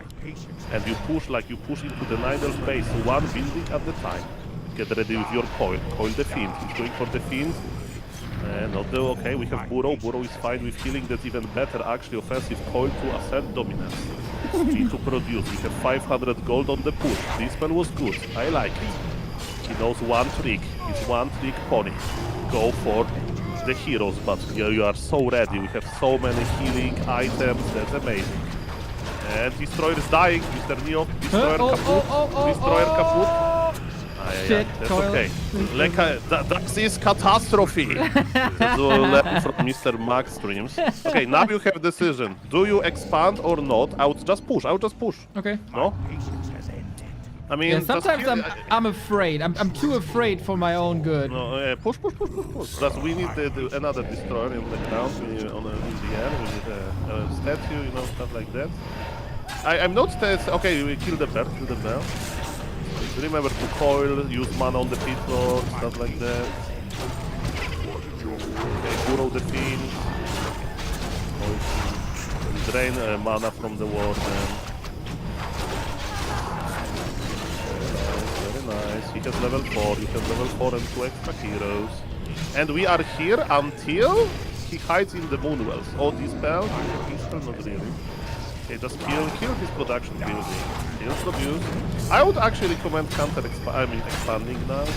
I would send the acolytes to expand extra, and then we go back and creep. You know, you are playing on stream, so you want to take it like maximize the chance of winning. And remember now to not overcommit, right? So now we pull back, and we just pretend that we are. Oh, wisp on the bottom. Yes, the wisp. Go then. Go. Not wisp, okay. That's risky. Look at this wisp territory. But okay, you saved one. That's okay. Creep. Pitlord level 3 is amazing, right? Right. So buy the new. I don't know actually. We have enough input. Just produce, right? Make the expo. I vow. More gold is required. Outsell. Okay, well, that's okay. I mean, I would exchange it for his code. Creep the turtles. We can pull the turtles a little bit. We have one. We have I think one burrowed fiend in his base. That's a ward. That's the ward. And after this, we run to the red camp across the map. Really? We creep the kingdom. Yeah, across the map to the red camp because we need to protect our expansion. Yeah, that makes sense. That's good advice. I like that. Okay, cancel immediately. That's okay. That's perfect. I think he did not creep the red camp. Maybe he did. We'll see about that. Peter got level 3. That's thick. That's thick. That's amazing. And now go to the red camp. Go for more attack upgrades on your mighty fiends. And you know, it's a neutral fight now, so remember just to use coil defensively, not offensively in my opinion. Okay. Put the warden into the air many times and go to the red camp. No waiting. Yeah. Creeping. Remember that he killed his production buildings, so we have advantage, we have better levels, just don't die. Yep. Now, and we should be fine. Go to the red camp. If he has expo, I don't care. He's definitely. And remember to. Okay, so he will may teleport out. So you know, coil Nova the archers. Like that. Just because he will probably teleport out. Because he'll be warden into the air with one of the wings. He's feeding us, Mr. Neo. We are eating good today. Lich needs to survive. Lich has like could have input or stuff like that. I don't know. And fight, Mr. Neo. Fight. There's item on the ground. Into the air. Perfect coil Nova on the bear. One there maybe. That was good. What was the item that we saw? Ring of Superiority, nothing big. Okay, so he had 6 items in the inventory. Okay, so now we go to we scout with a destroyer. We scout his expansion. With the rest of the army, you go to your rock golem camp. And now we either go Banshees or we expand. Up to you. Okay, no expansion. We go to the rock golem on the left. Scout with the destroyer expo on the bottom. So now Banshees or expo, Mr. Neo? What do you prefer? Expo is already on the way. Okay. So scout with destroyer, the bottom expansion. Yep. What is your feeble request? Okay, he's there. Okay, so just creep. It's just warden. Just warden, you say. Coil the field already. It's one base. Take the item from the ground. Okay. We have a lot of value in our name. Oh, I have a crystal ball that I didn't use at all. Wow, hacker timing. Unbelievable. Position at the position could be like protect the expo. Okay, so now he's sitting in his base AFK at 50 supply. So I think we should expand. Yep.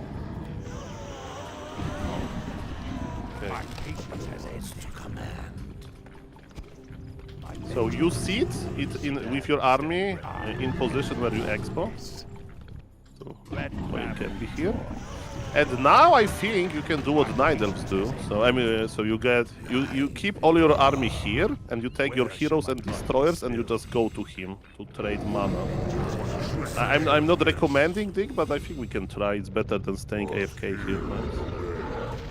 Oh, you can go for him, but I will just keep the army. Oh, somebody's laming you, so we need Zeppelin for that. But later. Oil Nova him. Hit blink into the other side. Okay. To be honest, I never know what to do versus this besides buying Zeppelin. Great, coach. Thanks, coach. No, I mean, some strategies have no answer. The same with Poly Rifle Kappa. So buy the Zeppelin. Send the acolytes back. Oh, shit. Oh, he's coming. The Lamer is coming. Knalli, you idiot, man. You're not supposed to do this to me. Disaster. Okay. We go all in. We go all in. No. He wants that. We have no time. We have no time. Show match is starting in 2 minutes. We have no time. We take everything. We take everything. Unsummon tier 3. Unsummon tier 3. We get everything. We go. Okay, I buy don't give a damn. Yeah, unsummon everything by 1 unit. Yes. Okay, so cancel the expo. Yes. Take the status. Yes, everything. We go. I don't care. We need to unite and then we go. Yeah, just ignore. He has nothing to lame now. Yep. He doesn't know that we are dead men walking or something. Okay, push. Okay, there's no Chimera. Okay. Because Warden is not in position, so you can jump on the army. Jump on the Warden. Okay, spread these clouds. Warden into the air with one of the wings. Okay, that's okay. Debuff with the heat not spend your mana, use heal scroll after second. Okay. That's very nice. Start coiling. Coil defensively. The more coil the better. Steal mana from him with the wand. Coil Nova repeat. Burrow the fields. That's okay. Field not really will carry this. And to start coiling, you have level 5. Level star 5. Start coiling. He's dry. You can coil the Warden, of course. He's not doing good job removing his HP. Look at the fields. They're all alive. Kill the Warden. Warden is dying on the bottom. Just go there. All these beautiful heroes. Boom! No Warden laming against me. Very nice. Very patient. We're a great team, It's 4 Soul. PM. We can start. Very nice. That felt good. I mean, I think we could counter expand, but Mr. Kuberte had a funny comment.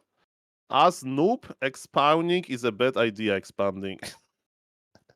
I don't know, is a comment about your ability to deal with this harassment or not. But Okay, yeah, very good point, actually. I know. I mean, He's right. He knows me well. Easier, offense is easier than defense, right? I think that was the idea. True, and we're perfectly in time, 4 PM for Hitman vs. the World. Okay, you can stop the stream. Yes. I mean the sharing on the Discord, so your is not overwhelmed. What rank is this? Well, it's better than Tyler 1 rank. Mr. Neo and Tyler 1 would be the best matchup. Very nice. The game name is as usual. And yes, Hitman versus the World is coming. Mr. Neo, you need to calm down after this beautiful game. And I'll tell the good people what we are going to watch. Guys, what is best of 2? It's Mr. Hitman. Best of 2, ladies and gentlemen, is when you play 2 games in one series. And we are going to play 10 times best of 2. It means in total we are going to play 20 games. And it's going to be one player playing against versus everybody. So we have Hitman versus Sowin, Hazy, Loliet, Sok, Chic, Starbuck, Chaemiko, Danger, and Jens. And why Hitman is good player for it? Because in this season he played 1700 games. On War 3 gentlemen. Champions. On top of all his BNet games. Yes, and maybe custom games as well. Who knows? Maybe. Maybe he plays games in his sleep, ladies and gentlemen. Maybe he plays Run Kitty Run. Who knows? So yes, I was talking a little bit to Mr. Yangfeng. I was like, Mr. Yangfeng, maybe some show match with Hitman or Jens would be cool. And Mr. Yangfeng says, okay. I was like, is it going to be best of 5? I was like, no, 20 games. Man is a gamer. Yeah, he absolutely is a gamer. He eat, sleep, Warcraft, repeat, and we're not so sure about the eating part or about the sleeping part, actually. So yeah, Hitman, real gamer. If you tuned into my stream yesterday, I casted Hitman versus 15 Sway that got a golden star on Warcraft Info. Amazing game. And then I casted Hitman versus Jens on Tidehunters. Also amazing game. Hitman has a very distinct playstyle. He's playing pretty much different from anyone else that we got on the orc roster in the world. I think a very exciting style. I think a very sometimes dirty style, but in a very good way. So I'm hyped for every single game. Yes, also the Orc Mirror matches, also his matches versus Night Elf, all the games. Very well said. Hitman has a super extraordinary style, and I'm ready to cover because I know his games a lot as well. Especially the style against Night Elf, he has a lot of cool ideas. Versus Undead as well, and we have some crazy Undeads here. By the way, Mr. Neo, I have one joke to make before we do professional casting. So in the previous games, there was some... we were forced to play like on Korean server, right? With high ping. Mr. Yangfeng needs to organize a cup for Asian players in server Poland.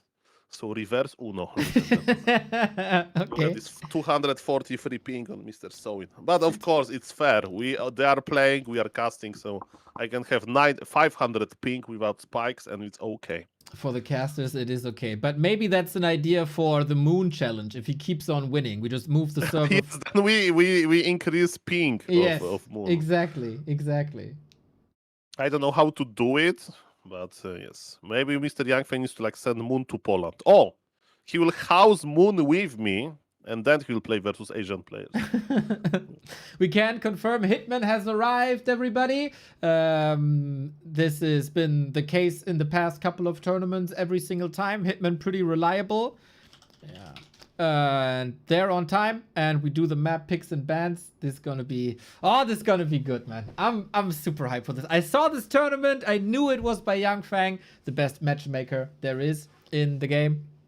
And now we do the map picks and bans, and then we have a sweet Orc Mirror. Hitman and Soin is also pretty damn awesome because both players are fans of each other. There was a wonderful moment at DreamHack Sweden, the $100,000 tournament we had in 2021, and Hitman and Soin met in the hallway of the hotel, and both were telling each other, "I'm such a big fan of you." "No, I'm such a big fan of you." And it was a brilliant moment, man. I still think about this to this day, and now they fight each other a couple of years later.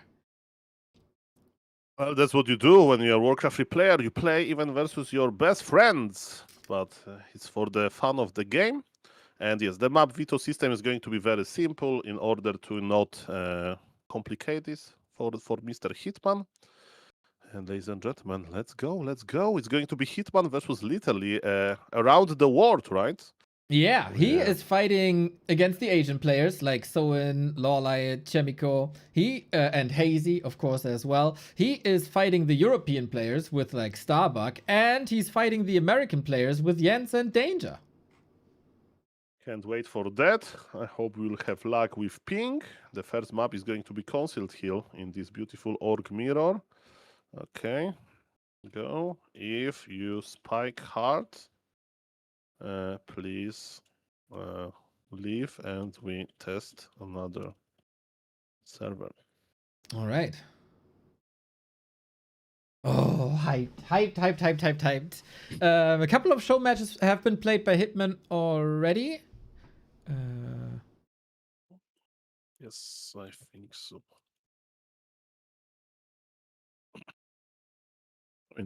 Lifts Soin's ping to your ping. So max.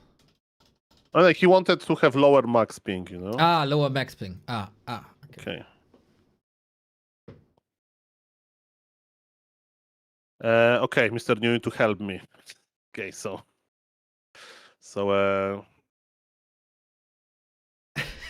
Well, So, I had my server discussions with Hitman. My advice is follow Hitman rules. okay. Okay, so let me share. So one game on Japan. Okay. So in sums it up. Okay. First Japan. And second US North. No ping equalizer. Okay. Okay, so let's go to Japan then. No ping equalizer. Well, Go. yep. Sometimes it's best to do the players be the referees and admins. If they like each other.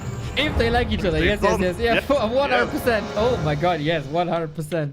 Ladies and gentlemen, welcome to Hitman versus the World. 9 show matches in a row by Hitman against the World. The start will be done by an orc brother of his, that is Soin, an orc mirror, no race switching whatsoever. 2 high APM monsters, 2 players that are extraordinary with Blade Masters. I'm very excited for this one because orc mirror can oftentimes also be a styles clash. We'll see what people are doing.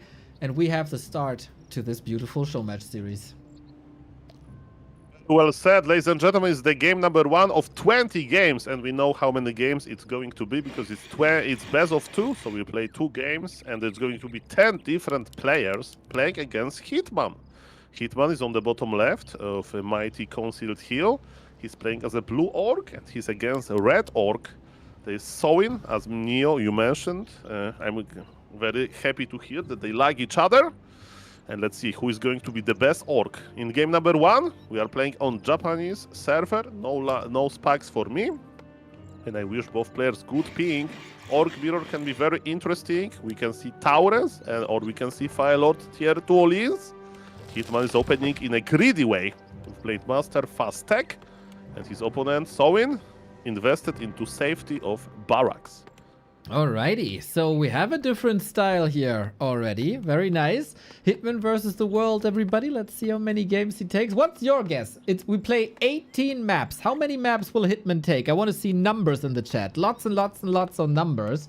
Also, Kilgrim, thank you for the 5 gifted. Much amazing. Thank you, thank you. So, is Hitman just gonna... Like, you said you know the Hitman style, right? Is it just gonna be peon harass then? We'll see about that. This is possible. And by the way, look at the base layout of Mr. Soin. Do you think that peon harass is possible if you go for the full base wall off? Grabby would be proud. And they're both walling off, I think. Nobody will enter those tight bases. Yeah, see, it's noticeable both have an influence on each other. Very nice. We have seen many Blade Masters go for the burrows. Super annoying. And both players like to do that quite a bit. Wonder what the plan B is if both players see that no entry is possible.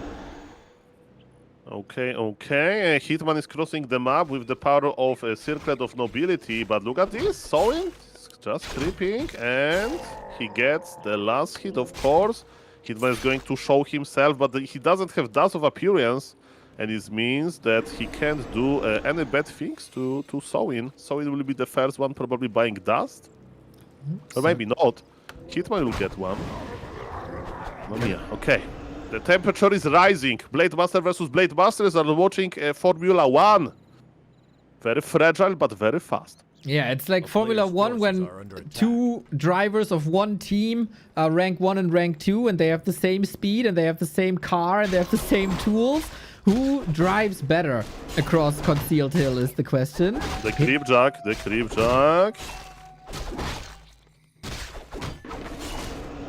Whoa. Human experience. And the item as well, dude. I had everything. item. Hitman was hiding in the bushes. I'm sorry to cut you down, but he was hiding in the bushes for a moment to make this creep jack possible. And even though Soin has a Grand, which should be a big advantage, he's the one with red HP and he will got just robbed. Mamma mia. Yeah, very good last hit here. That is a bit of an XP lead by Soin due to creeping the first camp, but items went to Hitman. He also got the circlet, very nice. Plus, the tech lead is huge. It's half a tech. There is some free healing on the fountain. That's nice. And the Blade Master trying to engage with the Murlocs. Getting attacked here now. Hitman playing extremely smart. But finally, Soin got what he wanted, right? He invested into the Grand for a reason. He's on level 2 already. So that's definitely a good thing. But yes, oh, is this Grand going to die? Hitman is chasing. He has speed scroll. So I think this Grand, even though he's still 240 HP, he's in enemy territory. He's not looking too good. Speed scroll, wind walk. Grand will go down. Ooh, that's a big loss. 30% of a level. Well done. Soin is using the time and is luring in the Golem. No, he got out. He got out. He wanted to do this as fast as possible without the Shadow Hunter. Trying to fix this now with Micro. Very stressful, but look at Soin, man. So swift. The Ogre isn't moving. This is so amazing. It's even better than creeping. What is he did? I can't believe it. Holy shit. It's a rare cases when a disaster move makes a great output because that was so good. Mamma mia. Oh my god. Both players, man. Hitman moving his Blade Master extremely well. So crisp, so precise. So it counters this with creep manipulation, awesome body blocks. This is a very high level game already. +5 agility, +5 intelligence for the Blade Master, so that's how he will got rewarded. Another steal. But yes, Hitman got the steal and the Shadow Hunter is here. There's no speed scroll. Those Grants are dying. Amazing timing, and that's on the back of tier 3, right, on both players. Another grunt lasted, beautifully done. Couple of hits on the Shadow Hunter, but it really doesn't matter. Very solid damage output. Walkers are coming now, tier 3, a lot faster for Hitman than it is for Soin. I think Hitman is making a case that the world should be afraid of him. Mastaurens versus Mastaurens is coming. There's a very interesting development in Org Mirror, of course, but now the Shadow Hunter of Soin is ready, and Soin wants to get some revenge. Speed scroll for speed scroll. It's so funny to see those critters moving that quickly. But now there is no more speed scroll, and can Shadow Hunter escape? I think so. Brave Blade Master is trying to stop Shadow Hunter, and look at this. The full base Wolof is a double-edged sword. One of the Spirit Walkers is locked in Hitman base. Yeah, it was a lot of Micro required, right? Usually you probably open up the base a little earlier, but that means no Spirit Walker. We go for the Shadow Hunter of Hitman. Can he free himself with the Hex? Maybe there's... Oh, what a well-timed backstab into Hex combo. Shadow Hunter falls, and Soin shows that he is, of course, also in great shape, and he got some moves as well. Nice back and forth in this Orc Mirror. Yeah, this Spirit Walker could like help so much, you know, with Spirit Link and with body blocking. But yes, the full base Wolof, if you don't open it at some point, then you will suffer. Speaking of the Spirit Walker, he's back now. You know, he deals some damage, not that much, of course. And Hitman needs to be very careful. He's the one that is missing his lovely second hero. Okay. We can heal a little bit if you want to invest another Windwalk. Don't think that is the case. Low-level heroes, but high-level gameplay. Going for the rest of the camp in the middle should boost the XP bar quite a bit. Shadow Hunter, of course, only level 1. Not the end of the world. Just a little bit delay with creeping, but Hitman kept Soin busy with that fight and that skirmish, so Soin couldn't level much either. Definitely take advantage is on Hitman, but slowly but surely take advantage will run out, and we have to compare other things, like experience, for example, which is much better on Soin. Items on the Blade Master also better on him, of course, and Hitman is going to try to creep the Red Drake. Without Orb of Lightning, it can be quite problematic, but Spirit Walkers with their magic damage, maybe they will tame the big Red Dragon. Okay. There's no healing on the fountain. It's the perfect distance. The radius ends here at the ogre. So yeah, this will take some time, but you get passive healing, and then you get one of the biggest items on the map. Especially if it can be +6 agility would be even better, but as you mentioned, very nice pulling by Hitman, and he's getting rewarded, +2 agility on the ground. His Blade Master is already hitting harder. What's the item? Is it Sobi Mask? Would be amazing for the Shadow Hunter. Is it some agility item? +6 agility. Now the Blade Master of Hitman is very serious. He is. Soin had this... he pulled all the peons into burrows. There was a bit of economy lacking. And the burrow might be falling here as well. Hitman doesn't have lumber to queue more, actually, so has to respond to this. Extremely simple, but smart move by Soin. Yeah, Shadow Hunter can definitely creep alone. Speaking of creeping, Shadow Hunter of Hitman is stealing the mighty Rogue Golem, but Soin is going into another direction. Okay. So Blade Masters are keeping eye on each other, and Shadow Hunters are creeping. Good stuff. We open up our second bases here. Orb of Lightning available. Blade Master by Hitman, of course, a dream. So with a setup like this, would you say a Fire Lord is mandatory? I mean, it depends on the amount of Spirit Walkers and mana on them, right? The more Spirit Walkers, the more value you get from Fire Lord, and we go for Fire Lord in order to deny Tauren Corpse to stop Ancestral Spirit. For now, it's 1 Spirit Walker versus 2, so, you know, Fire Lord is quite expensive, so either it's Orb of Lightning or the Fire Lord. Probably doesn't trade like that, so I don't mind players waiting. Okay. That first hero. I really like what Soin is doing. Tauren are extremely expensive, 100 mana per Tauren. And so he reduced the lumber workers quite a bit and kept Hitman at 43 supply. So Soin's army should be better. See about that. The game is definitely open. Supply lead on Soin. But Hitman got this +6 agility that his Blade Master is impressive, of course. Mamma mia, what a fight. Everything looks even. Everything looks equal. Who can finish on top? Yeah, who executes the fight better? Both have solid agility on their Blade Masters. Into the fight we go. Hex as a damage mitigation tool. Shadow Hunter out of the fight for Soin. Some healing might be lacking here, but there's mana available. Potion use. Beautiful play by Hitman. The Blade Master is chasing the Shadow around, but there's still a speed scroll. Yeah, Hitman Blade Master is out of a fight for some time, but now he's coming back with big crits. He got 2 Spirit Walkers. To address your question about the Fire Lord, so far nobody's resurrecting anything. And are we going to get some Shadow Hunter? Hitman is chasing Shadow Hunter of Soin, and Soin's doing exactly the same. I see many more alive units for Soin, and Soin is the one victorious. Close fight, 0 Taurens resurrected. Mamma mia. Damn, was it really? This was basically the one move, moving the Blade Master into the Orc base, right? To kill the burrow, to reduce the lumber, and of course, maybe the Shadow Hunter kill in the middle. But I think while Hitman was busy with the fountain and the dragon, Soin got a little bit more out of that game. Very true, very true.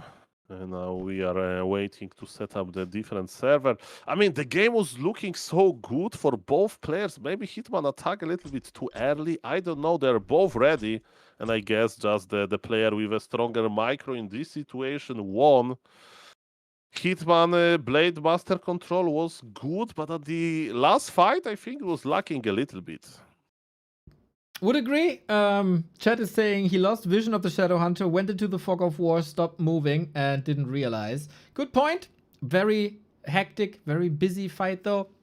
Except the Tauren. They just do what Taurens are doing. A lot about heroes in that matchup. So the world is leading 1-0, but of course Hitman can strike back now. Okay, we are in US North 2 now. So that's what players wanted. Soin won in Japan, but can he win in US? Players are ready. I'm clicking the button. Home turf advantage for Hitman now. Northern Isles is the map. Is that...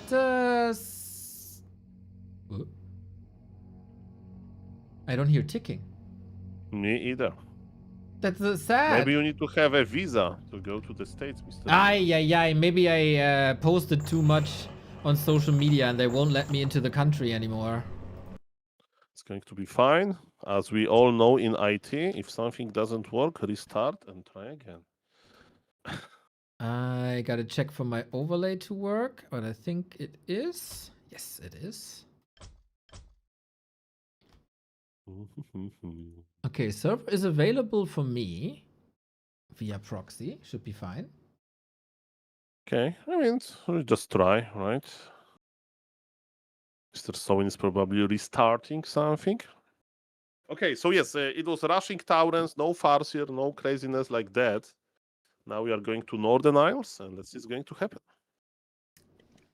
Once Sowen is back in the lobby, of course, for you to check if your Prime subs are available. We love your support here, and of course Soul 8man as well. Easy way to support your favorite Warcraft entertainment. Day in, day out, in the morning hours, Soul greets you. We take over in the afternoon, and we can only do this because you support us. So check if your Prime is there. Also, both channels have a 35% discount on gift subs. If you want to make use of that, today's your day. That's very true. Let me tell you, support your favorite creators, especially Warcraft 3 creators, because this game is so amazing, and I'm so happy that I can show this to you alongside any other cool people like Mr. Neo. Thank you very much. And yes, we are waiting for Mr. Soin. Maybe he's optimizing something. We'll see. Well, this is going to happen now, ladies and gentlemen. Welcome, lovely Twitch chat. We have Mr. Bardak that is asking about Warcraft 3 Champions on Mac OS. I have no idea. Probably Warcraft 3 Champions Discord is the best to ask about this. Exactly. Tech stuff. I mean, Mr. 8man is vibe coding, of course, hard these days. Very successful with that as well. But yeah, I think vibe coding macOS support is not that easy. It's a small development team with very, very dedicated people, but it's very few people. And it is a miracle already that we got War 3 Champions in the first place. And, you know, supporting that on Windows is hard enough with all the obstacles that there are in China now, in Russia now. And supporting that is a lot of work for a lot of people who don't get any financial reward from it. So, yeah. That's the situation. We have to remember War 3 Champions is a group of volunteers and not a billion-dollar company. Very well said. And I have information that Sowin clicked the optimization button in Warcraft 3 Champions. So we have 4 minutes to kill. Mr. Dio, it's a perfect moment to say thank you to the supporters. Thank you, Mr. El Roca. Lots of you guys coming in with the 5 gifties. That's amazing. Much love. Okay, so we need to do one day, we need to do the coaching. You watch my games, I watch your games. I think it would be nice for you. I'll play my Dark Ranger, and you will complain that it's not meta, and I should play Ghouls. I will watch you playing Tedfin, and I would complain that you should play Ghouls, and it's not meta, and we will make a perfect duo. And thank you, Mr. Beatforge, for the Prime for 4 months. You know why I remember Mr. Beatforge name? No.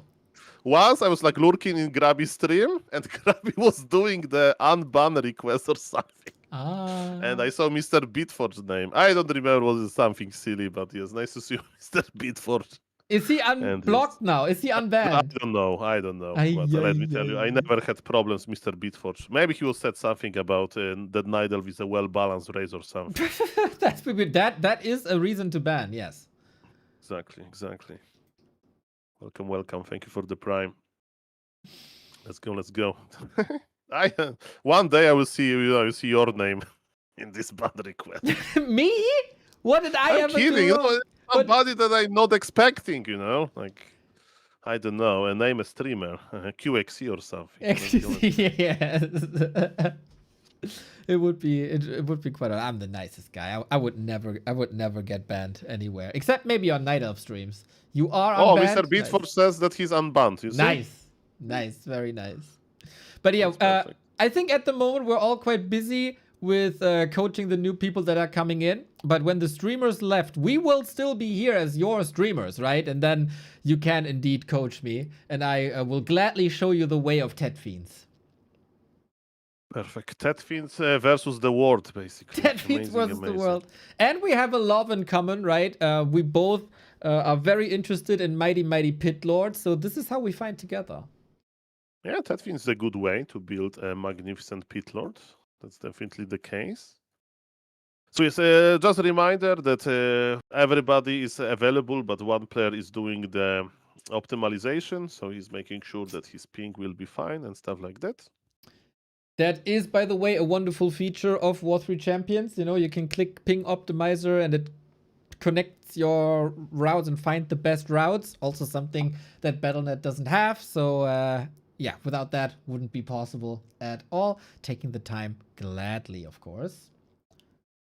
Okay, and there's a question: am I coaching somebody in Grabby tournament? I did one coaching session with Miss Mary Maybe, and let me tell you, that went okay, but not great. Okay, let me say like that. It was a little bit chaotic. I didn't do that well as a coach, but of course I'm glad to help if anybody needs me. I'm recording a lot of like video reviews of player games. They're all on my YouTube, so somebody needs to get my coaching by just watching the videos. Exactly. And you can watch me coaching you, finding the best settings. I did a video on Warcraft 3 settings and on Warcraft 3 hotkeys if you want to check that out, because I can't coach in-game, so I got to do stuff like that.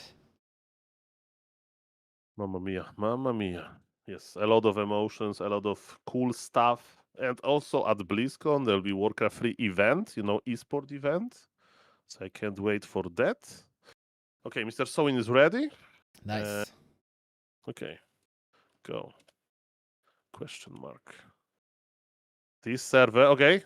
It's time out for me. I will try one more time, maybe. If it's timed out, it won't start. If it says disconnected. Okay, so go this one. That's the third one. US West. You know what is funny? It's Sol Open Trivia. I don't know where West is or East. I don't remember if it's left or right. Doesn't matter. Ladies and gentlemen, players are ready. No more yapping. I'm clicking the button. Is overlay ready, Mr. New? Yes, sir. Go, go, go, go, go. There will always be yapping. There's no stopping the yapping when Mr. Apeman is on the call, obviously. As we are streamers, we should definitely do that. And we hear the clicking, and the clicking is beautiful, and the game is beautiful, and the players are beautiful as well. Hitman versus Sowin. Sowin takes the lead, but Hitman is now on home turf at US West. Okay, guys, we have a lot of games to cover. So, yes, Sowin did some optimization. The server situation is solved. I mean, they're both moving. Nobody's pausing the game, so that's a good sign, if I ever saw one. What we learned from game number one, full base wall-off happened for both. But still, Sowin at the Blade Master at the late game found, a way of entering to Hitman base to attack some burrows. Then was this unfortunate Shadow Hunter loss by Hitman, and then, even though they had similar armies at the end, similar levels, Sowin was just better. He also sniped the item from the middle. Maybe that was the secret. The sick body blocks. I will remember them for a long time. Oh yeah, the big Ogre Mage. I can't move an inch. So, are we walling off again? Are we having some anti-Blade Master builds again? And will we have beautiful Peon Micro again? Surely looks like it. We stick with the Blade Masters. Happy about that. These two should be forced to play Blade Master because it's so beautiful when they do. This time is Barracks versus Barracks, so it's exactly the same opener. Both bases are kind of ready to be walled off.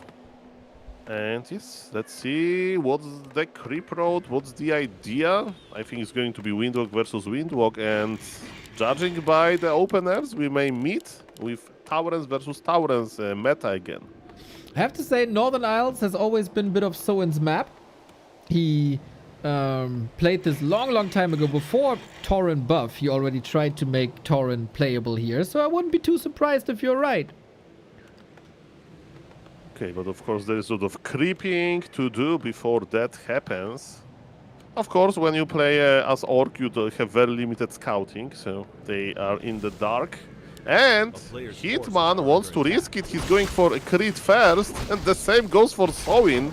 They're like, okay, nobody's going to harass me, right, blindly, so I'm just critting. Oh, yes. Oh yes, I told you both players take a lot of inspiration from each other, and this is what you see right here. Hitman lucky with the claw, Soin not so much with the ring. Blade Master always wants damage. Okay, Hitman got maybe a little bit more crits. Maybe he just moves a little bit faster. He was rewarded with cloves. He's moving faster, and yes. Creeping for both. Now they will get their level 2 and then the windwalk chasing will start. Can Hitman break the bank? He's like luck for today with getting sleepers. Let's see about that. Ring of Superiority is definitely good. Now I'm checking Soin inventory and he got the sleepers. Okay, nobody's complaining about the items. Even this Ring of Protection doesn't look that bad when you have sleepers in your inventory. Right on. Looks good, looks good. Nice setup, Creepcraft setup.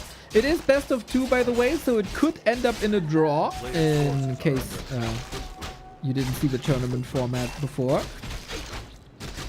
Got a home turf for Hitman here, of course. We go Ogre Magi, boom, went off mana stealing. Could prevent the windwalk, could be a playmaking item. Definitely, but it's not going to save you when you're at the red HP, so it's a little bit of a tricky item for sure. Speaking of the mana, look at Hitman mana, he's full actually. Now he's going to creep Orc Magi himself. And you know what is funny, we have the full vision, right? But the players, they have no idea. They just are expecting, you know, that they're both creeping with Blade Masters, but yeah. They haven't crossed the map yet. Okay. Well, I mean, it must be extremely fun to play with a highly pimped Blade Master, so I can understand. Big mana potion for Hitman. Ooh, that's amazing. Shadow Hunter will have so much hex and so much heal wave. The more hex, the better, but again, no immediate impact, so they both need to save the items for later. You need to be very patient. Hitman is already on level 3, and he's in the middle. He will check, he will see Soin Blade Master first. Hitman acquired dust. Okay, getting dust is pretty good. So Soin knows that somebody was... They just feel each other's presence, you know. Following like each other with dust of appearance. And... Soin... Okay, is he going to... Okay, Hitman can trap him. Hitman can trap him with the War Mill. Let's see about that. When you have dust of appearance, you can actually kill the blade. Wait a moment, there is a War Mill. Look at this, is going to be another War Mill. Is this Blade Master dead? No, he escapes. Maybe double War Mill would be the play here. I don't know, I have seen Grabby walling off an opponent like that. So this double War Mill was actually possible. Because for the viewers, when Blade Master is invisible, you can block him. Hex is here. You can just, he can't go through buildings, he can go through units, so that's why we need a wall with a building, but the Blue Blade Master was able to fight his way out. Exactly. I think there was no money for double War Mill. I looked at it. I think it was like 250 after the cancel. Otherwise, that would have been an amazing play. We're working on the Torrent once again, just as you suggested, Mr. Soul Prediction Man. Torrent totems coming up far outside the base, so the Torrent can't get stuck. Smart Soin, and he's back at the other Torrent totem again.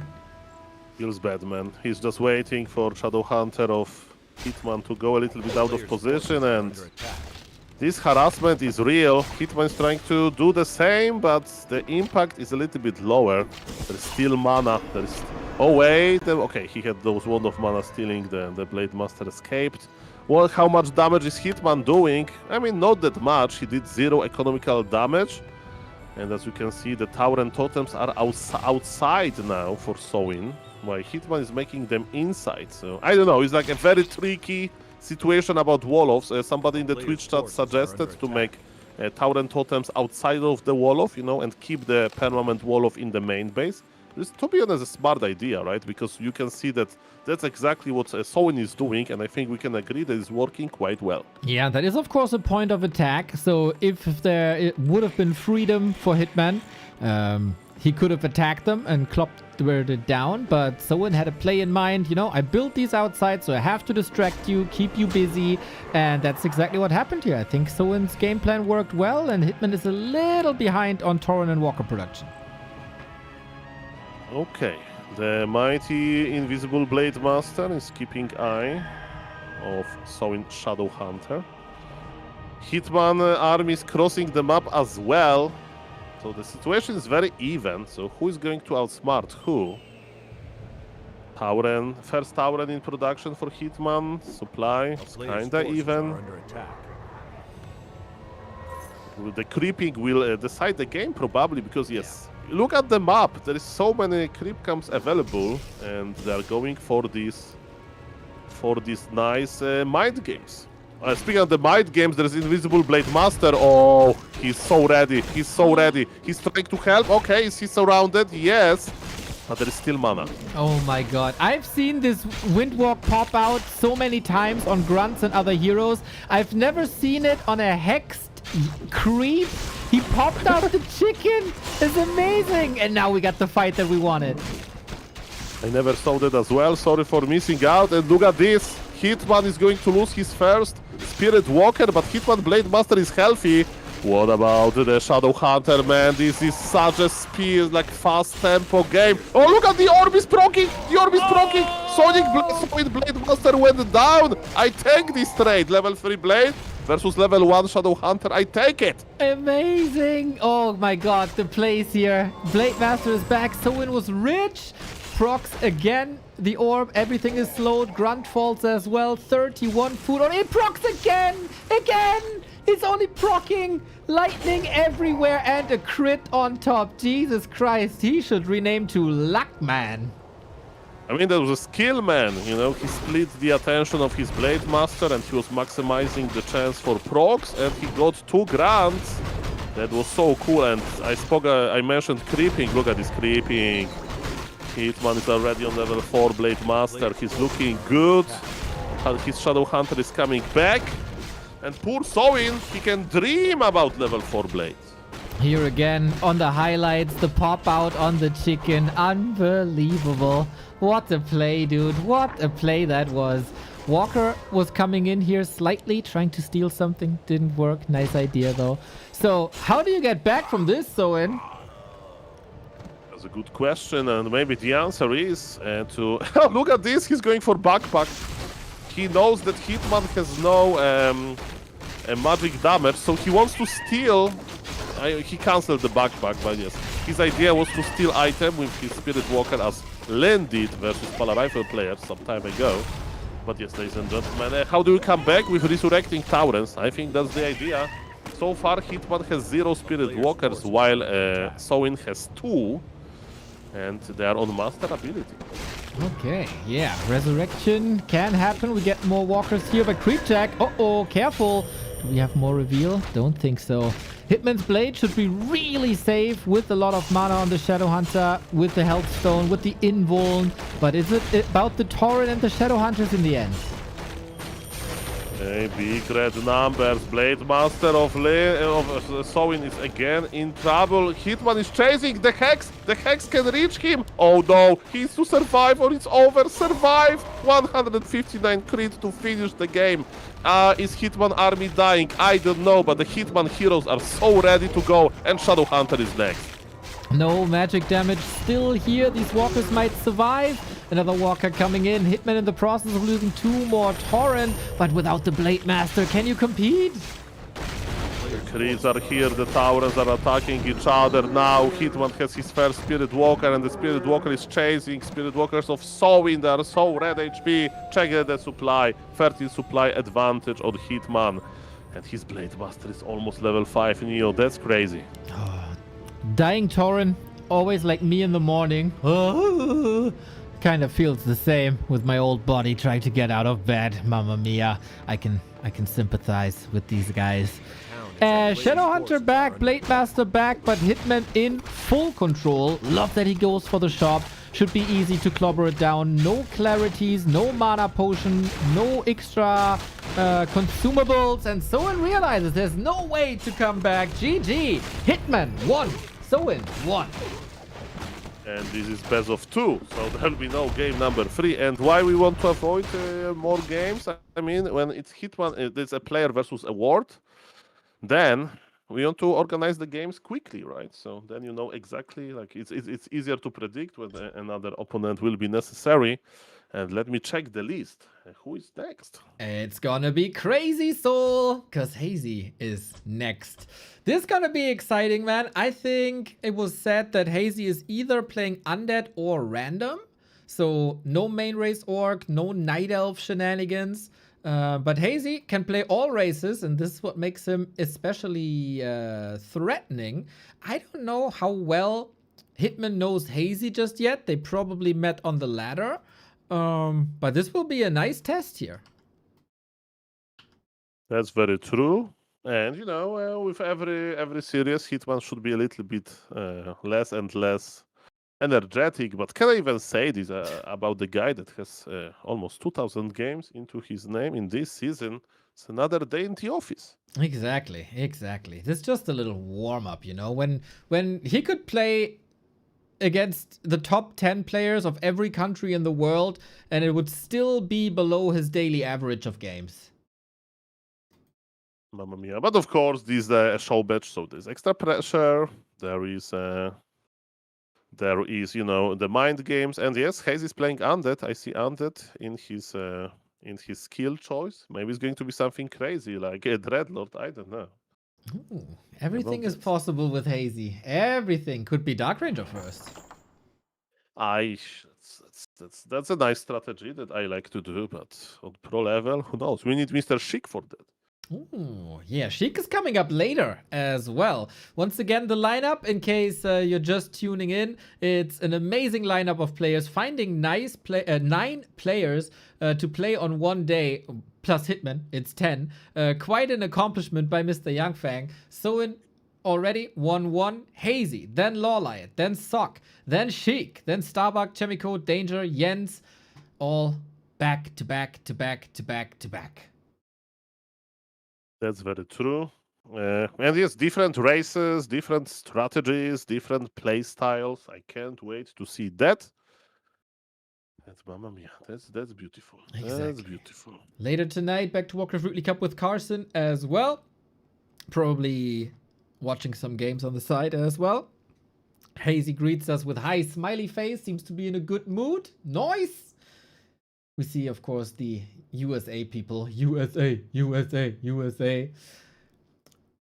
We'll see what Hitman can do here and how many maps he takes home. Every map gets rewarded, of course. Hazy is there. Yangfang is doing wonderful coordination, sending the players to us when we need them. Hitman here as well.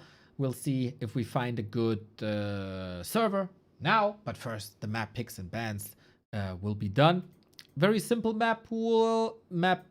Picks and bans shouldn't be too concerning for any of the players. I don't know who wins here, man. I got no favorite. I mean, that's a good thing about show matches, that soon we'll just know. It's hard to predict when players are so close. I know that Hitman has an amazing anti-undead strategies with like playing Taurens, actually. Ooh. And the only thing I worried about is the server situation, but I'm sure it's going to be fine in a moment. Yeah, we will discuss this, I guess, a little bit once the map picks are done.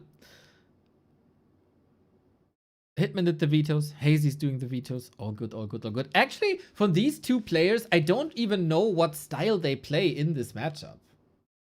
But you will probably educate me, as you are well educated on both of the players. Big fan of both of the players.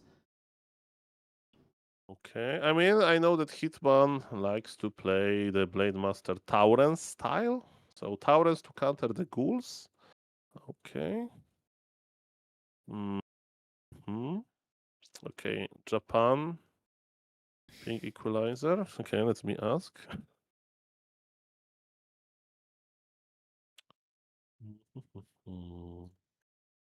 Oh, Hazy says no problem. Okay. Wonder what Hitman says. He probably wants some home and away server, I would reckon. But then we have to make P equalizer. Or maybe the one Japan, one not Japan. Right. One thing is for sure, Hitman will have an opinion. Okay. Okay, so one Japan, no equalizer. 2, 1. So it maybe like the last time. I guess. US. We'll see if Hazy can connect to that server, but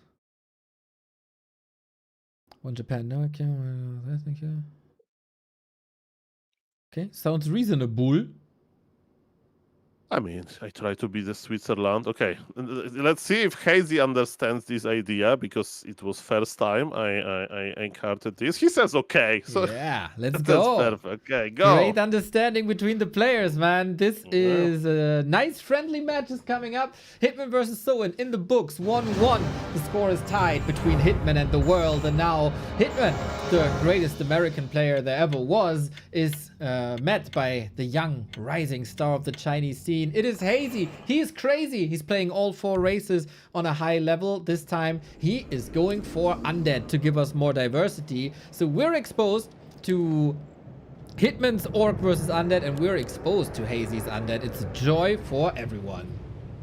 Okay, so the only thing I can tell you, Mr. Neo, that I bet that Hitman will just stick into his Blade Master. Definitely versus Undead, he can do a lot of impact with it. That would be my prediction, and if I'm wrong, okay, but I would be shocked. And another prediction is that we are going to see Tauren, at least one Tauren versus Undead in the late game, which is kind of crazy. And for the viewers, Hazy says good luck, but Mr. Hitman can't, because he is currently muted at Warcraft Champions. Yes, that was a long, ongoing feud.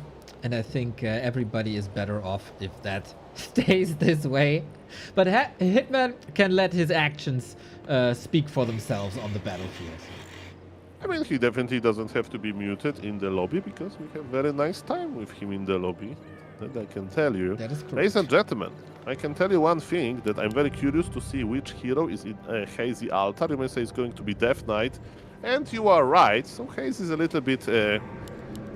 not crazy here, you know, he was playing Dreadlord, that would be crazy, but he's like, no, versus Hitman, versus this 2700 MMR, rank 2 player on Warcraft Champions, I need to be quite serious, at least in the early game. And ladies and gentlemen, one base coming. Or maybe expansion, we saw this mirror image play, Hitman is fast stacking, mamma mia, what an interesting game. Okay. Yeah, we have seen some Undead versus Orc before with mirror image style by FoCuS. Hitman, again, we have to say it, his very own idea of the game. I don't know how he plays this matchup, but it very much looks like no grunt. So just pure Windwalker ass. And we've seen before that he's more than capable of stealing creeps from his opponent. Okay, Blade Master is going to creep a little bit. Hazy, I'm checking his inventory, no sacrificial skull, so it's standard 1v1 it could be basically happy against the Lin. The game could open exactly like that. And the mid game will tell us the story. Is it double bestiary or is it something different? Does Hitman strike you as a Wyvern player? I don't know. I mean, that's the meta, definitely, so he can try. Why not? I would think... I see him as a Tauren player. Yeah, that's me too. in my head. I think the chances for Tauren Batriders are higher than just Wyvern. I will see about that. Definitely, he can go for, as you mentioned, Bestiary and Tauren Totem when tier 2 finishes. He doesn't have to rely on any grunt. And yes, both players are creeping, but the question is how fast Blade Master can creep when he's alone. Well. That is not too much damage here, we have to say. But also not too many risks. Hazy harassing a little bit here. Very annoying. I like that. Just destroy the rhythm a little bit. He also scouts the Warmill. Interesting Warmill position, actually. I've never seen it here. There's a very deep war mill inside of the base. And yes, what is Hazy doing? He's constantly sending skeletons to disrupt the economy. But what Hitman is doing, he's disrupting the ghoul economy because he got one. Hazy is trying to creep a big camp under Hitman in Hitman phase. He took another ghoul, and remember, we are playing in Japan now, so that's the better server for Hazy. Okay, interesting. And immediately heal self up. Not even using Windwalk here for his last mana. Reveal now. Is that another steal? Oh, he just goes for the ghouls. Never threatening the creeps, really. Big success. This blade needs to be careful. He has no speed scroll. So risky. I mean, Coil deals 70 damage. what can possibly happen? I mean, Death Knight can just, you take a little bit too much damage and then you're in double coil, right? Range. There is no mana, there is no speed scroll. but if you get coiled the first time, you got like, what, 10 seconds to leave? Should be fine. It depends how much HP you have, Death Knight is fast with the aura, but yes, it didn't happen, doesn't matter. Blade Master is enjoying his free time while healing from the healing solve. And of course, Death Knight enjoys Sasquatch. Especially the item that we can give Lich later. Maybe cloves? Another ring, mamma mia. We might actually see Torrent Soul. We got a tier 3, and I was worried that the Beasteries are following, but no. He is going tier 3 Torrent Totem, and Beastery! It's Torrent Bats! I was just joking! That's what he plays that makes... I actually thought that you are not joking. I am joking! Nobody plays Bat Rider Torrent. That's what Hitman does. You protect Taurens with your Troll Bat Riders by killing destroyers, and then you live in harmony. That's interesting. In theory, that's an amazing strat. This strategy has a drawback, as you can see. There is Death Knight level 3 with a lot of mana. So if you don't have grants, if you don't have fast wyverns, then you can really disrupt the undead. But where is this enraged wildkin going? Into the base. He wants to look at the amazing building placement by Hitman. And the DK, I think, was trying to snipe some of this, but he's completely lost. But Death Knight is coming. Oh, don't tell me that he will steal the enraged wildkin in Hitman base. Oh no, Hex, speed scroll. Everybody tries to get enraged wildkin. The skeleton, the coil, the speed scroll, the coil is here, and enraged wildkin goes down. Undead claims experience. Orc gets the item, but that was expensive. All of the Shadow Hunter mana was spent on it, and man, this level 3 Death Knight is a good hunter. That's the Vamp Aura, okay, but what a huge loss it is. Here we see the replay again, man. What a perfectly timed coil, and what a nice arrival by Hazy that was with the DK as well. Now, we get the Lich out. He can stay aggressive because he brought the Wand of Negation. All hexes can be dispelled now, except, of course, if the Lich gets dispelled. But if the Lich gets focused, then he can be coiled. That's also not really an issue. I really like what Hazy is doing now. Okay, shout out to the Twitch chat, by the way, to pointing the attention on the fact that even though Undead got the last hit on the monster, experience was wasted because Hex disables experience bar for a moment. So you know what? That was actually pretty smart. I thought that Hitman just mistimed the Hex, but the Death Knight was on very low experience after it. So shout out to the Twitch chat. You are very smart, and we are very beautiful. Shout out. That is correct. I can only echo that. What would we be without you, and would you be with us? Big questions here. But yeah, Hitman, incredible Warcraft IQ, man. Quick thinking, nice counterplay as well. Still curious how this Torrent play works, man. We got tier 3 by Hazy, Frenzy coming up, 7 ghouls still, moving into Fiends. But all the ground army should get decimated by TC Torrent, right? Interesting game to check what is going to happen. Okay. So yes, Tauren Chieftain, as you mentioned, is coming. One Tauren with pulverize, so he will deal a lot of damage. Undead is going for the Mighty Destroyer form as well. It's a very interesting one base composition. They are at the same supply. They are both tier 3. Nobody's expanding just yet. Can't wait to see this big fight. And look at this, Blade Master of Hitman is going to click on some ghouls or maybe statues. He knows definitely where the undead is. Dark Ranger out now as well with Silence, going for the statues with Windwalk Execution. Beautiful Blade Master play once again. Rest of the army has to come home, and I wonder, is there enough anti-air against the destroyers now? Well, Hitman has 0 Troll Bat Riders for now. He's actually upgrading the Kodo Aura, so he's waiting with the Troll Bat Riders, but there's also 0 Destroyers in the air so far. Very interesting game. Hitman is definitely not complaining about this extra time. He's going for Master Spirit Walker. He'll try to revive a tower and Neo. That's so crazy. No hurry, I guess. He got all the time in the world. And because all the burrows are so far in the back, there's also no real point of attack for Hazy right now if he can't find the army or connect to the army. But there might be a chance now with Destroyer, with Frenzy Ghouls, with 3-2 heroes and a heal scroll. Okay, position is good to fight. Blade Master needs to be careful. He has Invul, of course. Spirit Walker is taking a lot of damage. He's in ethereal form and he survives actually. He eats the Fiend before the coil arrives. How amazing! That coil is now missing against the Blade Master. Ghoul super hurt because of that area of effect that you get from TC Stomp and the Torrent Pulverize. What a sweet fight this is. You never see this between the other pro orcs and undeads. He ate a Fiend to stop the coil. That's crazy. So Death Knight wanted to heal his Fiend, but then Kodobit said, no, I'm going to eat this guy. Incredible. And this was like, this Kodo has mana burn, basically. It's minus 75 mana. Exactly, yeah, if you want to put it that way. Very smart, I like it. Bat Riders in!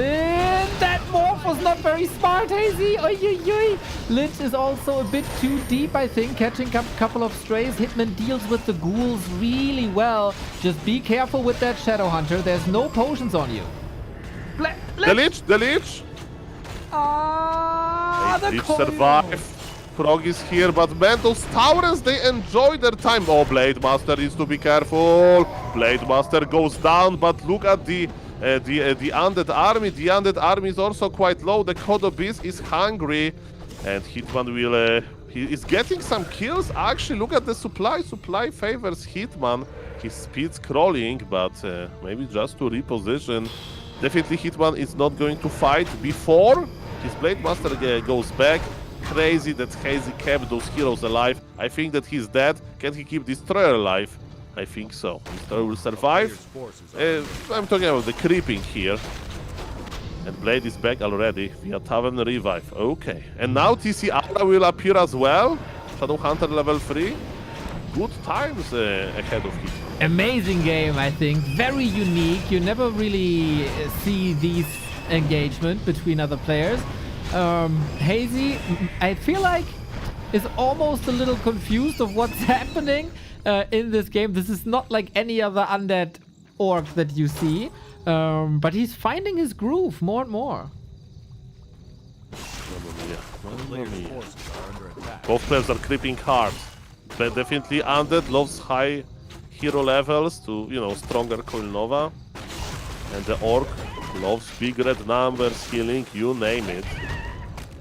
Everything looks good. Is the tiny great hole time? Not really. Hitman wants to get items. Hitman wants to make sure that he's not going to to use tiny great hole and die immediately to some kind of a push.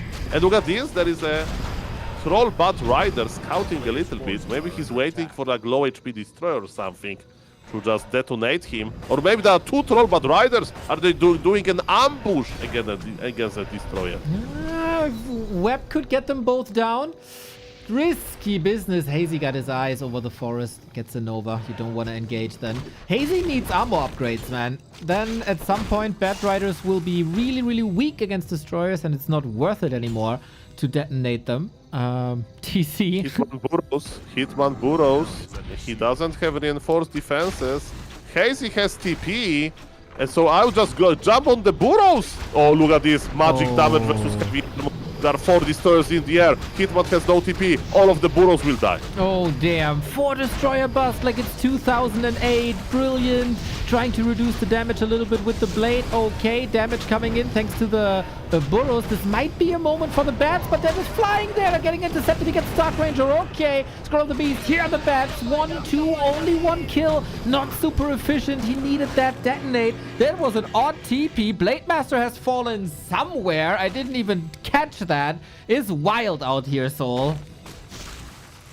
I can tell you one thing. The mistake that Hazy did is that he didn't enter the base, you know? Like, his army was split, and he didn't teleport out with 2 fiends. That's mistake number 1. But also, Hitman lost his Blade Master, and because he's supply block, he can't get Blade Master back.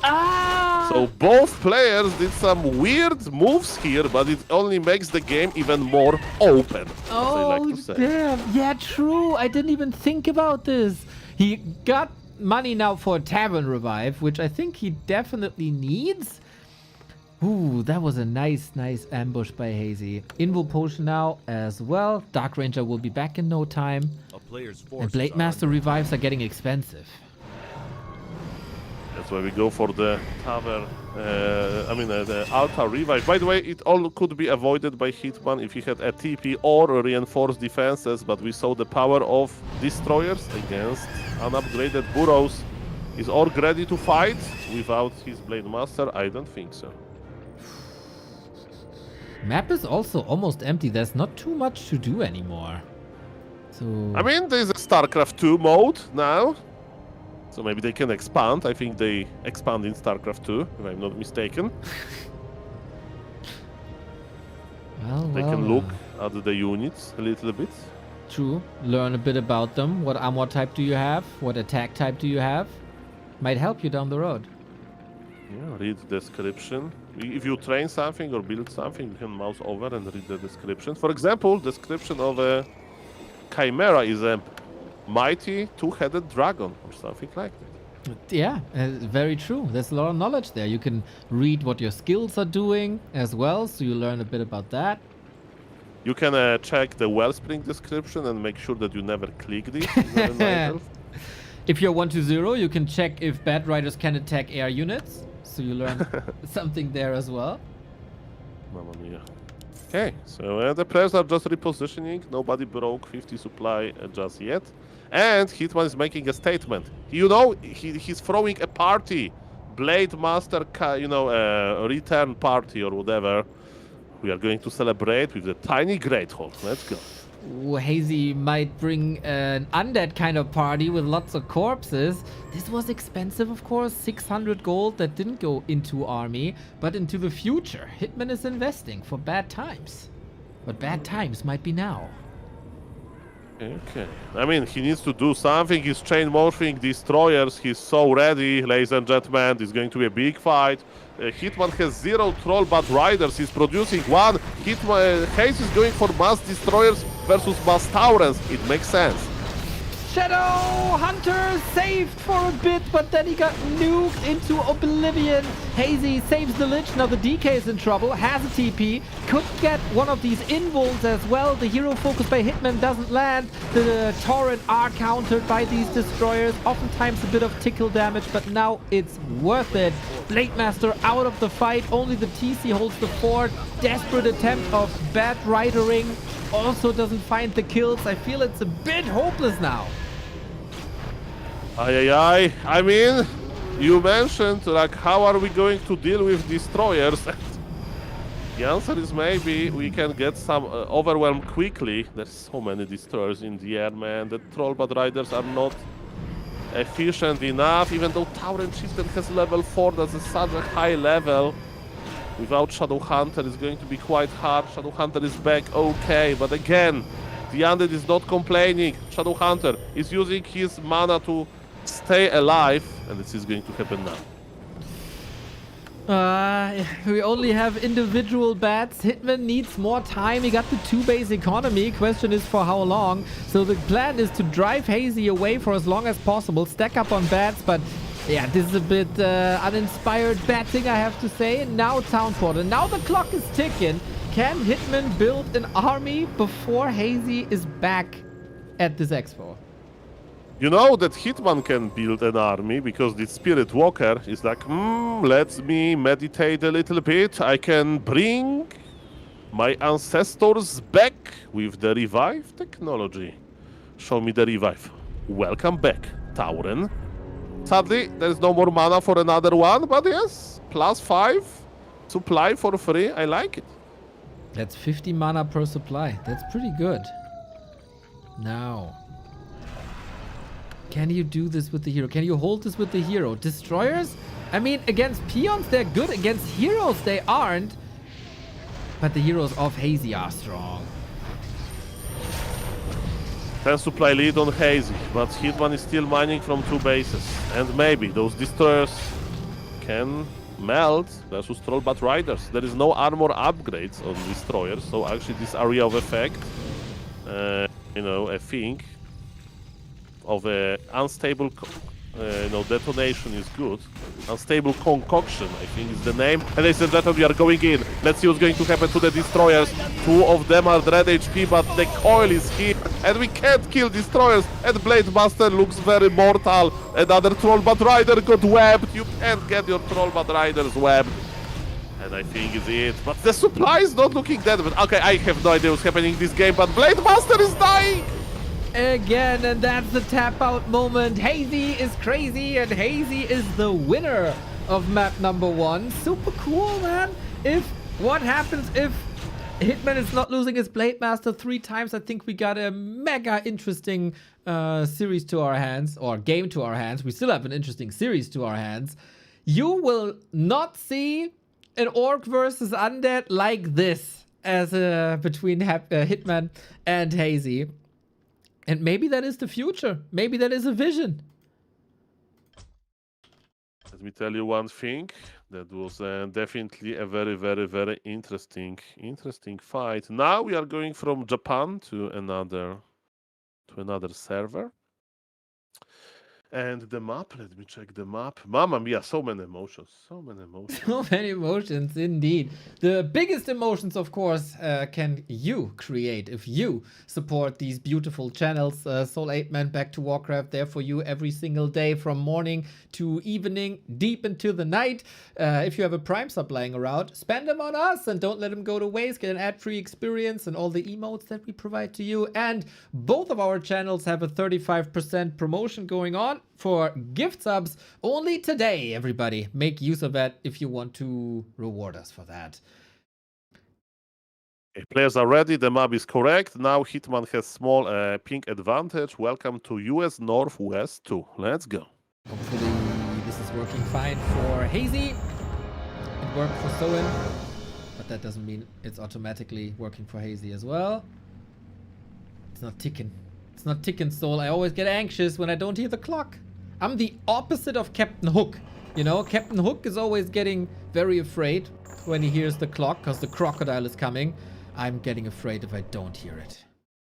What I hear is the beautiful sound of gifted subs, and thank you, Mr. Trussell, for supporting the stream with the 5 gifted subs. What I can tell you about Mr. Trussell, that he's a big fan of big pit lords, and who knows, maybe he'll get one in this game. It's definitely Let's go, possible Hitman. having Hazy Gotta here. catch Thank you them for the all. support, and I hope you enjoy the stream. And thank you, Nong, for a Prime sub here. Let's go, Hitman. Gotta catch them all. Gotta catch all the destroyers. Because the destroyers do quite some damage. So, looks like the server doesn't work for Hazy. Gotta find solutions. Thankfully, we have 30 servers to pick from. One of them will hopefully do the job, so everybody is satisfied. And of course, thank you, Mr. Trussell. Amazing support. Thank you, Mr. Constat951, also for the Prime. And we have another US West server. Okay, then we just try that.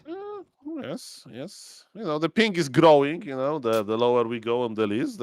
True. Okay. And then the ping difference is growing as well. But Hazy says it's okay. Okay, I'm ready. Are you ready, my beloved players? Haze is like 142 ping. I play undead. Coil, select. target, press, click leech, select Nova, select target, press, GG. Exactly. Exactly. I, in the, I was challenged by Lin to face the legendary BBC, right? And we chatted a little Let me bit. explain to the viewers from Mr. Grabby, for example, tournament. What do you mean by mighty BBC? BBC is the biggest Chinese caster there is, putting on a lot of tournaments, the most prominent caster figure they have in China. And you can also order show matches at BBC. So you text him, I want to see Moon versus Infi tomorrow. Here's the prize money. And BBC is arranging that for you. But Lin, the legendary orc player, said, I'm not interested in that. I want to see the casters fight. I want to see Neo versus BBC. And I saw that and I said, okay, let's do it. And then I talked a little bit with Lin, and Lin said, you got no chance, bro. You're getting stomped.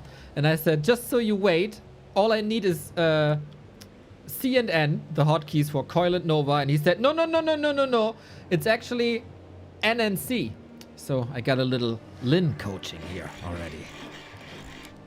Mr. Neo, I hope that this beautiful event is going to happen, and I will be there rooting for you, maybe even casting. We'll see about that. Ladies and gentlemen, the players are moving, nobody's pausing the game, so the ping is acceptable, I presume. And ladies and gentlemen, Hayes is up 1-0. Remember this Hitman versus the Ward, so he played versus Soin already. Now Hayes is next on the list. And ladies and gentlemen, I can't wait to see how this game will develop. As you can see, Hitman is opening yet again with a fast tech. Right on. And it is 1-0, of course. Set this up. Hitman is down 1 and 2. Has to defend against the world. Can he tie this up one more time as he did before? Versus Soin. Hazy did a good job. I think he found nice counters. If he upgrades destroyers, it's even worse then. And we get Blade Master DK once again. I think that is the norm. Will we see Tauren again is the big question.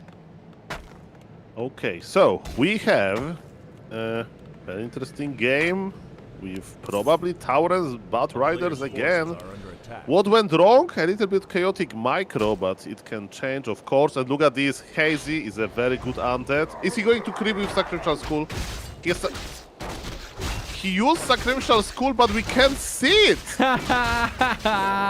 It's there, Mr. Duke. Check the Ghoul. He has regen. Ghoul has regen. There's some he's getting HP back. For the viewers, they don't know. Undead used an item that makes blight.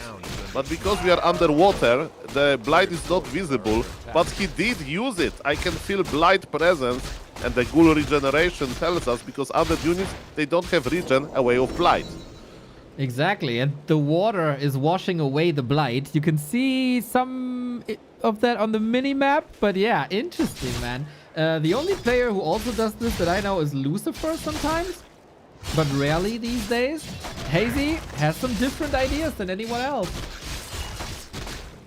Mamma mia. I mean, the question is what is more worth it? Is the Ritual Dagger or this Sacrificial Skull? We'll see about that. Haze is not afraid to creep under Blade Master presence. He's like, bro, I invested into this healing. My ghouls are healthy. But one of the ghouls wanted to go back home, and Blade Master with Speed Scroll took care of him. Okay, moving back, healing up, trying to steal some XP. You know, is Sacrificial Skull better? Is Ritual Dagger better? Undeads have... Oh, nice read by Hazy. Undeads have so many items, it's hard to choose. Coil, steal. Hazy got a lot of XP here. Oh yes, but Blade Master is getting some nice items. There's no more mana on the blade. He got an Acolyte, but it was an extra Acolyte, a spare Acolyte, if you will. So far, so good for both players. And now the only question is Hitman going to follow up with his bestiary into Tauren Totem? Yeah, this is what we should expect, right? This is what he played before. This is probably what he plays again. Hazy putting on a little bit of pressure, a bit of map presence, but nothing too threatening just yet. The classic move would be trying to steal the gold mine away, and looks like Hazy got his rally point there. That's good. I mean, Blade Master can, of course, apply some pressure on Acolyte, but see already an Urbian Tower. And as you mentioned, Hazy wants to creep big. he's going for the mighty Ogre Magi, where a very nice permanent item is located. Right on. Everybody benefits from that. Even more HP, then you survive more nuke or more damage. Blade Master damage looking very good already on Hitman. But Ring of Protection, good against physical damage. And oh, Hitman is sniping the Nerub.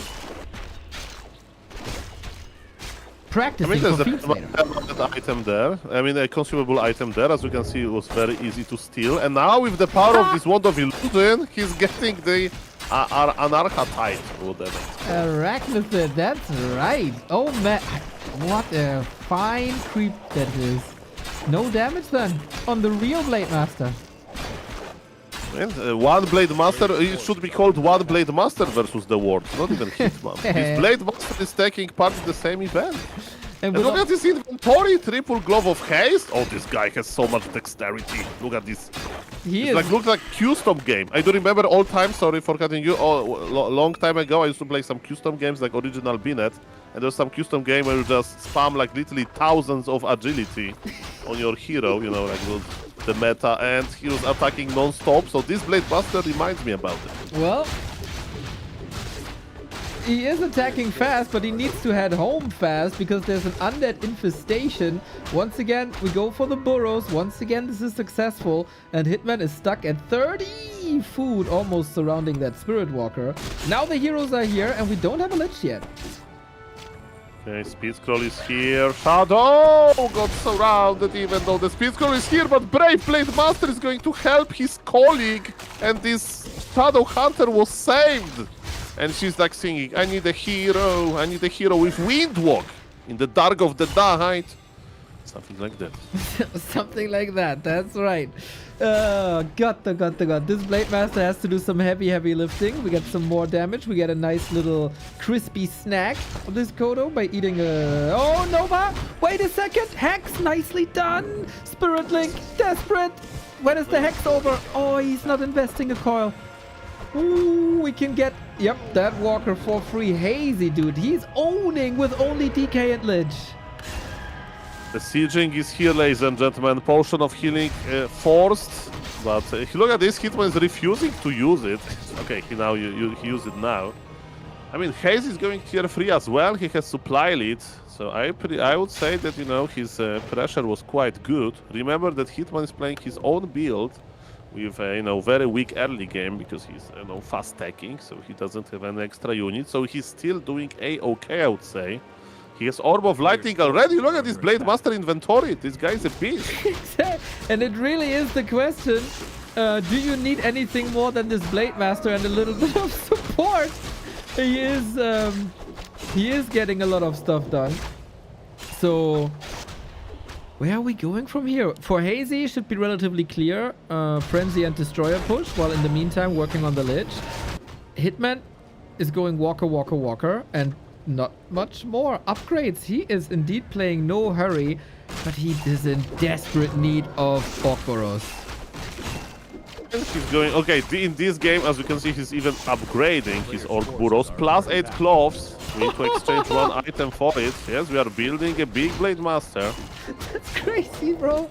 The attack speed is nuts. The damage numbers actually also get nuts. The DPS is through the roof.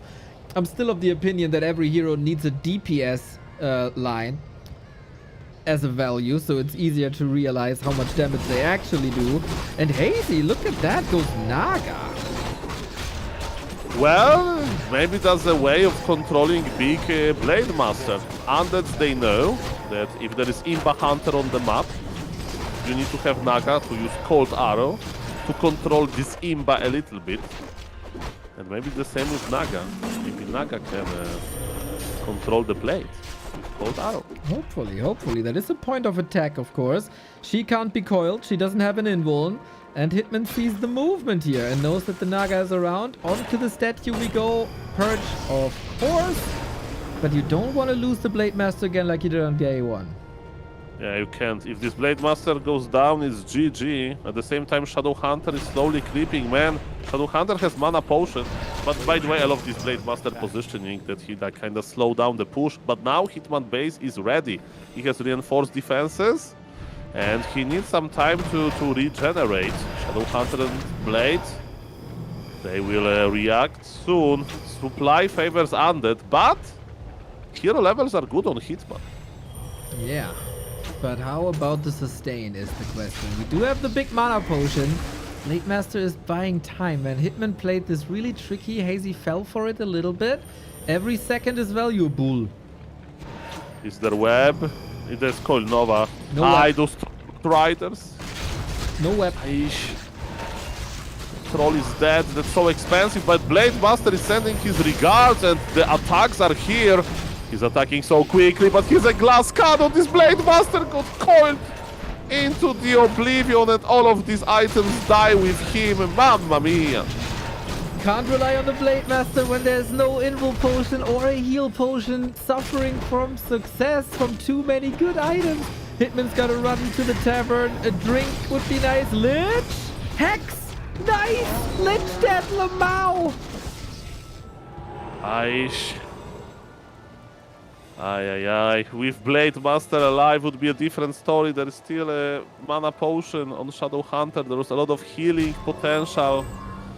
Tauren Chieftain is out. Hitman still have some kind of an army, but is there enough time to revive Blade Master the altar revive? I don't think so, and that's why he's coming back immediately. But Haze is celebrating with the Goblin Merchant Crypt. He has like now very nice items, very nice experience, and Hitman is doing nothing basically. Lich got a Robe of the Magi, also more damage for him right now. Triple Hero is online with the TC, pretty fragile, but we aim for the Shadowhunter. Will the Glass Cannon do the job now? Target fire stopped, Stomp as damage mitigation. Hitman needs the heal wave. ASAP, here we go. Yeah, but he needs his Blade Master to be able to attack, and Blade Master is not attacking. We have Master ability on Spirit Walkers. It means that we can revive Taurens, but we can't revive Tauren Chieftain, and Blade Master is not dealing damage. He's benched. He has no HP. He's drinking Potion of Healing because he wants to use his items soon, but Haze will probably target him again. And that's exactly what's happening. Cold Arrow on the Blade Master. That was genius. GG is called the laser weapon. Mr. Hazy was ready for Hitman craziness. The world is leading 3-0. Hazy 2-0. I didn't expect this. Maybe the build a little too crazy. Maybe it is not the future. Maybe there is a reason why the top orcs are not going Torrent and Bat Riders, even though in theory this works nicely. The Blade Master losses were a little bit too much. And if you want to break it down, Coil Nova his ass and win the game. Easy as that. That's very true. And Mr. Neo, a lot of emotions. So far we have an orc opponent. We had an undead opponent. And I think if we follow this fair schedule, now it's going to be a Night Elf in the menu. Exactly. We get Hitman versus Lawlight. That is, of course, as everybody remembers, a semi-final rematch of DreamHack Sweden 2021 when the entire Americas region said, Hitman, you're gonna go world champion, grand final, go, go, go, go, go. I was on the opposite side. I had a big friendly relationship with Lawlight, of course, and I was rooting for Lawlight, and Lawlight took it and ruined the grand final run and ruined the dream grand final of Happy versus Hitman with that. In the grand final then, Lawlight stood no chance as Happy won the tournament without dropping a single map. So, this match was awesome back then. DreamHack Sweden semi-final. Just thinking back to the good old times. Yeah, good old times back in the day. In 2020, I was farming Diablo 3, items, so I don't remember that much. I was looking for primals in Diablo 3 hardcore. Also good. Also good. But yes, definitely now we're in the new era of Warcraft 3, post Pala Rifle era. When you talk about the history of Earth, the smart scientists, they put those names, those eons or whatever. And in Warcraft 3, we measure with it pre-Pala Rifle era and with post-Pala Rifle era. Yep, true, big true. Love how you always, there was no human this entire broadcast, right? And you still find the talking points. It is beautiful. Mr. Neo, who knows? Maybe Human will appear. I heard that Human versus Orc is a good para rifle matchup, so maybe we're going to see one. We'll see about that. We'll see. Maybe Starbuck is playing some pally rifle later. Well, see about the pre-Reforge era, says the Twitch chat. That's also a nice era. Mr. Neo, what you can tell me about pre-Reforge era? How was the life back then? Oh, I vaguely remember. You know, between now and Reforge launch, there's a lot of alcohol to mitigate the effects that Reforged had on my mental game. So my memory is a bit dizzy. That's okay. It's like I do remember like a TV show with like a lot of vampires, and they were like 3,000 years old. So what they can even say, you know, when they tell me a story about From Your Life, and the vampire's like 3,000 years old. How to start, you know? That is a good question. It was a wild west out there, we can say that much. We had no War 3 champions, you know? There's something when the people talk about Reforged, they always say how bad it is. But because Reforged was so bad, we got the amazing War 3 champions. So it wasn't all good without Reforged as well. The most of the European players were playing on the one Chinese server we had on NetEase. So we should be happy with what we got now, as we have the map picks and bans coming in. Do we even know if Lawlight plays Night Elf? He could play human. I mean, I should probably ask for this. I just assume. He will be Night Elf. He will be Night Elf. I mean, switching to human, if the human is the strongest race, is definitely a possibility, right? Exactly. I mean, okay, it's called Humba for a reason. Okay, let me check the server. Japan and okay, so let's ask. One game on Japan, one US West, no equalizer. Okay. Very good, very good. You should probably copy that for the next game.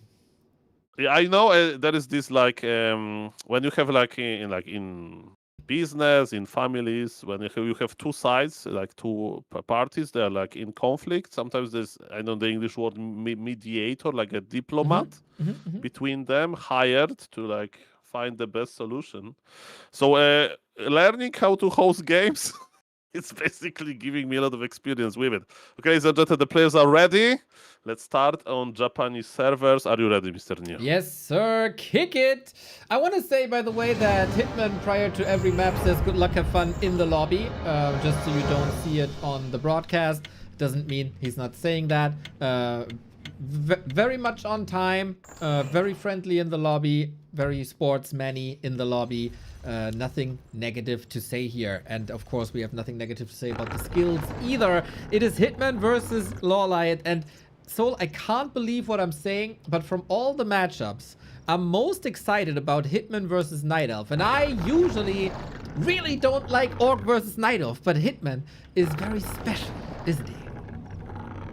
Let me tell you that if there is a strategy that is so interesting, that is so potent, that even Grabby plays it, let me tell you that that's influence on Hitman when he started playing Farseer triple orb of lightning build. That was like Farseer fast tag into Naga squeezing with 2 grants into fast tag again into the orb of lightning. But in this build I see an early barracks, so maybe that's not it. But it's a beautiful build, and actually I played it yesterday during my coaching with Angelika Tosh. Wonderful. Here we see the recent results, and I can't believe it, man. The last match between them was actually the DreamHack semi-final. They never met between. This is the cool thing about these Hitman gauntlets as well. We see matches that we usually never see, and that is rare in competitive Warcraft 3. How well aware is Lawlight, of course, about the playstyle of Hitman, and will Hitman be playing a bit dirtier than we're used to? And in what shape is Lawlight even? Haven't seen him play in a while. A good question. I'm a big fan of Mr. Light creativity. I'm a big fan of Mr. Hitman creativity. So now I'm just going to watch and enjoy his show. Let's see who's going to be more creative. So far, how do you rate in creativity? Demon Hunter, Archer, Opener, Mr. 10 out of 10. 10 out of 10. We never see this. If you open up the game like that, you must be insane in the membrane. Mamma mia. Okay, creeping is nice. Going to be double mana spender. Are we going to start the Makrura barbecue? I thought so. Demon Hunter is using imballation. The grill is up, ladies and gentlemen. And a new Prime sub is up as well. Thank you, Shadowcat, for the 55 months. It's a long time. We got Claws, noise, immolation creeping, noise. Blade Master, are you going for the turtles with that? I guess so. Yes, the mighty turtles are next. And you can change the aggro over the Hydra hatchling. Hydra has poison, and you can't really play around it. Maybe you actually can. Okay, the Grunt actually got poisoned, that's fine. Lolite knows he has a scouting wisp as a real Night Elf. He does knows where his opponent is, and Lolite is using this time to creep well, and look at his inventory. Plus 10 damage on the Demon Hunter. Good start. Plus the insane immolation damage, of course. We get Blade Master at the shop, usually a circlet for extra damage. There it is. No dust though, so indicator that he doesn't want to kill archers. Okay, more creeping. Both players are relying on it. This is the most standard game from Hitman that I think we see. You know, just creeping with a grand opener. Is it Lin? Is it Sowin? Or is it Hitman? I don't know. But yes, maybe that's he wants to, you know, check the waters. You know, as you mentioned, you don't know in which shape Lolite is. Maybe, you know, he's a caster, content creator, so. That's what stops us, Neo, right? From being Grandmaster on Warcraft Champions. Just the lack of time for playing, not the skill. Exactly. How many hours did I cast? I could have laddered at that time. I'd be up there with Hitman, rank 2 in activity on the Warcraft Champions ladder. Yeah, I'd be playing like, you know, this cast style, so like Tinker with Undead first. No. I would only play Ted Fiends. Ah, okay. It's like a Shocker. Shocker only plays slow hero Fiends, Yes. and we play the Ted Fiends versus everything. And you know, that's perfect idea to check how far you can push the build myself. With Undead, I play Dark Ranger only Pit Lord, so. Exactly. Gotta find your niche. Now we find archers with the reveal. And that is it? Oh, body block? Nice. Not even sure if that was on purpose, to be fair, but first blood drawn by Hitman. Yeah, but he invested mighty speed scroll into it. There was a reveal as well, so that was quite expensive. I see 3 grants. I see Shadow Hunter, Tower and Totem Bestiary. That's a giga standard game, if I ever saw one. Right on. Okay. No expansions, but the Ancient is in position. Will be contested though. Lolite would do good in not starting the creep spot right now. We got Raider Walker. It is indeed very, very classic. Will we see a tier 3 though by Hitman is the question. No, that looks standard. That looks like, you know, the most standard game. Meta is meta for a reason. Even if there are some other strategies, meta is meta. That's what the pro players think that's the best, and it definitely works. Brute strength. Okay, so Hitman won't expand too early. He's investing into his grants. Yeah, he's also a bit supply blocked, so why not use the resources? It's not that expensive. But yeah, if you go for upgrades, that indicates no tech possible. Shadowhunter coming out. And Keeper for Lawlight. We have this classic battle at the beginning of Tier 2 where both players get a disable. Yeah, and there is no answer to it, right? There's no dispel. Oh, surround is... Oh, don't tell me this surround. Okay, it was an idle surround. Oof. Yeah. It was hard. 4 units surround, but yes, Blade Master had no mana. Entangle was there. It was hard, but doable. Right on. Dryads on Lawlight only want 2 archers, 1 Dryad into Tier 3. That's really fragile. Bear Rush, basically, on the other side. Oh, look at the orcs around. Yeah. You got 5 units. It's a lot easier than with 4. Yeah, it's a small unit, hexed for a long time. Not the mighty Blade Master. I'm kidding a little bit. But yes, with reality, Night Elf is the race that doesn't surround that often because of the game design. You know, they have archers, and archers are quite fragile. You keep them in the back. Can you surround with wisps, really? I don't think so. And human can even surround with militia. You could surround with archers and then hide them. Dangerous, but okay. It has been known to happen, behavior like that. Yes. But you know, it's risky. It is, it is. It also feels like, I wanted to talk about this, and you're an expert, of course. It feels like surrounds are rather, like, outdated, but we see a lot more body blocks instead. I mean, you need a Warcraft 3 archaeologist for that, right? To see how many surrounds you have seen, like you, Mr. New, like 2007 or something. I mean, let me tell you. I mean, do you want? Okay, it's Sunday, but I will go for my hot take. Here. Are you ready? Yes, sir. Nobody's really practicing them, you know, the surrounds. The They're not that surrounds? easy. Yeah. You know there are mini games where you can practice them Yes. and stuff like that. Body blocks are easy. I can do them. Surround is hard, especially on pressure.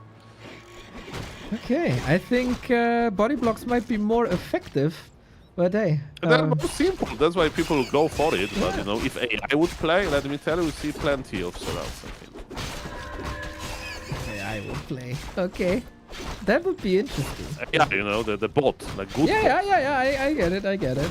Maybe you trust too much into robotters.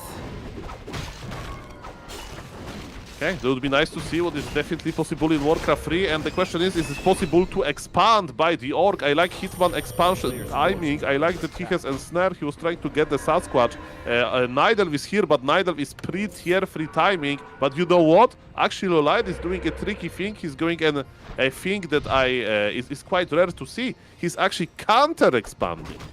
Ooh, interesting. We go the long run. In general, rather long games here. Oh, who got it? I think the Demon Hunter got it, right? Talisman of Evasion? But Hitman got the XP.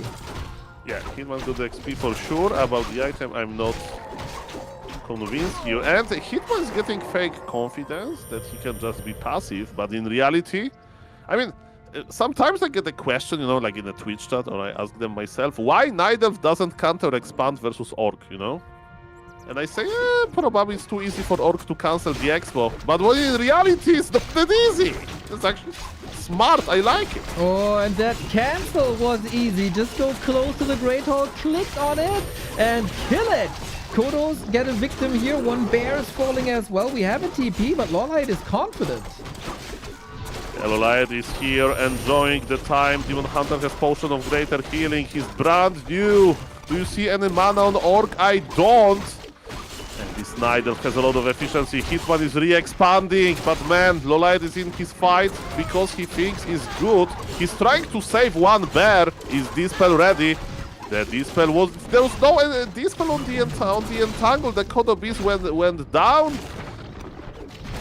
And the Keeper survives as well.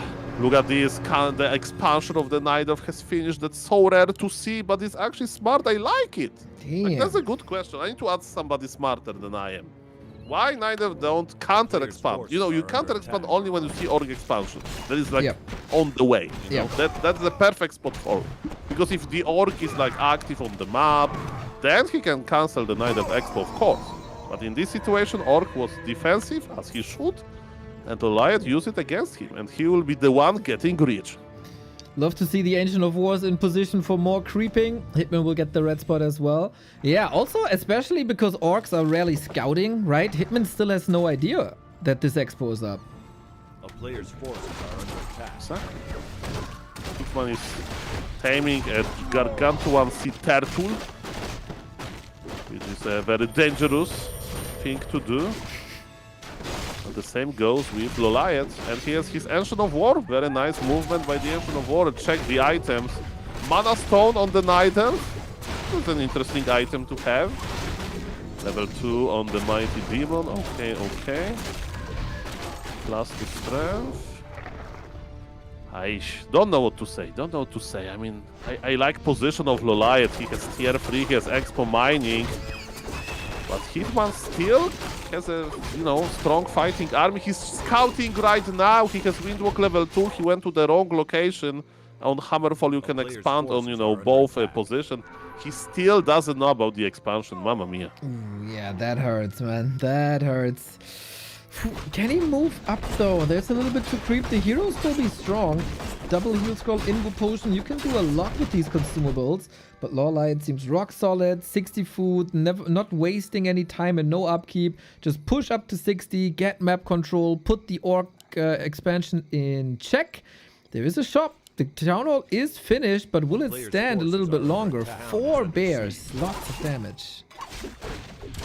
Emulation is here. Maybe expansion of Orc finished by, but it's still not operational because there is no workers there. Again, Hitman needs to win this fight somehow and then scout the expo and kill it. You look at this, okay, that's the first tell that I would be a little bit suspicious of. Why neither teleported out so quickly, Maybe there is an expansion. And look at this, Hitman is going north. Okay, yeah, that was a good tell indeed. Good analysis from you, Mr. Soul. Lawlight knows he needs the biggest army that he can possibly muscle up now. Maybe another potion against hero focus. Because Hitman got a lot of drinks and a lot of scrolls. So even though his By the way, export- I'm sorry, if Hitman would leave now, I would not judge him. Just saying that if he sees this expo reinforced and how much gold already Nidelf got, because you can click, on the gold mine. I would not judge him for that, but he's a fighter and he'll try. Okay. Supply is almost even. We got 2 Kodo beasts here. That's -2 bears, or should be. Zeppelin, maybe, if he can afford it. Zepper, I don't know if Zepper is He needs worth to win it. the fight. He needs to win the fight somehow. There are Wisp to dispel Spirit Link, to dispel mana. Lolite is so ready. Lolite is so good. Mamma mia. Okay, then how good is the target fire is the question. 5 walkers is a lot of magic damage. Kodo marching forward, bears retreating, and Tangle for the control. Well done. Shadowhunter level 4. The second Kodo has a bear in the belly. Speed scroll to get the Kodo out of here. New speed scroll so fast. Yum, yum, hungry, hungry, hungry, hungry. Hungry Hippo can't get the connection. Is entangled once again. That's the counterplay by Lawlight here. Both heal scrolls down. Shadowhunter also losing the mana potion. There's a wisp for the detonate. Another Kodo dead. It is a bit of a narrow fight here, but Hitman is in the process of losing everything. Double heal scroll is gone, but can we get some? Okay, Demon. Last second. Look at this. Lolliant is fighting, and I still think that he's ahead. But, Hitman did okay in this fight. Supply is even. He's digesting 2 bears. Is Hitman taking a break? He has 1000 gold. Actually, I'm not too against him just repositioning to buy more heal scrolls, to buy some mana potions. But look at this, those 2 dryads and just 2 Nidelf heroes are enough to chase Hitman. Shout out to Carson. Carson told me once, Soul, if you have 0 riders, you can't kill a single Nidelf unit. And that's the case. There are 0 riders. And this small Nidelf army looks so dangerous. I think the fight was freaking crazy by Hitman with, of course, a lot of consumables that cost a lot. If he had that Zeppelin before, maybe it would have been even better, but, woulda, coulda, shoulda. Everybody can rebuild like crazy. Love that the Shadowhunter was split a little bit, went to the shop, is almost fight ready here. And the Kodos are in a safe spot behind the shop. Like, there's so many cool moves by Hitman. Zeppelin now more or less useless, but it soaked up a lot of damage, and Lawlight can't contest this. Yeah, the keeper has to teleport out. Kodo beasts they can't eat because the 2 dryads, the 2 dryads is a freebie, is a gift. Can we get another one? The dryad is trying to save the sister with poison. TP4's dryad went down. I mean, Hitman is not looking bad, but let's talk about efficiency, ladies and gentlemen. Wellspring, check. Rejuvenation, check. Orb of Venom, check. That's Nidelf efficiency for you. Demon Hunter, drinking Clarity Potion, check. Because he has double mana spender ability. So he needs his mana back. And this is why tier 3 Nidelf is so dangerous. Especially, with expansion. 2 base, 2 base should be still good for the Nidelf. And Mr. Hitman is going to look at this like, this Nidelf efficiency, definitely not too happy what he sees. But his Shadow Hunter is happy to see that there are still some monsters to creep. Yeah, hero levels can be a win condition here. Level 5 Blade with an inventory like this, not too bad. We need scrolls as well and the mana potion. I think he's in the process of doing that. That's why it's not that easy for Orc to go to tier 3, because they need these consumables all the time. Supply more or less even, but the Blade caught behind enemy lines. There's no wind block no more. This must be the big info potion, but even then, is he safe? I don't know if he can get out of here. Raiders have a tough time connecting to the Dryads actually. The info potion is big, but will it last forever? Don't think so. Target fire of the walkers is looking okay. Kodo safe for now. Lolite is diving deep to get the sister back. But another heal scroll, another save. Blade is safe, but the Demon Hunter is running down all these walkers now. So much diminished damage against the bears. The Kodo also needs to snack still. There we go. Blade chopping up these Dryads, but Hitman lost so much this fight. In big red numbers, we trust. There is nothing else. 280 crit. Come on, Blade Master, you can do it. He's still alive, but for how long? Another Entangle will kill him, I'm afraid. The Blade Master is dying.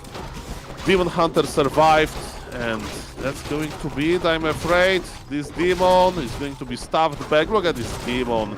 Keeper is actually teleporting back. It's 70-6 supply versus 48. Oh no. Yeah, very rough, and it's again a Blade Master loss. The misposition was rough. Everything that was great about Hitman's fight in the middle and at that bridge here towards the north, as bad was it here. Everything out of position. Nothing was able to connect. Raiders unable to connect. Walkers also for a while. And Lawlight, you know, when you're ahead, get further ahead. Just another base. Just another bath in the Moonwells. And then everything with Ritu will be up in no time. Hitman here, double level 5, grasping at straws. Yeah.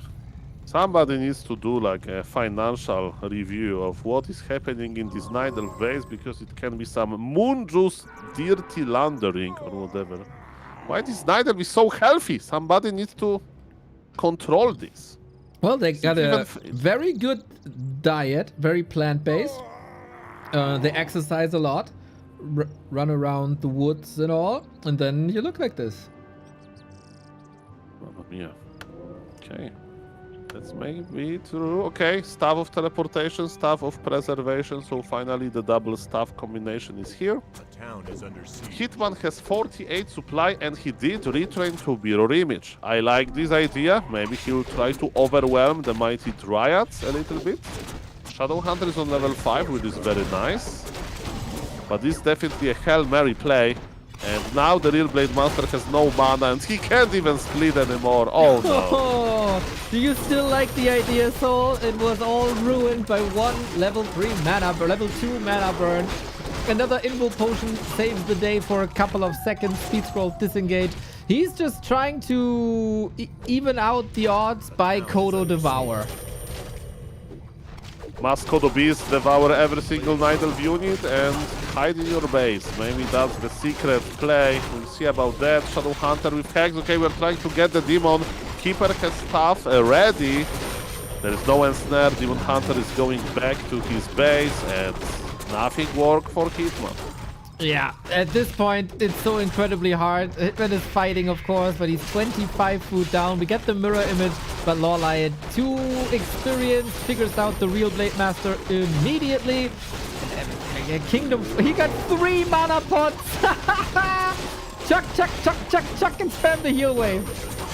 I mean, level 5 Shadow Hunter is cosplaying like one Moonwell with Wellspring of efficiency. Kappa, Blade Master is in trouble. Blade Master is trying to stay alive. 2 HP. He has 2 HP, Dio. He's speed scrolling away. He's trying to buy potion of healing. This Blade Master died to immolation. 1-0 for Goliath. Tough opponents for Hitman, but they're the best from the best. Mama. Wow, what a game though. What a nice back and forth this was. That was very nice. And Mr. Hitman is a fighter. He is. Never giving up before it's over. He saw a win condition. Desperate attempt. Every map win gets rewarded, right? So we definitely will not blame him for trying to fight. But yeah, if there is a bit of a better or earlier scouting towards that expo, we got a whole different game. Lolite came in with a nice surprise, this tier 2 expo, and that worked out beautifully. That was definitely the case, and yes, I think that was like objectively strong play by Lolite. It is like hidden expansion in a good moment, so I hope to see it more. Maybe Moon will be interested. Okay, I'm changing the server really quickly, so we have the correct one. And this one, okay, California. Okay, Mamma mia. okay. The world has 4 points. Hitman has 1 point. Time to turn this around. There's not too many games. Oh, well, there is actually quite some games left anymore. Now, can we at least get a 2 and 4 is the question. Dude, I mean, we need to remember that Hitman starts with the strongest, right, players. So later, maybe we'll go down to Sol Apeman on this list. What are you saying? Jens is the weakest? I mean, okay, maybe not Jens, but you know, he's playing with Super League caliber players, you know? Yeah. Not that easy. It is not easy, but it's not supposed to be easy. I mean, that's Hitman versus the Ward that we want to see. Ward has a lot to offer. Exactly. A lot of beautiful players. That is But correct. someone on this list is Sol Apeman, huh? No, there's actually no Sol Apeman. But yes, maybe he'll get his luck, you know, here or maybe versus another opponent. Let's It go. would be funny if you play Pally Rifle against him. Well, I think would we had wouldn't lots be of funny fun. for long. Yeah. I didn't know that Mr. Yangfeng likes to see somebody suffering.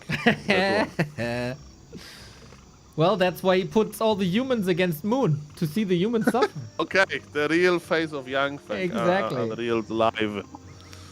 What's next? I don't know. Moon versus Happy, best of 100. We'll see, ladies and gentlemen. We'll see. Okay, Demon Hunter against Blade Master, and Mr. Hitman didn't lose his mind against Nidal because he's still playing normally. There is no Blade Master mirror image laming or something like that. And this is going to happen now.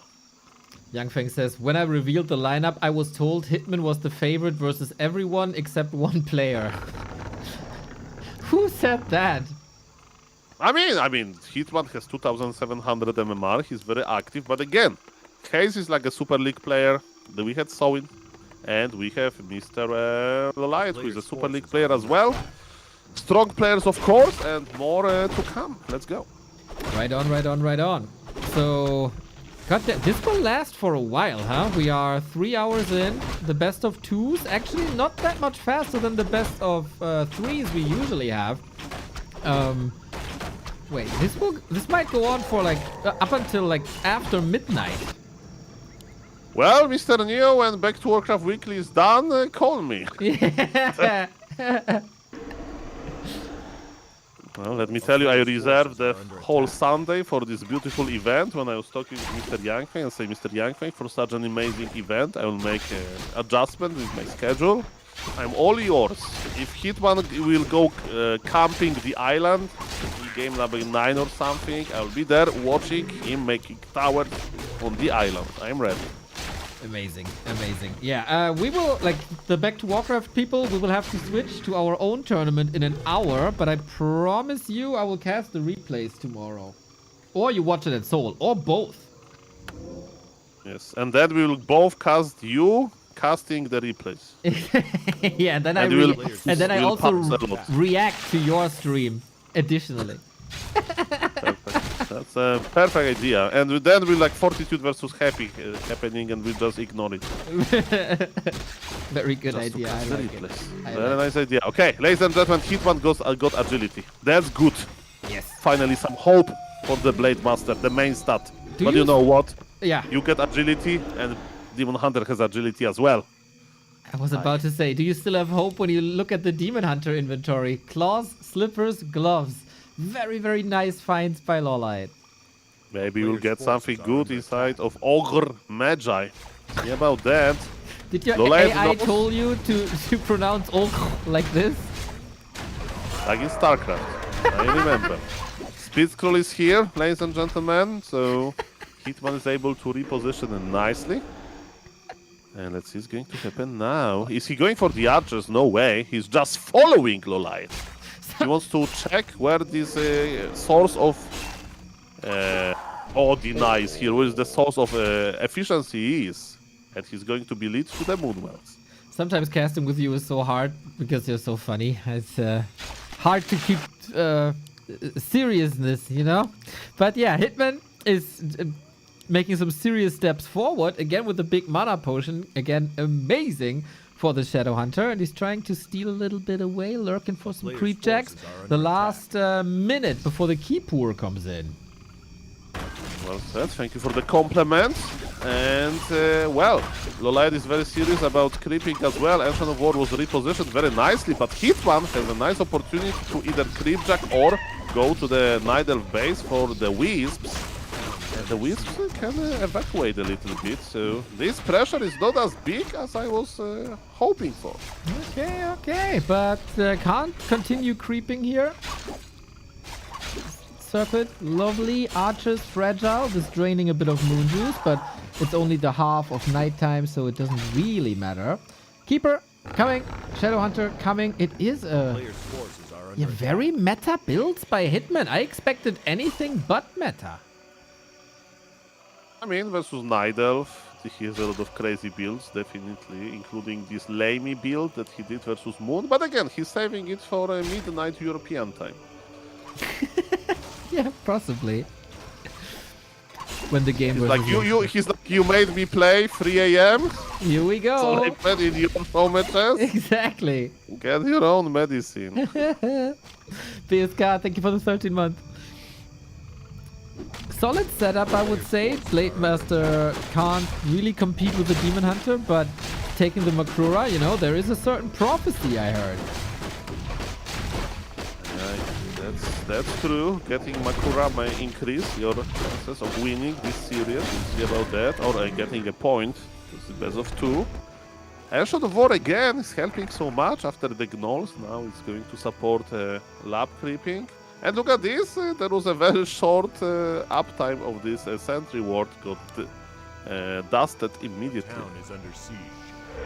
A player's Thank you, BSK, forces also are for a under gifted attack. sub. Awesome. Gifted Wisp here as well. Okay, I just wonder if Lolite going to expand.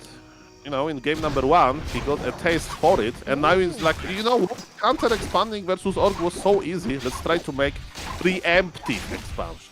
Okay, yeah, nice. That might actually work really well. We once again have very few eyes on the map for Hitman. Very focused on creeping, on economy.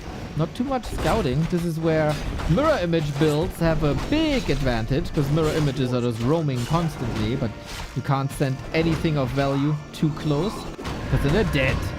We got a zombie mask. We got a big mana potion. This is nice.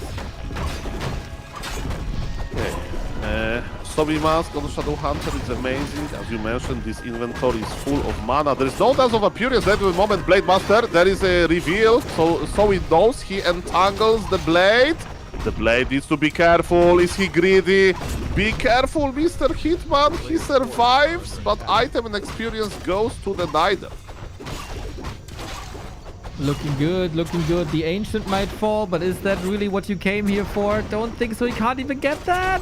Punishment with Entangle. Runs him down with Immolation now. Getting in front. There's no Windwalk. The Dryad can reach. Oh man, he's getting hardcore punished for that steal attempt. Was it worth it for the Ancient of War? The answer is no. So Mr. Hitman a little bit overestimated here. I can tell you, Mr. Gio. He lost Blade Master versus expansion play. So this is like the worst moment to lose your Blade Master. So, But again, big red numbers. if he had known about this expo, instead of contesting here for nothing and dying, he could have been at the expo the entire time and kill it. Or at least, you know, damage it big time. But he didn't know about it. And then if you can't know about it, you can't punish it. That's a rough spot to be in now for Hitman. And do you know, to hear a joke? Do you know how orcs scout for the opponent expansion? By counting Night Elf units. There's more than usual. There's an expansion. I see. Yeah, that makes a lot of sense, true. There's too many tries. Like, oh, he expanded. Thank you for knowing GG. See you in the next one. It will be incredibly hard. We have to say, though, this time Lolite is only on tier 2. Player's He's forces going are way under heavier on Dryads. Only Dryads, basically. Maybe if the Raiders get a good connection or something? Okay, I mean, Hitman is waiting for his Blade Master to come back. His army is, you know, growing. There is a Kodobis as well. But speaking about quickly growing armies, neither of gold mine, Entangle gold mine is just finished. There'll be a lot of gold in the Riot bank account, and I'm sure that he'll spend it really, really well. Yeah, and he has an Ankh on the Demon Hunter, so hero focus is also not really an option. Wow, this is so tough. We have Serpent Wards. I really like this, as you should have. Then Raiders pin him down, use the piercing damage. Positioning into the choke, hard to engage into this for Hitman. I mean, maybe Hitman will scout now. Maybe he scouted with a Raider, actually. I don't know. He's going to the Nidalf base. There's Crosstown Portal on the Mighty Keeper. Yes, you know, Hitman can go for this run-based style, that's for sure. But if there is Crosstown Portal, he won't be able to kill that much. Or maybe he will just make a lot of Serpent Wards and he'll win the fight now. I don't think it's going to happen, but it's his best shot to win the game. Okay, next to the Moonwell against ranged units. That's rough, but yeah, into the Snake Pit we go. First Dryad dead, the other two pretty hurt. Serpent Wards are doing a fine job. What about Blade Master Demon Hunter battle? The Thorns Aura, man, the Blade Master is hurting himself so much. And let's not forget, there is the Belt of Giant Strength, there's an Ankh. So this Demon Hunter will just be back. And that's the best item for every Nidal. If you have a Nidal friend and you don't want to give him for Christmas, I recommend Ankh. They all love it. But Wait. what about now? This demon got stabbed back. The Snake Pit is not going anywhere, but there is no Ankh on the Blade Master. That's right. He needs heal cell, heal waves. He needs everything. It's really nice how the Shadow Hunter is positioned defensively, so the Demon Hunter can't reach for a long time for the mana burn. Heal wave is, of course, not available here. The heal scroll was available. So how do you keep your blade up? Demon Blade. One has to die. It's the Demon. Demon Hunter was thrown into the Snake Pit. There is so many. The Supper! There is Supper coming of Lolite. He wants to kill the Blade. He wants to kill the Blade with the Supper. The Blade survived the detonation. He's like, what is going on? And there is a Shredder. There is a Hitman going for Hitman. LOL. Buff Zephyr. Buff Zephyr. It wasn't enough. And now he's going mano a mano again. Shredder needs to attack. Heal wave ready on level 1. Zephyr explodes into 1,000 pieces. Mega Graveyard in the Night of Base. Moonwave's empty. What the hell is going on? This was Lolite's game 1000%. And Hitman is here. 10 food up. Hero dead. Blade alive. I can't believe it. Ladies and gentlemen, this Shadow Hunter. Oh, the Keeper. Keeper goes down. Zeppelin for nothing. But look at the Orc Heroes. Look at the Orc Heroes. They are both so low, but there is no more units. The Tree of Eternity might get a double kill. He targets a bit better. Here, Lolite has 3 Dryads. That's his entire army. Let me tell you, that was beautiful. Yeah. That was beautiful. Yeah. It's only the Snake Pit. Like, I remember Grabby had like a big supporter. Mr. Khalid, I think. And he was... Oh, the demon is back. And you know, this guy was a fan of big snakes in Warcraft 3. And I think there was a very reason to do so. The main base is gone, ladies and gentlemen. That's one base. And there is no bears, there is no orbs. Oh my god. It was beautiful. No potions either. What the hell is this game, man? I can't believe it. Big mana potion, of course, but having the early game was a disaster, right? It was everything in Lolite's direction. Hitman having the guts to go for this push. Mad respect. Now, Keeper is back. Demon is back. Is that turning around again? Wait a moment, Keeper. Goes down, Shadow Hunter level 5, but if there is Demon Hunter, there is hope, Mr. Neo. You know that. I know that. He passed the Invo Potion to the Keeper, but the Keeper was a little critter and he died anyway. Mamma mia. No control outside the Dryad slow. No entangle. Heal wave. Dude, the heal wave is saving this game, I tell you. Oh, there's nobody to stop the demon. There's only one right there, but good and there, GG. Mamma mia. That was money. Hello, Mr. Demon Hunter, and bye. He's just not dying, dude. He's just not dying. There we go. Lawlight in shambles. Hitman gets the map. GG. 2 and 4 the score between Hitman and the world. And that was my absolute favorite game of the series so far. That was nice. And guys, a lot of snakes. Means that game. I mean, without this, without Serpent Ward ability on Shadow Hunter would be like GG. Just Yes. next. Please next. Mamma mia. I very much agree. Wow, amazing game. So I see an update here actually. Sok is playing next. He wasn't on the menu before, was he? I mean, probably Mr. Yangfeng decided to invite the Palarifle player Kappa. See about that. Was someone replaced? Am I blind? Another Super League player. There's not that many players to be replaced. Yeah, Twitch chat, I think you like it, guys. I think you like it. That was the game. That was it. Yes. That defined it so much already. And probably Mr. Light feels a little bit like, what I have done? Next time he's going to the zoo, he'll be afraid to enter the snake exposure. I don't know how. Enclosure.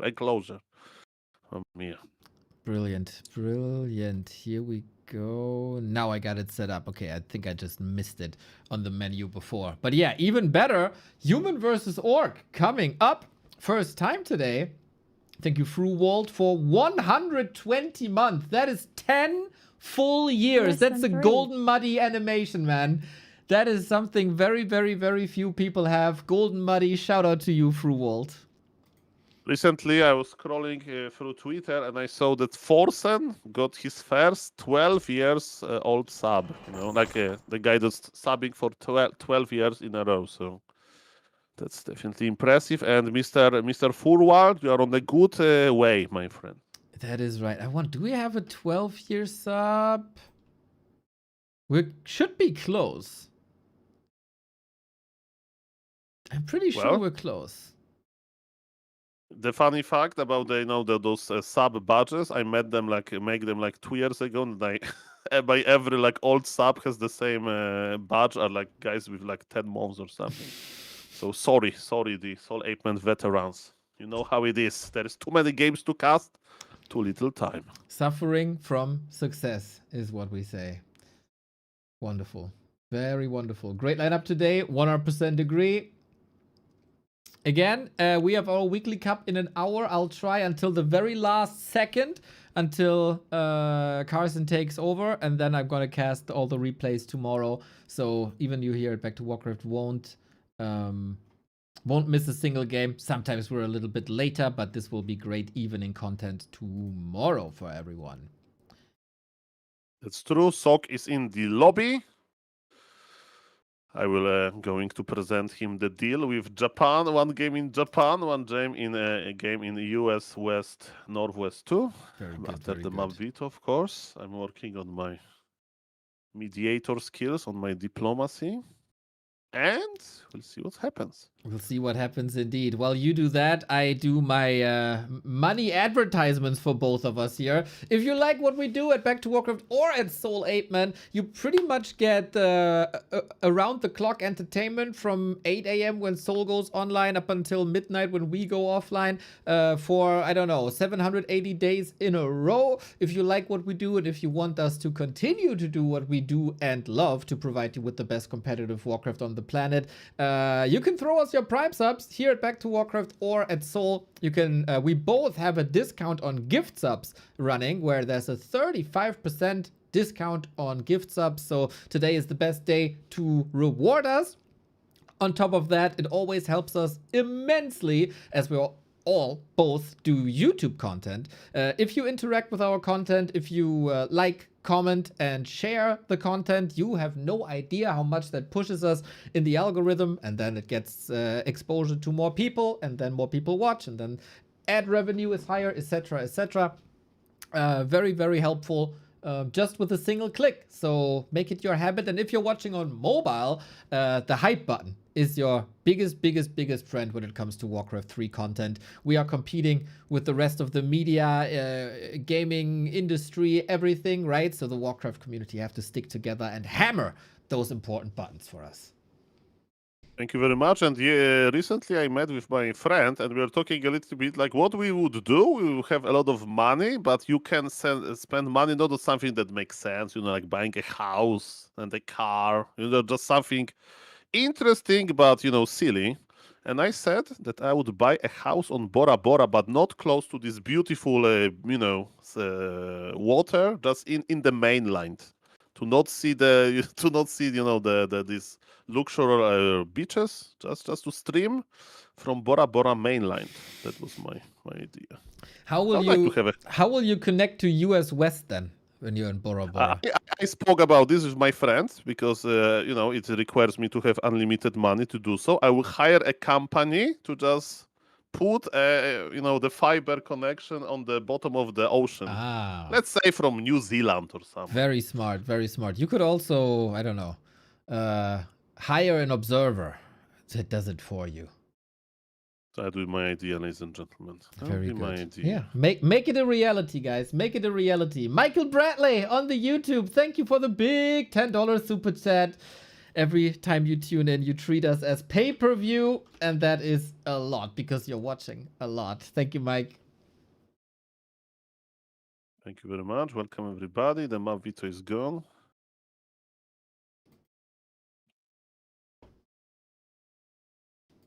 Okay, I'm I need to copy this message. You are right, actually, Neo. You are so smart. Copy paste. Copy paste yes, I will is just copy paste awesome. this. Hitman says okay. Sock says okay. We are still waiting for a player that say no, it's unacceptable. I want to speak with your supervisor, Kappa. Okay, ladies and gentlemen, players are ready. They accepted the server situation. Flow TV enabled with no delay. Players are ready. I'm clicking the button. Human versus Orc in 2026. Post-Polar Rifle era. Let's go. And I see a familiar name in the Twitch chat. Hello, Mr. Buttcrumbs. Thank you for supporting the stream. B2W. Welcome, everybody. There we go, Walter Frosch, indeed. Thank you very much, Bud Crumbs, absolute legend. Thank you, Michael, again, also for the support in the Twitch channel. Support everywhere. Love to see it. We have Hitman versus the World. It's currently Hitman 2, the World 4. And now Sock is representing the world, and Hitman again representing no one but himself. Orc versus Human the first time today. And I gotta ask the question, did they meet before? Because I can't remember. I'll check it on our beautiful overlay and our beautiful stats section. It was one match exactly between Hitman and Sock, and that was DreamHack in the quarterfinals. Okay, so first, Hitman gets Lawlight, whom he met in the semis, and now the quarterfinal. It was a 3-2 back then. I hope the games here are as close as they were 5 years ago. They I think, met at Raraland. Of course, not in games, but maybe on practice games, I think. Raraland number 2. They probably attended both. So yes, welcome everybody. Hello, Mr. Randombet Gamer. Hello, Mr. Michael, 39 June. Thank you for the sub. For the gift sub, actually. And yes, welcome everybody. One day I will buy this house on Bora Bora and I will stream from there. And I will have the the walls painted exact same way as I have now, and just see no difference. But really on Bora Bora. That's the silliness of this idea. But ladies and gentlemen, there is no silly strategies in this series because there is no Polar Rifle. There is Archmage Football opener by Sock. Let's go. Okay, yeah. What's the situation and what is Hitman playing against Human? Do you know? Well, Taurens, Neo Taurens. That's the way he likes tier 3. That's definitely a possibility. Okay, with Farseer. Farseer into Tauren. Farseer, Shadow Hunter, yes. Grand Taurens. But yes, it's double. So yes, that's a good point that we will have a lot of grunts in the opener. I mean, recently top human players like Fortitude, they decided to expand versus Hitman. On ladder, he like faced a lot of human expansion. So maybe that's a way to make sure that expansion is not going to be like it's not going to be too strong against him. If he's just fast taking, that's a problem. Okay. Well, Sock didn't have the most successful time recently. Let's see if he can find his footing there. He had some very competitive matches though that ended up him drawing the shortest stick, or however you say. Player's forces are So he was close to victory, but then couldn't achieve it. Hopefully he brings his A game here today. We gotta say about our Korean players. It gets a little bit later now. What is it? 2 a.m. or something. Still perfect gaming hours, of course. But he is blessed looking at the items. Claws and Mantle, the dream. By the way, scouting of Sog gave him a lot of information. So he did not make Arcane Tower before tech. He's making it after the tech. And he is playing 2-farm tech this technical, right? So it's going to be probably a rifle caster follow-up. Or maybe versus Grants, I don't know. Maybe it's better to just go double Sanctum. Sorg ladies, they can charm those Grants easily with their slow and magic damage. Okay, yeah, that would mean they barely walk anymore. Then we get a couple of kills with potentially Mountain King. Clap, bolt, everything. It's a lot about movement reduction for the humans.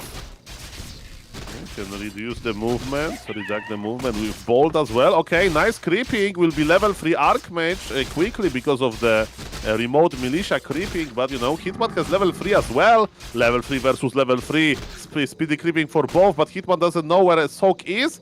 And this is a burrow hunting time. Look at those big water elementals. Ooh, sweet. This is a dangerous moment. Usually, especially at the end of Tier 2, when the human is going for a Tier 2 building, that is not the case.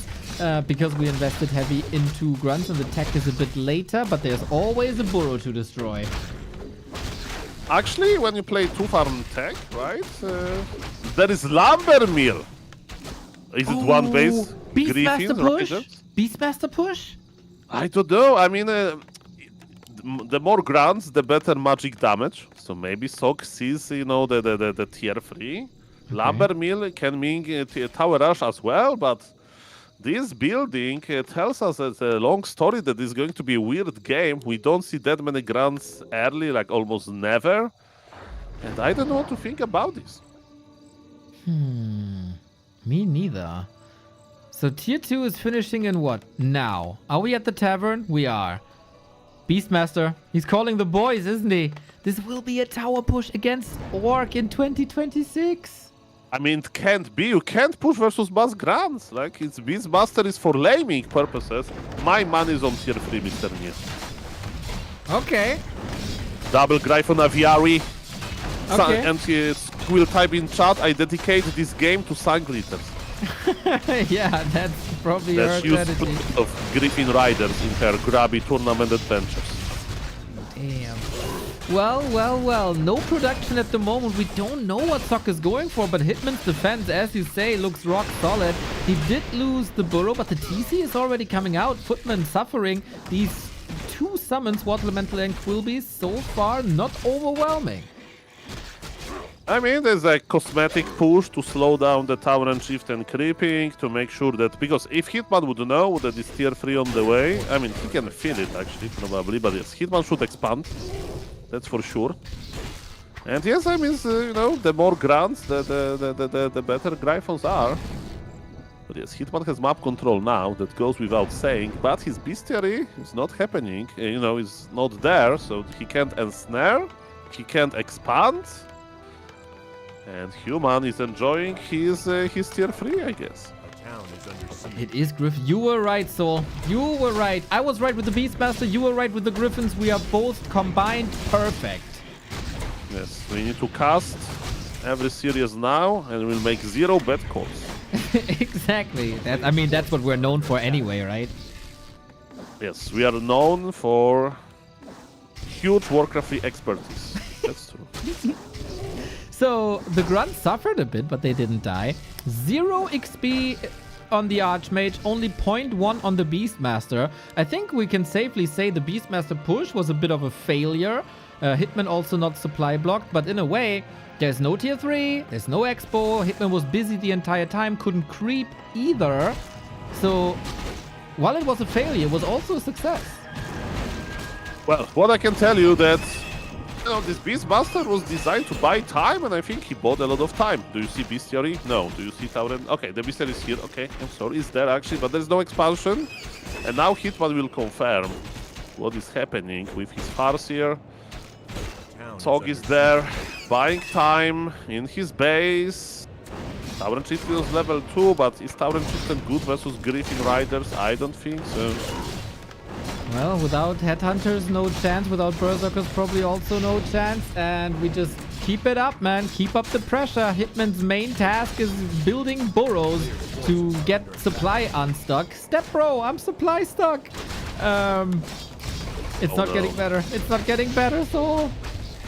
It's getting worse because tier 3 is kicking in. This is not looking good, let me tell you that. The food is the water elemental. It's the lack of, you know, tier 2 buildings. There's no shamans. Now Kodobist can actually, you know, drink the water elemental, devour it, chug it. But Sog bought himself so much time, it's actually crazy. Griffin is coming. Paladin is coming. And the Grunts are suffering. This is, of course, Hitman's 4th match in a row. But, you know, it's only map 9. Just his breakfast, basically. Archmage FoCuS. But, yeah, as you said, chuck it. And there it is. And there's another water elemental. Oh, my God. Painful. It's super annoying. Hitman would like to do something. You know, okay, now he got the stomps around. Nice. But you know what Sog says? That's the cost of doing business. And his business is going to pay off. Yeah. With some flying, fluffy birds. Flying fluffy birds. I love that. Yeah, and do we even know... Like, does Hitman know that it's tier 3? I mean, he saw that there's no casters and no rifles, right? So, just by guessing, he probably has an idea. That's also why he's going Headhunters. But yeah, that's a terrible spot to be in. Not looking good. He's lacking expansion. Because, you know, what is the biggest problem with strategies that require you to make like only units that are available on tier 3? Chimeras, Knights, Taurens, you name it, right? Frostwinds. That you don't have map control, right? Your opponent can expand, your opponent can out-creep you, stuff like that. Beastmaster, pressure, stop Hitman from doing that. And that's why I'm so excited to see the mighty impact of those Griffin Riders. And look at this, Paladin is getting all of the experience now, creeping with Griffins is so cool. And yes, Hitman is not complaining about his levels, but his army composition is just suboptimal. Yeah, that's right. Okay. Hitman sees a way out of this. And Hitman knows more about the game than we do, most likely. So, we'll see. One fight that goes bad, but as you say, Beastmaster doesn't scale that well, especially with the Shaman coming in. But this expansion is, let's say, adventurous. I mean, this entire game is a one big adventure. And I want to see more of it. But now we are going to see Griffin Riders attacking Grunts, and those Grunts are going to cosplay snow during a sunny day at the middle of the spring. It's going to melt quickly. That's right. And what is under the snow? If you live in a city where there's a lot of dogs, well, that's some gifts there sometimes. Yeah, that's right. That's right. Player's forces are Poor under dog attack. or damn dog owners who don't pick it up. Don't be that guy. Sok can now play even more circles around Hitman than he already did.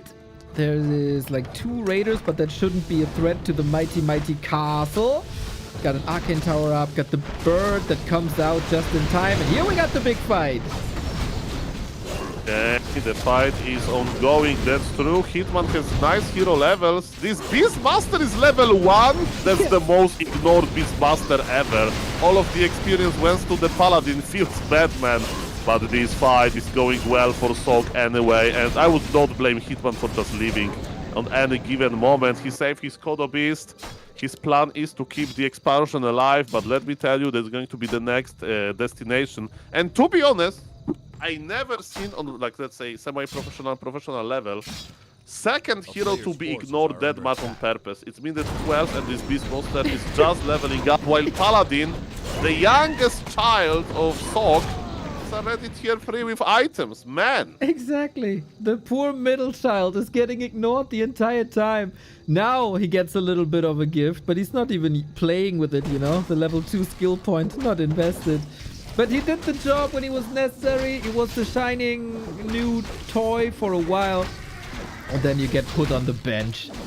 We have an expo scouted here. There was a footman. I guess Sok can just send the summons and that should be enough. And there's going to be a big fight. Look at this poor Kodo Beast. Bye, Kodo Beast.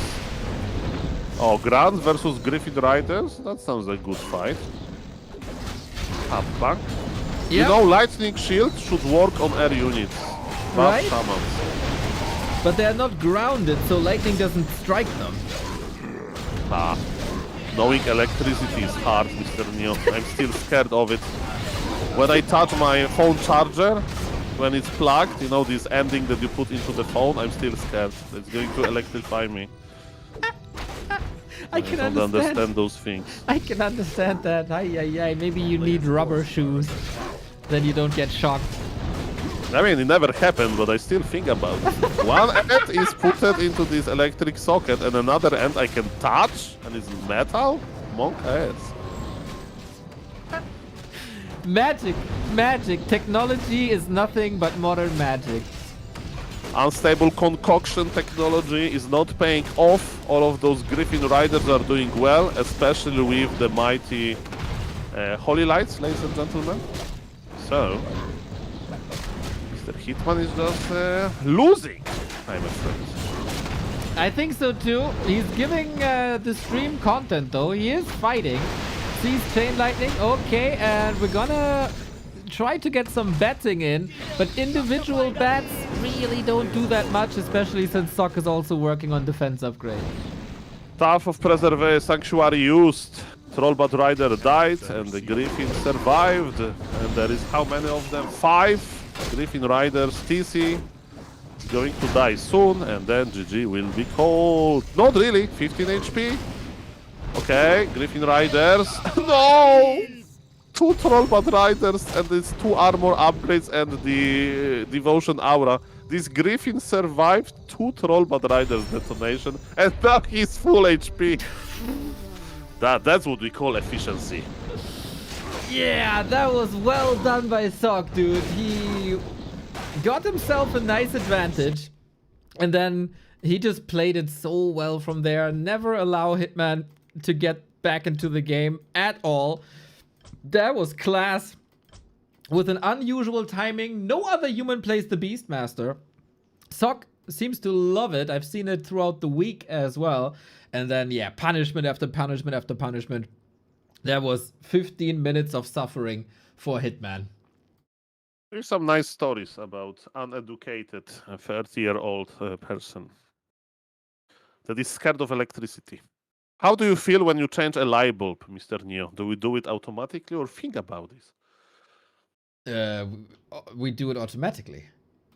Okay. I think about this. There's electricity there. Doesn't matter. Ladies and gentlemen, now is going to be US West 9.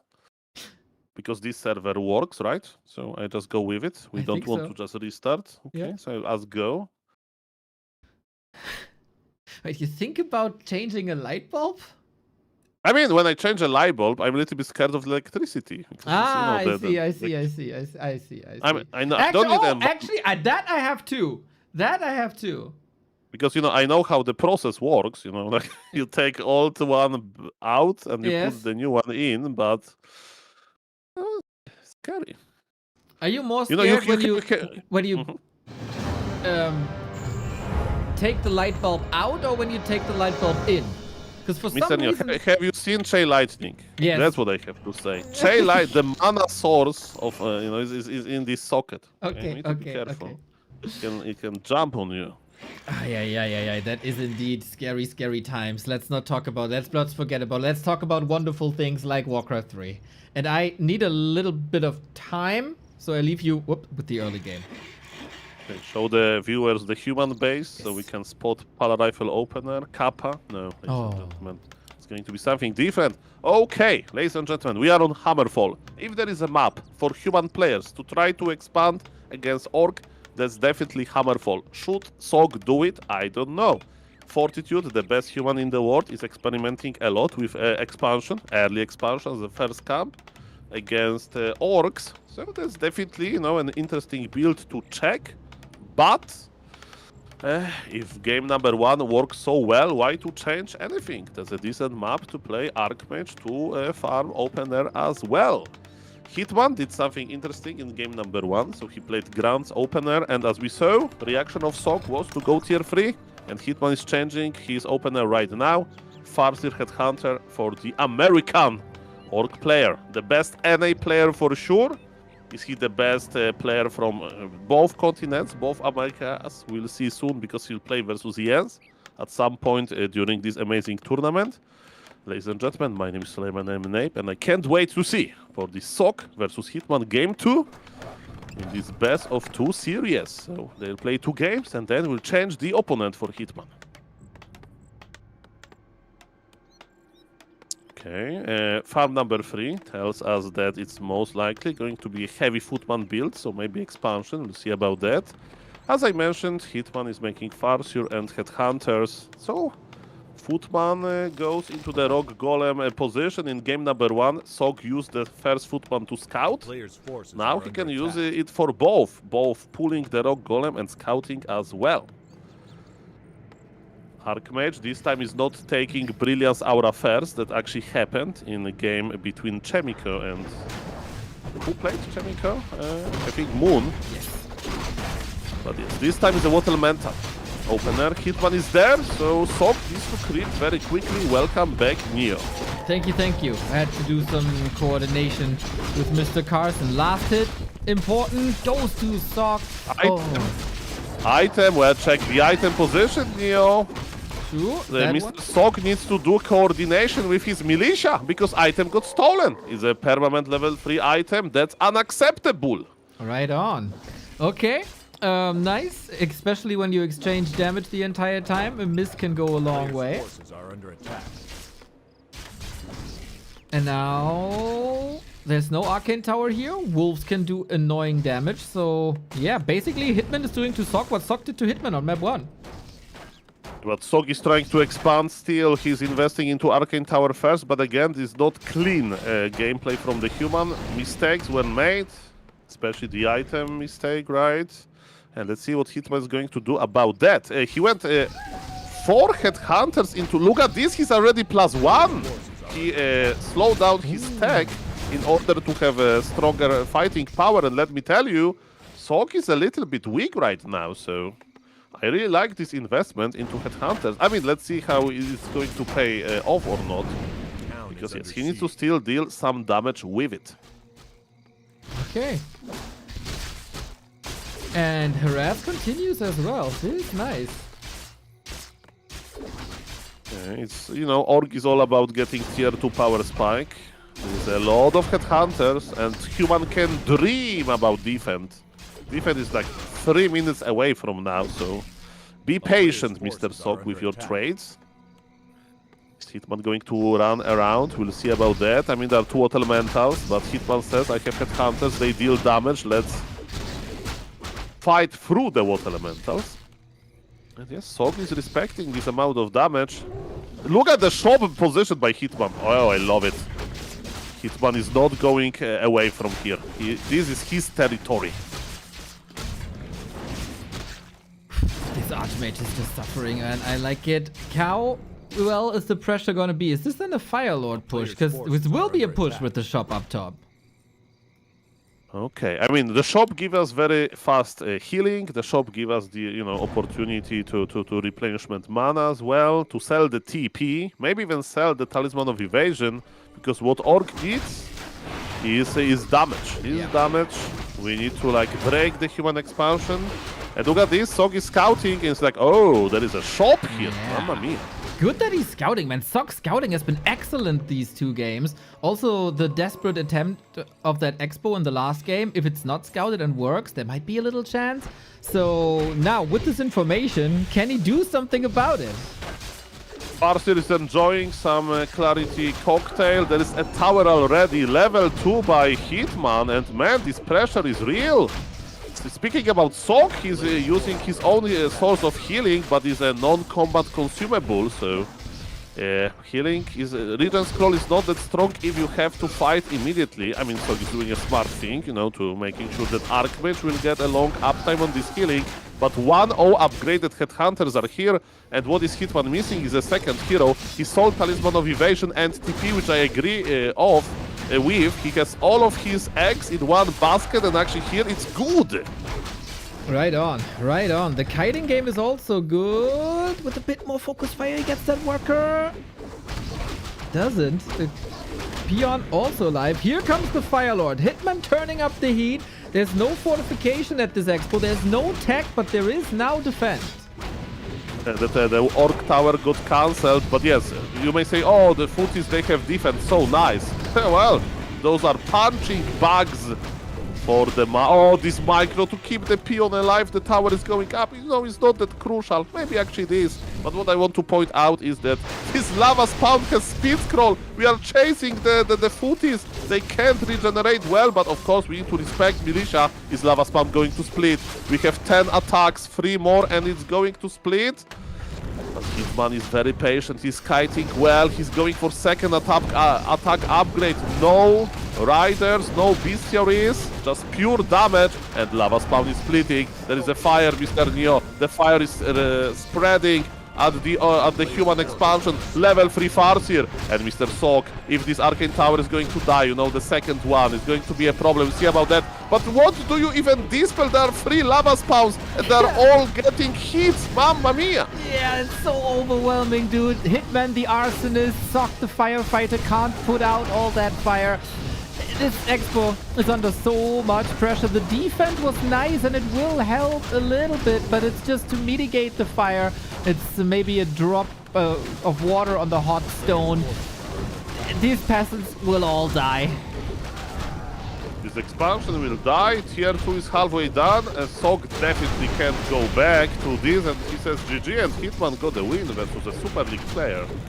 Well, it was a human player, doesn't even count. Don't put water on the mills of all the whiners. But this was an amazing counterplay. If you go Expo and have a bit of a sloppy creep, this is what can happen. And Hitman punished this really, really, really well. High tempo, good execution, good damage is exactly what you need. And then boom, 1-1. Hitman strikes back. And it's now 3-5 between Hitman and the world. Yes, what I can tell you, Mr. Neo, is that was very unique by Hitman. He slowed down his tech. So usually Org goes tax on 21 supply, and Hitman did it on 25. So he made 2 extra headhunters and +1 damage upgrade.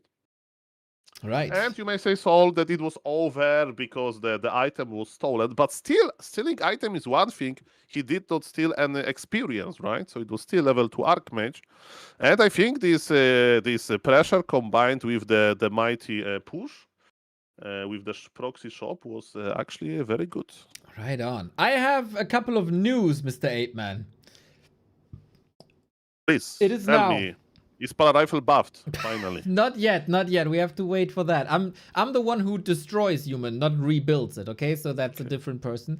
Usually, I was supposed to swap with Carson at around this time because the Back to Warcraft Weekly Cup is coming up, the April Finals. We had a little correspondence. This is why I need some time. So we discussed Carson is gonna cast stuff from Flow a little bit later. We will continue with Hitman Sheik and Hitman Starbuck and cast the other games tomorrow, but we will stay after until Hitman Starbuck is over and then switch. So people get hype with Starbuck Hitman and then we switch to the Weekly Cup.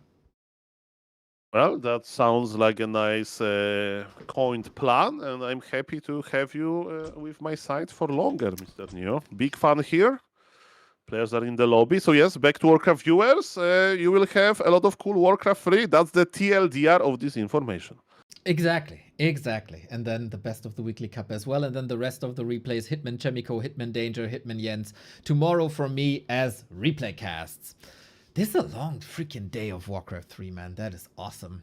So, Sheik, if you're not familiar with Sheik is one of my absolute favorite players. Whatever game mode he's on, he's just god tier. He has very interesting ideas. I actually don't know how he plays against Orc too much, but against Night Elf he has... Don't be start. This guy is a pit lord farmer. I love this guy. Okay. I know against Night Elf he's playing Gargoyle into Worms, into Wagons, which is awesome. It's, I think, the best style there is for Undead versus Night Elf. I love everything Sheik does in every game mode. Super talented. A little bit of a drop in power level, but a big boost in creativity. So this is going to be an awesome match. That's very true. Okay, so you like Tetfins, right? Sheik plays Tetfins in order to get Pit Lord second fast. He creeps the Pit Lord and play Mass Necromancers 1 base. He did it in Dolphin Cocoon into Butterfly Cups, which was like 6 moves ago at this point. But yes, if there is a player that can make Pit Lord, that's Sheik. And he actually vetoed Hammerfall, so that's his Pit Lord maps. So I guess it's a statement. No Hammerfall, no Pit Lord. I'm just judging by the maps, but... Okay, let me check now. I need to ask them for the servers. 1 game on Japan, 1 game on Russia East 3. Good solution with the back and forth of the servers. Hitman doing well so far. A lot of course, a person like Hitman has a few haters as well. They show up in the chat every once in a while, but they get shut down by every map that Hitman wins. Not just the ladder hero, can compete with the likes of Lawlion, with the likes of Sock. And we discussed pings a little bit. Michael Bradley with another $5 super chat. Much love, much love.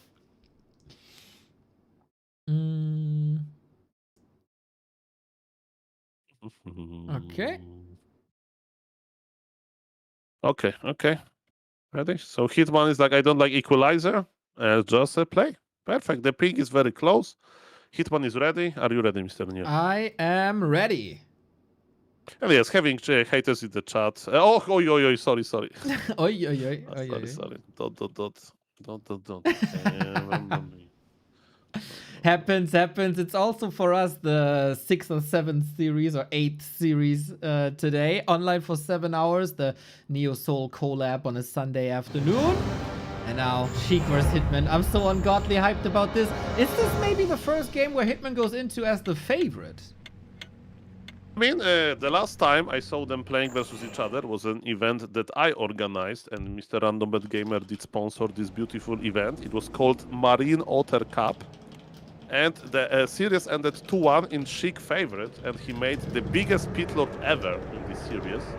That was beautiful, but it happened on Hammerfall, and there is no Hammerfall, and actually Sheik vetoed it, so... I'm afraid that he's not anymore a Tetfins player against Orc. But Sheik definitely has a chance, and he proved it last time they met. A little bit of an insight from Soul Journalist Man. I spoke with Hitman in DMs a little bit after the series, and he said, Sheik is good. I respect the skill of Mr. Sheik, so definitely... Hitman MMR is higher, he's more active, but Sheik proved that, you know, he knows how to play against Hitman. Yeah, I can tell you, everybody who disrespects the skill and brain of Sheik is not my friend. Let's start making a list. Who is fair? That's it. I'm kidding. I haven't met anyone. Everybody loves Sheik, I think. And there's no reason not to. We'll see how good they don't know him, right? If we have some new viewers, they may not know. And it's a perfect series to meet Mr. Sheik. Because let me tell you, this guy is an artist. He is an artist. That's a perfect way to describe it. He is an artist. The way he crafts his strategies together, very unusual.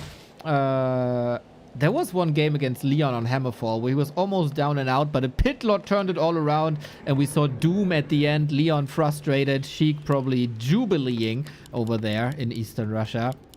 He's a class act. That's perfect.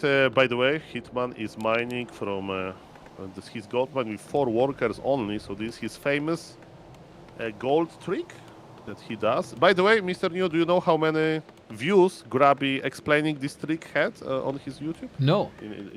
2.4 million short. What? Yes, people like to hear about how to get more gold. Ah, come in the group. Join the group. That's the content. Oh yes, oh yes. So yes, Hitman is the player that does it very often. It's a very nice trick. I do it a little bit. I'm not as good as him, but it's definitely how to get rich is popular not only in real life but in Warcraft 3 as well. Fantastic. We have to learn so much from Grubby, man. Unbelievable. A lot of undeads can learn a bit of creeping from Sheik as an FFA expert and one of the best FFA player there ever was. He knows the thing about creeping with as little groups as possible, with as many skeletons as possible, and even acolytes. So we do this and we expand. That's so weird. Like he's betting on Hitman being like passive, but no, like Hitman has win. Yeah. It's not like this weird Blade Master mirror image beat, but Hitman doesn't know, so the mind game is correct. Hitman has no idea. He's going to creep, which is nice, but you know, creeping is not that good if your opponent is expanding in your face. Exactly. So this will be a big consumable, especially when it's an invo potion. Very, very good. Heal potion might also be very good. And then he has to have an idea that something is happening when this is not crap. It is only the Wand of Mana stealing. Bit of extra damage for Sheik is also nice. You can heal on the Blight. I really like the opening here on Northern Isles for Sheik. Sometimes Hitman reacts to expansion like that with just going tier 3 and then placing a tiny Great Hall. So I have seen games like that.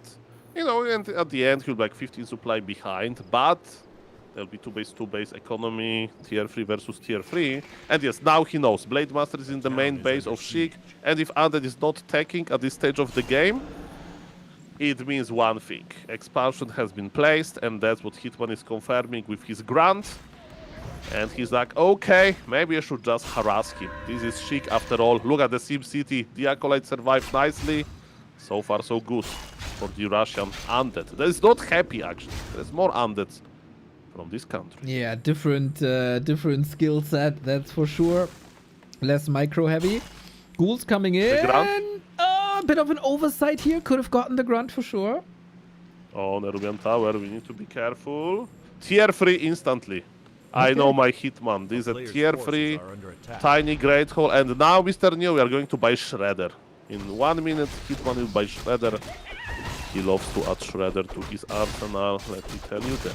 I love this, man. Orcs don't do this enough. I feel everything on tier 3 is very lumber heavy, especially before they nerf the upgrade cost. Like, Orc upgrades cost like 300 lumber a piece in the late game.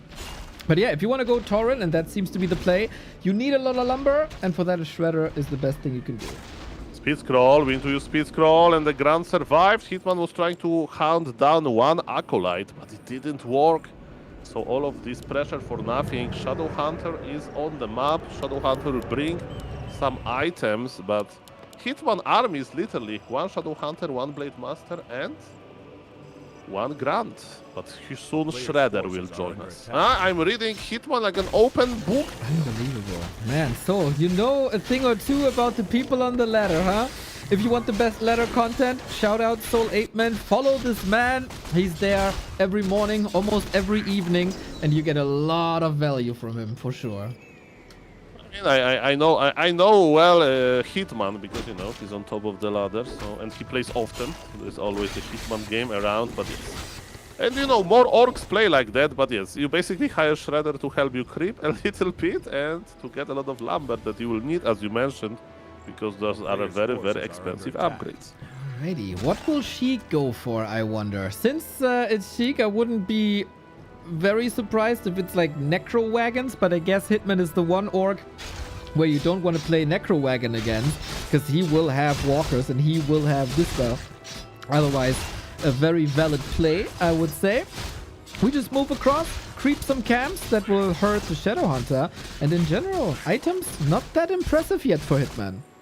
I mean, don't get me wrong. Hitman is behind, and Hitman is behind a lot, but he has a plan, you know, to how to come back.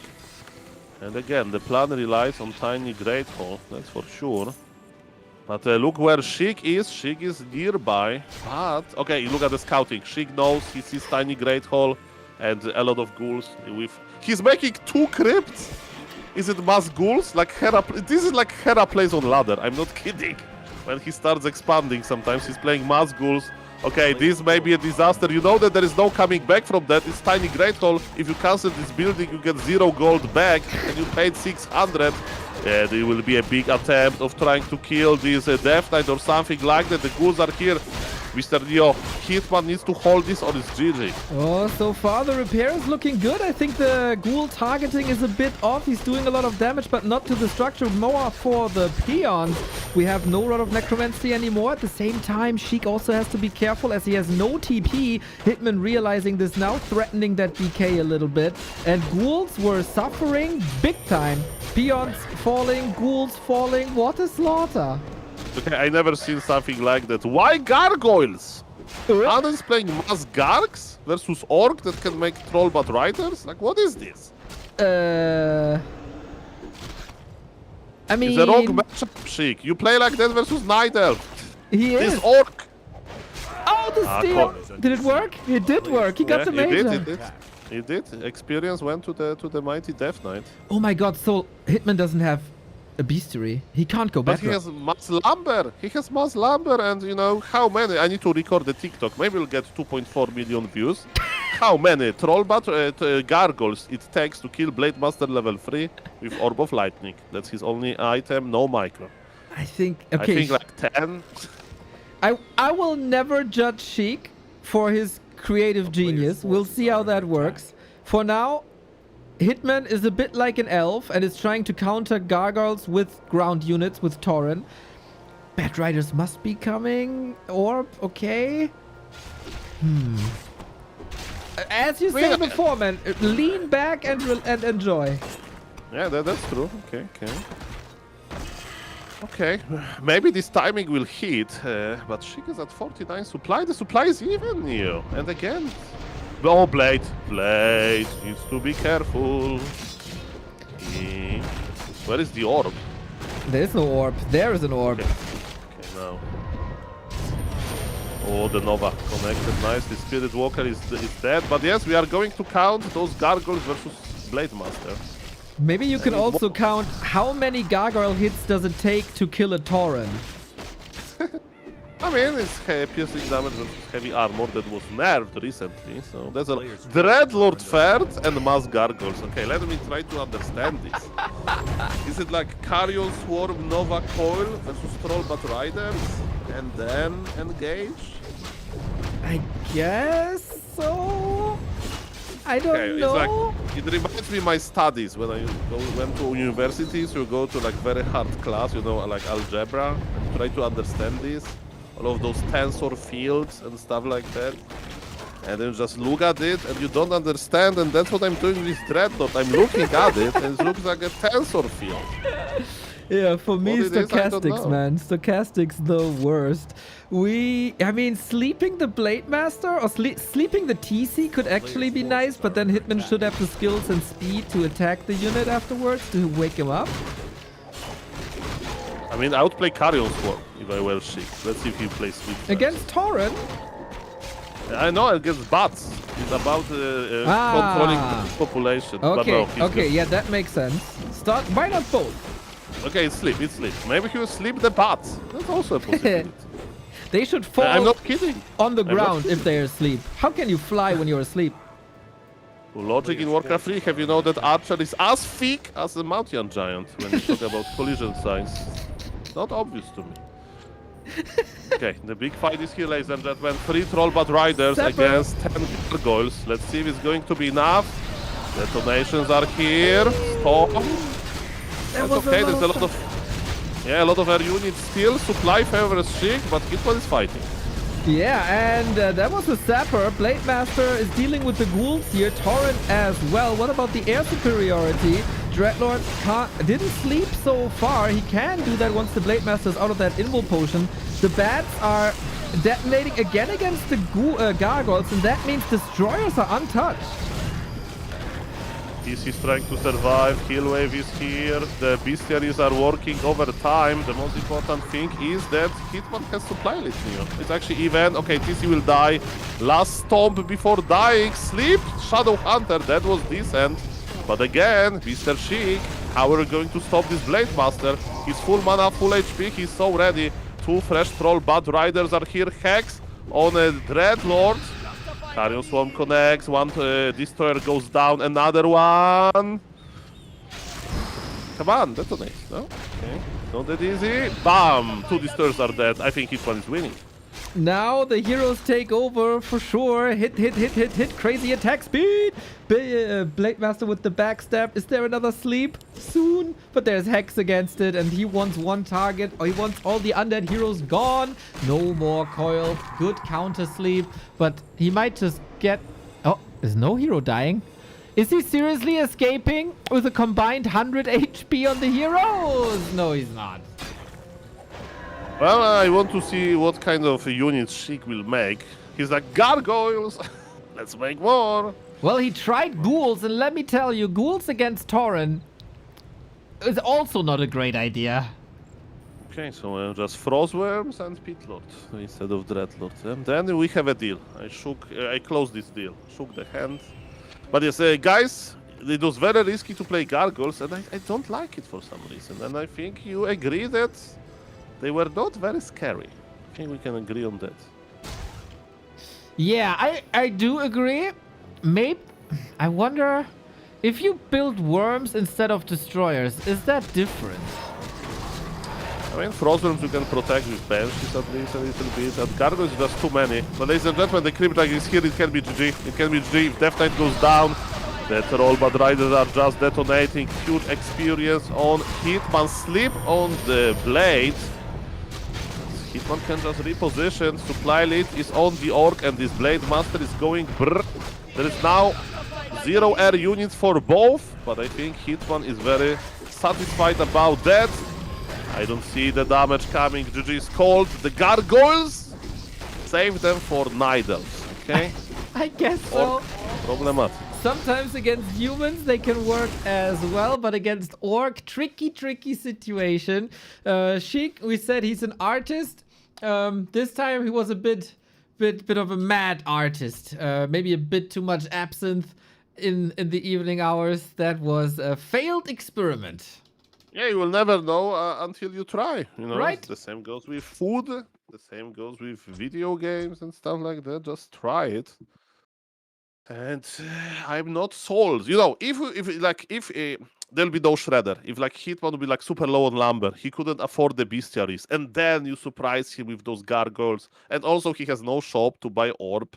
But orb was strong enough to just deal with it, you know, at the start of the game. So I don't really like it. But now we are even. I loved what Sheik did with his Pitlord, you know, in the series I mentioned before, and I dislike what he did with his gargoyles, so we are even now.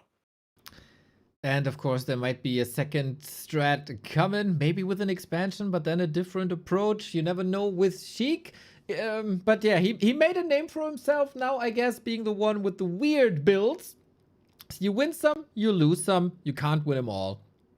That's what he goes by. Go make weird builds, that's fine, but I need to work just a little bit. Let me tell you, I can play weird builds. I played with Happy once in 4v4. It was a long time ago, the real Happy. And he played Solo Lich Mass Banshees. I'm not kidding. And did you win? I mean, I was with him, I think. I don't remember, but I remember level 6 Lich with Anti-Magic Shell, with this Necromancer upgrade as well, because he gave him Unholy Frenzy and he was just possessing opponent units, stuff like that. So that was beautiful.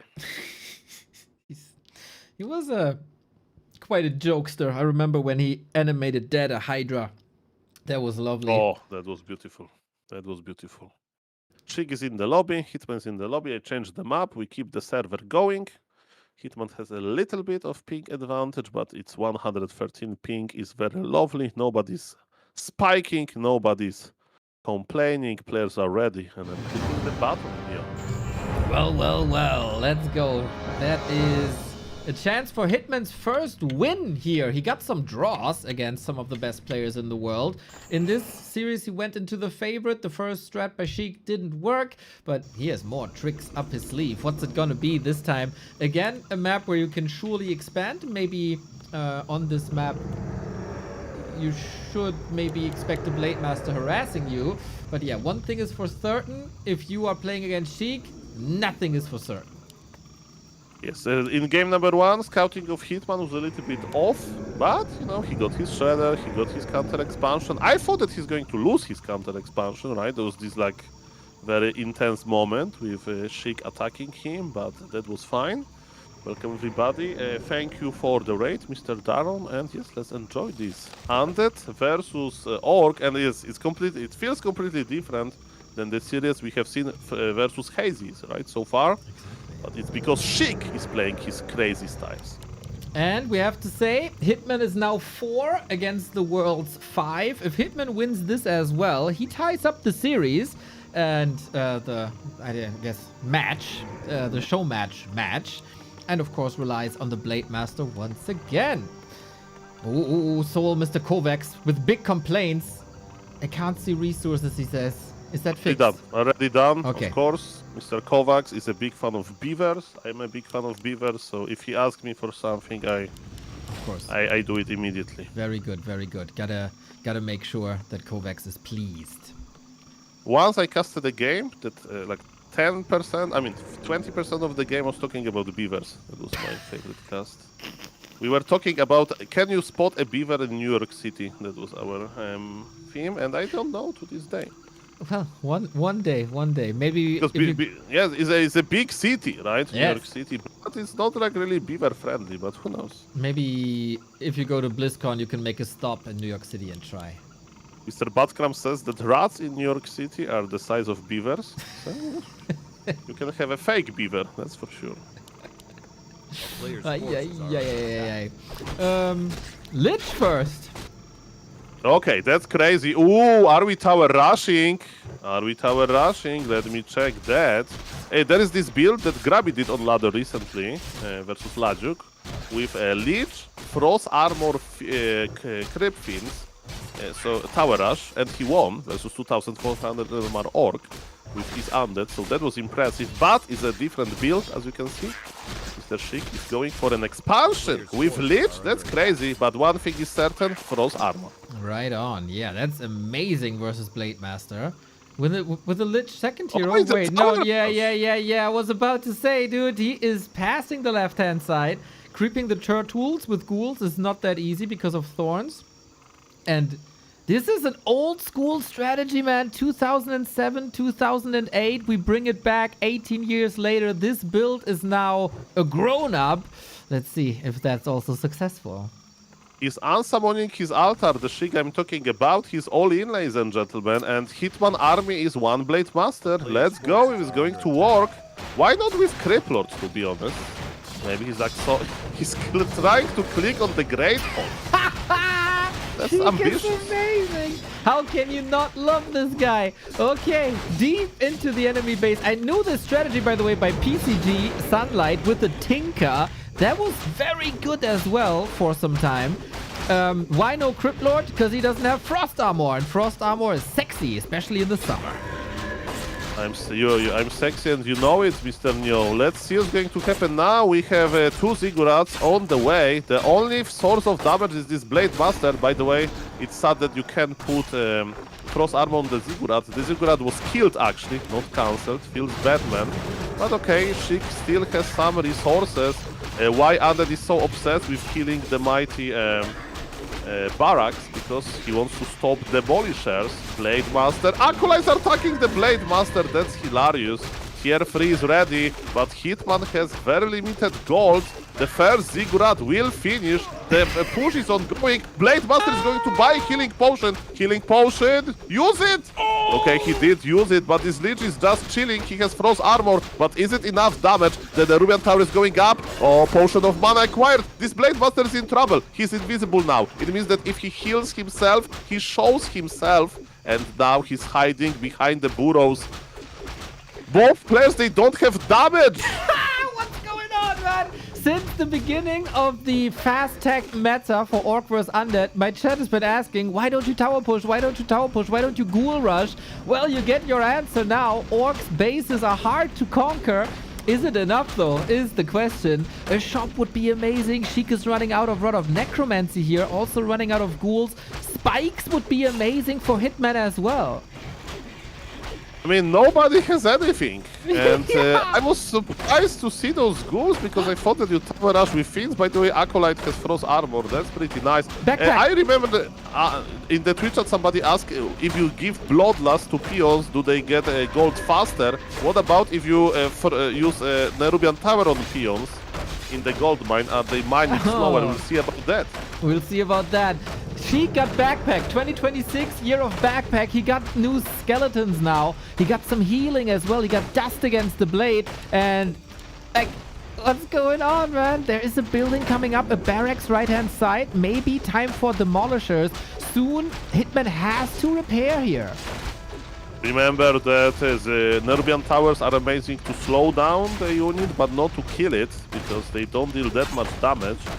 Blade Master feels like going for another Ziggurat. Sheik is making graveyard in his base, you know, so he can actually start adding Spirit Towers. Dust of Appearance used. This Blade needs to be careful, but of course he can go for the healing potion if he has enough resources. He has reinforced defenses. And he's making his first Demolisher. Ooh, damn, Sheik is so rich. He's not spending his resources, so he's running out. Also, the graveyard, he can't go for a Spirit Tower. The Demolisher is 15 seconds off. Wants a shop now. A crypt would also be nice, actually, here in the base, to be honest. No more kills here. There's no corpses to use for the Rod of Necromancy. Big knows about the barracks, and he will see Demolisher soon. That's problematic for him. But can we keep Demolisher alive? Like, Blade Master will have to babysit this Demolisher all the time, because you look at this, the ghouls, they can just follow the mighty Demolisher. Exactly. Now the peons try to follow the Demolisher. They will suffer now as well. Tower's still up. We get the first Spirit Tower in 12 seconds. That's a lot more damage. Ghouls suffering. Blade slowed constantly by the amazing frost armor. Ghouls are coming in. Fiend transition now. That's why he was so high on resources. He's switching. Demo down. There's a problem. We have Spirit Tower ready. The Spirit Tower hurts. And ladies and gentlemen, Tower rushing versus Blade Master fast tech. There's a reality here. Mamma mia. Hitman is still in a big trouble. He's slowly getting level 3 on the blade. But his economy is not looking good. He has 14 lumber. And, well, those peons, they saw better fighting working conditions. Level 2 on the Lich, that's big. That is amazing. The peons, you said it, like this is the only unit he got. 12 peons. And they're all at 50%. Nova is available now. I mean, it could be Sheik. It could be Frost Armor and Dark Ritual. But no, Nova it is. Doesn't help against the Demolishers. We do have new Acolytes. We can go... Fiend. We are going Fiends now. We have Rod of Necromancy available. Lich has to stay alive, though. There's no potions to use. Is Blade Master against the world these days? He wants to keep his Demolisher alive, but look at these even two skeletons that threaten a lot of damage. And let me tell you, the working conditions, they lower, and they are getting worse and worse. I mean, Hitman can start sending red HP workers to Lumber. It's not good. And then fresh two skeletons on the Demolisher. Man, this poor Demolisher has no chance. Okay, we have another one, but the Fiends are there as well. The Acolytes are not here to repair the Demolisher. They're here to destroy it. They're almost as good as ghouls, right? That's what they say. Oh, do you have to concede soon? There's 5 peons about to die. Nova his ass. Not just yet. Very conservative with the mana. I like that, actually, even though it would be flashy. Also the Fiend transition, very well done. Hitman looks like he's going for a Hail Mary on the ledge. He may get it, even though there's Frost Armor with the power of the wind block, and he got the leech! Maybe he should do it earlier. I think he can go for a Tavern Revive though. He got the resources almost. 25 food only. Hitman almost no income no more. Nobody wants to work in the orc base. No. Like those guys are scared of Pala Rifle. That's why they refuse to work, Kappa. Don't worry, peons. There's no Pala Rifle. This is just the undead. Ridiculous game. What a unique game. You don't see this anywhere. But back to Warcraft and Soul 8-Man on a Sunday evening. Mamma mia. The Youngfang Invitational, guys. Hitman versus the world. Mr. Youngfang organized and sponsored it. Shout out to him. And I think the games are not disappointing. And now we have Invul, and now this Blade Master knows that he can't follow.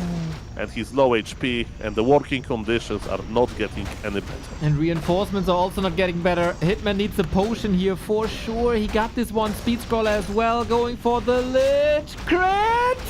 No way! The potion might actually save him. Invo potion, 7 seconds, but he doesn't have healing behind it. Now he does have healing behind it. What a great reaction this was by Sheik as well. And I think Lich is healing. Blade is healing. Look at this. They're in the healing waiting room, but we have so many fiends on Sheik. Oh, look at this. Sheik used dust immediately. He knows that his Blade Master is haunting him. Wow. But nobody's getting gold. This is one of my favorite games of the entire year. How rare to see that. Yeah, Hitman has no income. 425 gold though. What are you doing with that? Zeppelin. Good pull actually with the catapult. I've never seen that before either. Very true. Like what he can... he wants to save Demolisher with the catapult. Yep. That's genius! Yep. He can reposition Demolisher. He could do it probably earlier.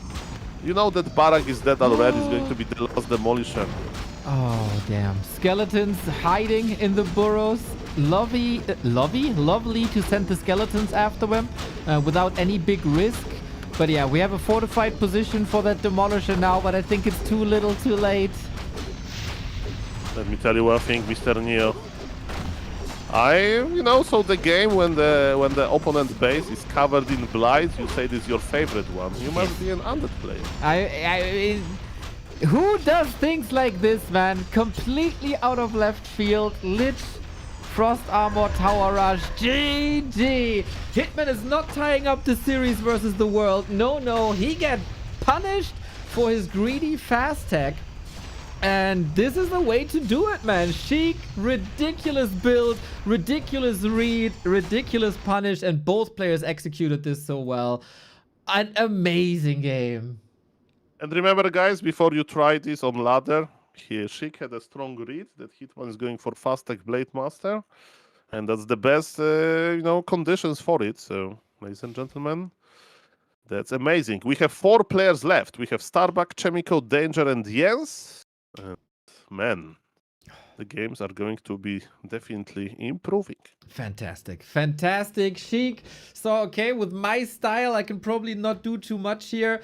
Now, we get to the point in the program that is probably the highlight for many people out there. It's Starbuck versus Hitman. It's the pride of the European region against the pride of the American region. The best players of the NA region and the European region clashing here. Both have had amazing results in international tournaments on the biggest stage, one in Sweden and in Anaheim, the other player, Starbuck, in Dubai first and foremost, and now they clash for the first time in forever. I don't even know when the last time they played. Oh, they played at Raraland twice, and Starbuck won.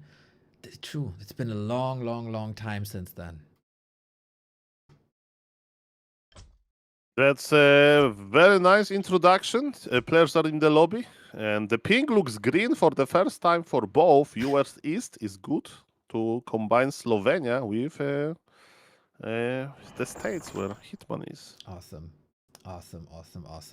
So, chat, who are you rooting for? Not who you think will win, but who are you rooting for is the question.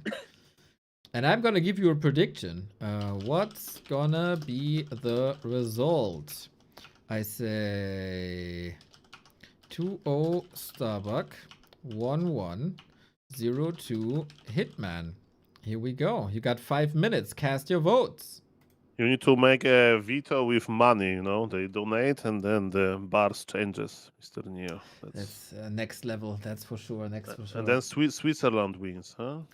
Switzerland always wins. Who, when it who is, comes who is the best? Who is the best player from Switzerland, by the way? Do you know? the best Huti? Maybe? I mean, Hut is on my level, so okay. Yeah. I mean, who else is there? I think it's Huti actually these days. Shout out to Mr. Huti. Exactly. Okay. Or they're hiding. I mean, okay, we have very nice ping, so I'm not even asking about this. They're ready. Are you ready, Mr. Neo? Yes, so I'm always ready. I'm born ready, especially when the match is Hitman versus Starbuck. Dream match brought to you by Yangfang. The Hitman versus the World Series currently 4 wins for Hitman, 6 wins for the world. Is that the moment where the world gets the W? And we're blowing ahead 8-4, or is that the big upset and Hitman ties it up? Everything is possible here. Amazing players. We have it confirmed, by the way. Starbuck on human, no orc mirror, no shenanigans, and I think we're not wasting any time, as we're not wasting any time here.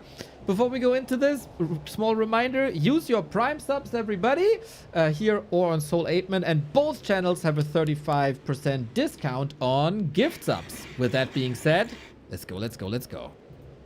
Let's go. Thank you very much. And guys, Hitman is what he does versus a human. That's a good question. We saw his game against Sok, right? So the mass grant open air didn't work.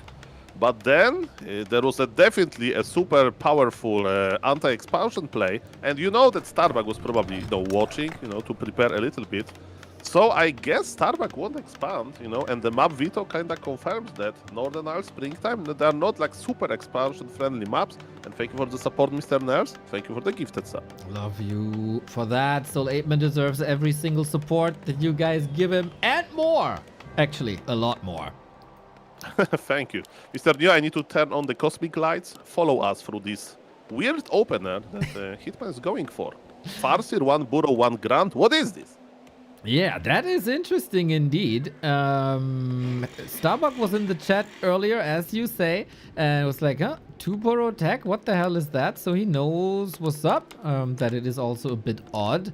I can't tell you what this is about. You are the Hitman expert, of course, but it will unfold in front of our eyes. And if you're a bit of an underdog, even though you're, of course, the ladder king that Hitman is, maybe go for some unusual strategies that Starbuck might not be used to. For that, we have to say Starbuck also not on the level of like a year ago or the Dubai tournament. A little bit of shift of prioritizations, but I'm pretty sure this match is also a lot about prestige.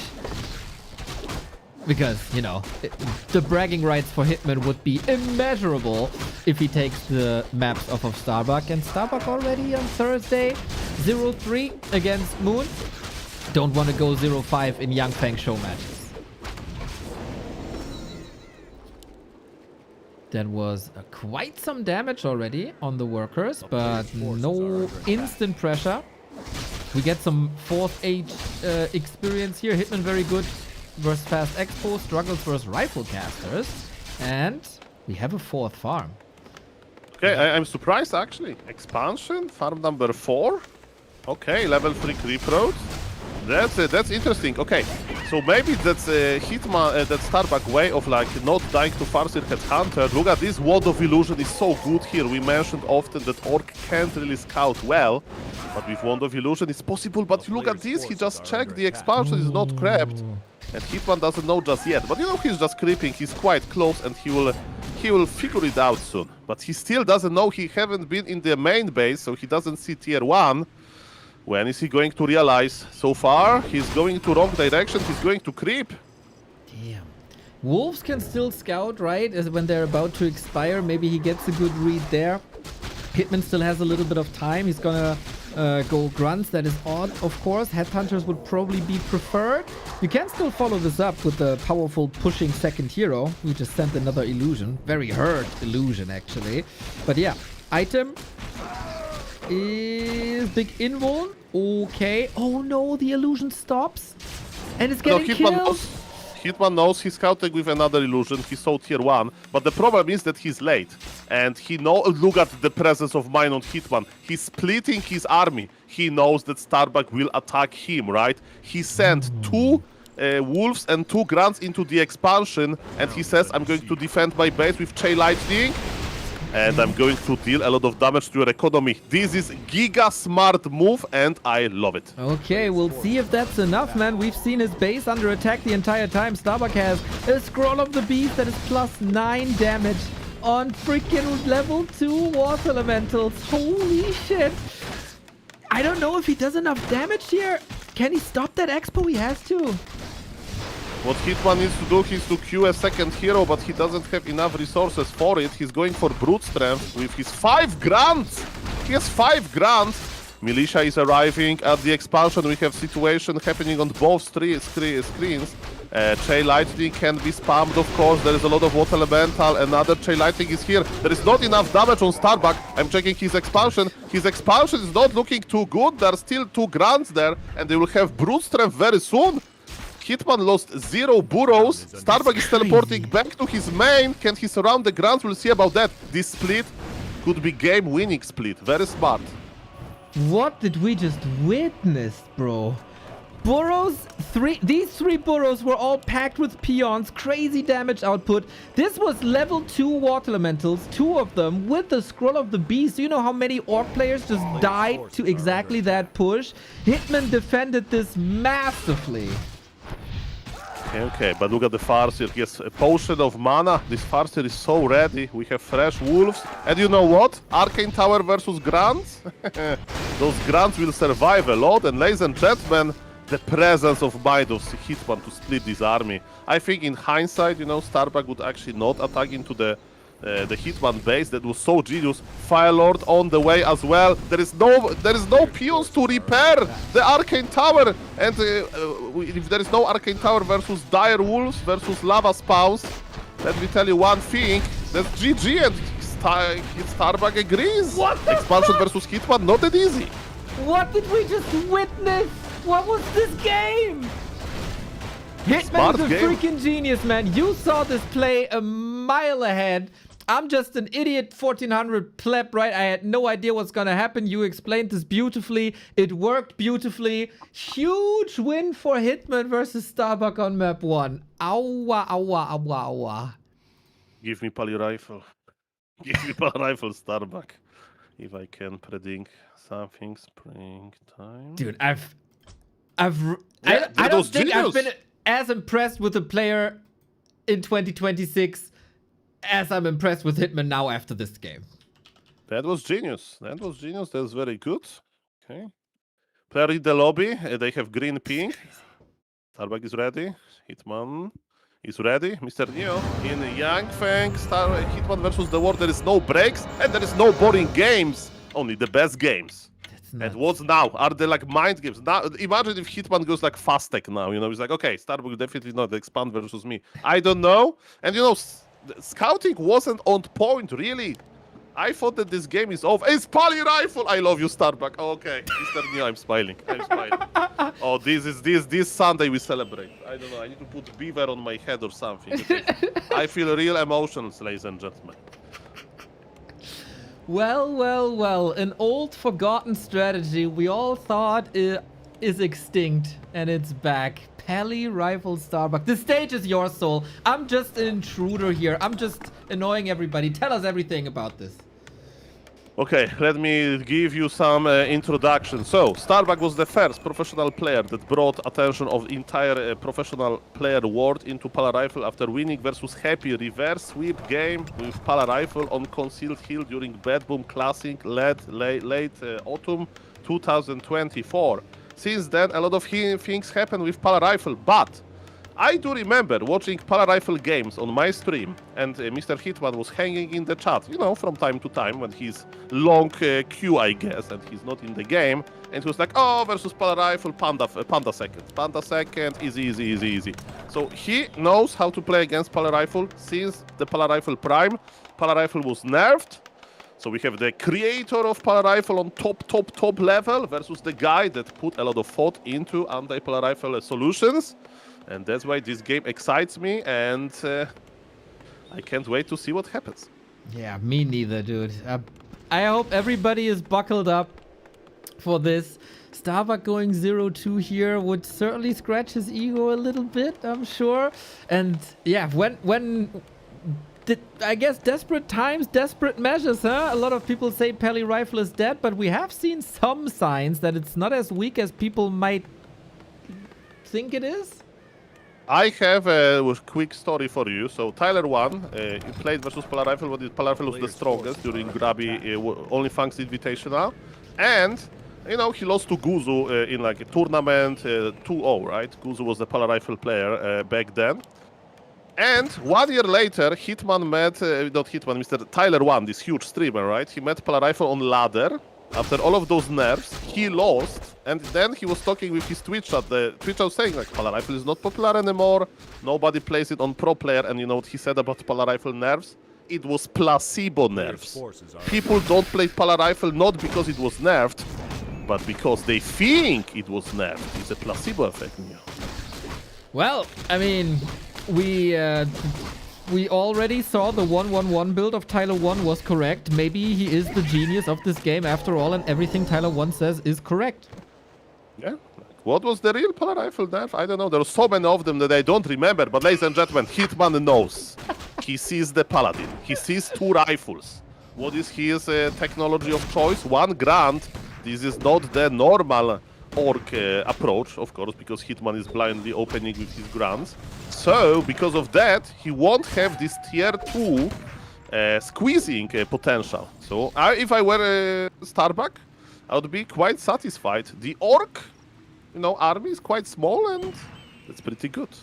I remember a beautiful game of Happy winning against Peli Rifle with 20 grunts. Maybe that's an approach for Hitman as well, to recreate that magic. But probably not. Lack of headhunters surely is an issue. That's why most orcs, especially during the height of Peli Rifle, were opening always with headhunters. But some chip damage still allowed. I mean, I'm just saying that at some point, Starbuck, maybe when he'll get his Rifleman number 4, he will pull Militia and then he'll creep in face on the Orc, you know, it can be done. He actually needs to do it at some point. Because, you know, Hitman tech is very advanced. The fact that he has 1 Grant and Starbuck is not creeping is good for him. And Hitman is very happy to buy time. But, you know that Orcs, they like to do more damage than that's it. That's why we usually go for Masked Hunters into Naga second to really punish like Polar Rifle, like chunkiness before, because when the Blood Mage appears, right, Polar Rifle is like unkillable for some time, but before Blood Mage, Polar Rifle can be squeezed. And Hitman is going instant tier 3 Brute Strength. Okay. And there is Naga here, so he'll still squeeze Neo. Okay, a little bit like Lin's style with the Naga follow-up. Just with grunts, of course, a little bit harder. Starbuck thought, okay, I might have a moment of time here, but not against the Naga. Hard to run away from that, as of course rifles are relatively slow. Naga makes them even slower, but also with the Paladin, you have healing. Question is just how much? Rifle down.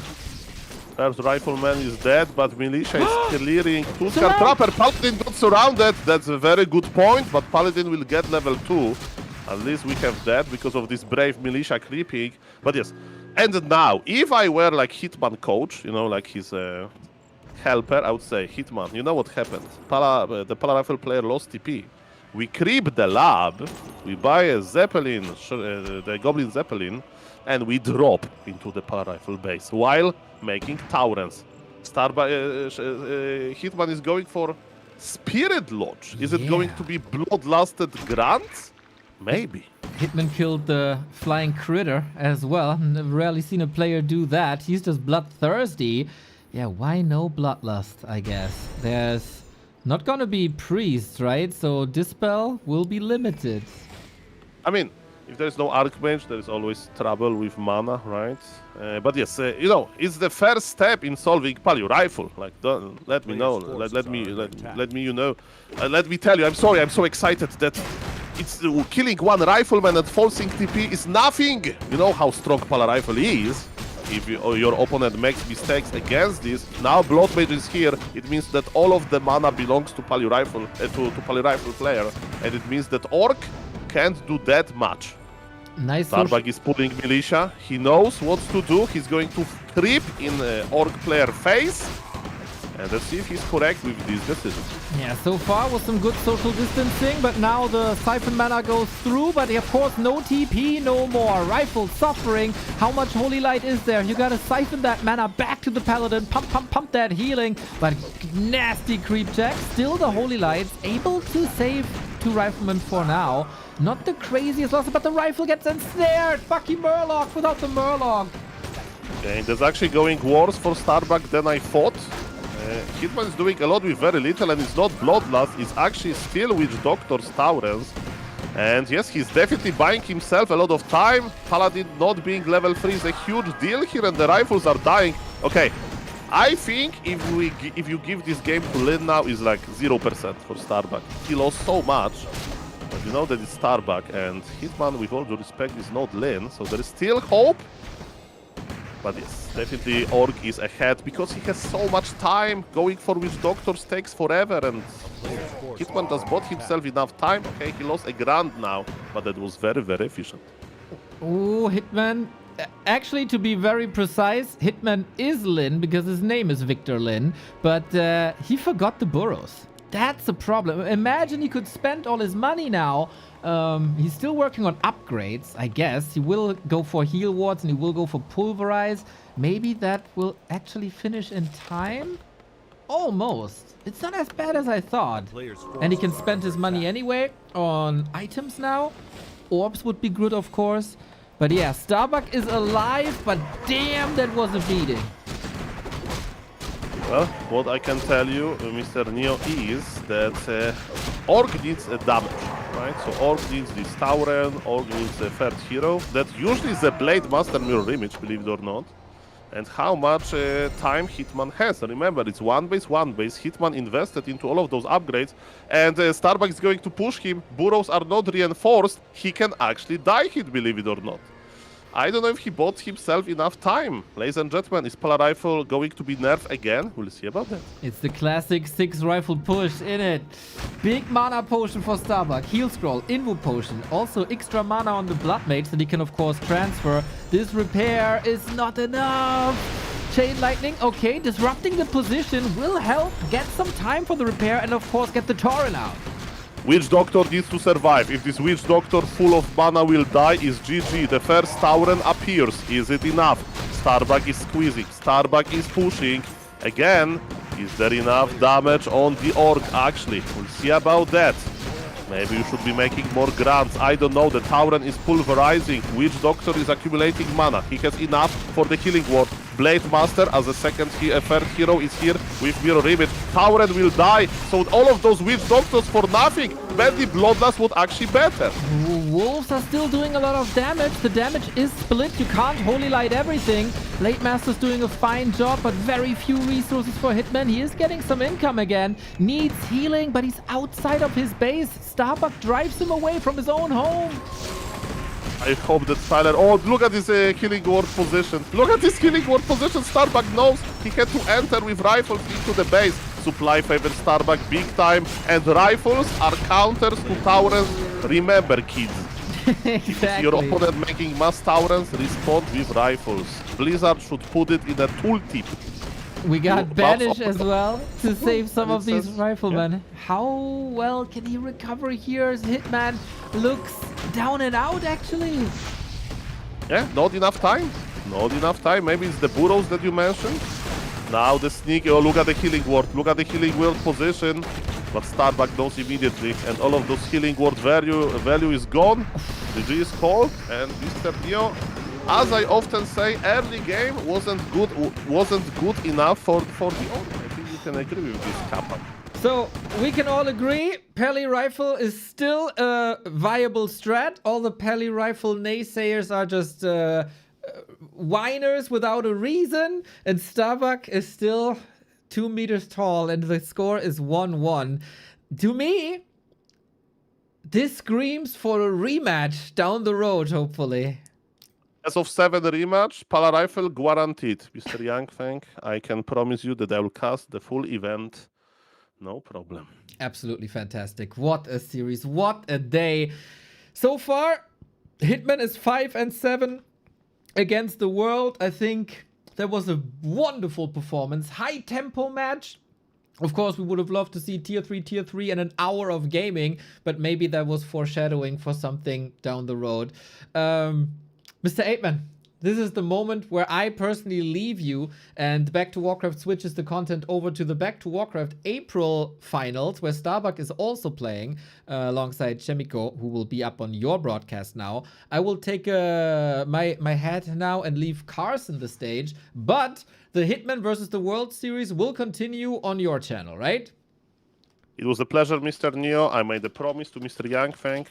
Such the event needs to be covered fully.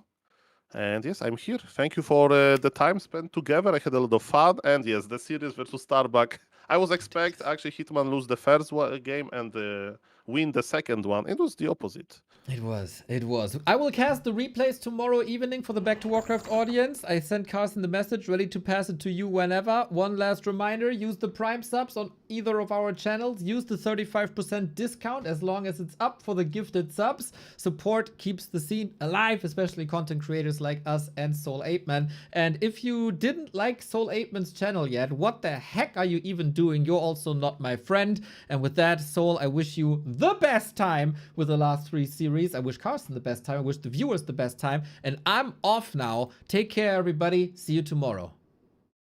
Thank you very much. See you in the next one. Okay, ladies and gentlemen, thank you, Mr.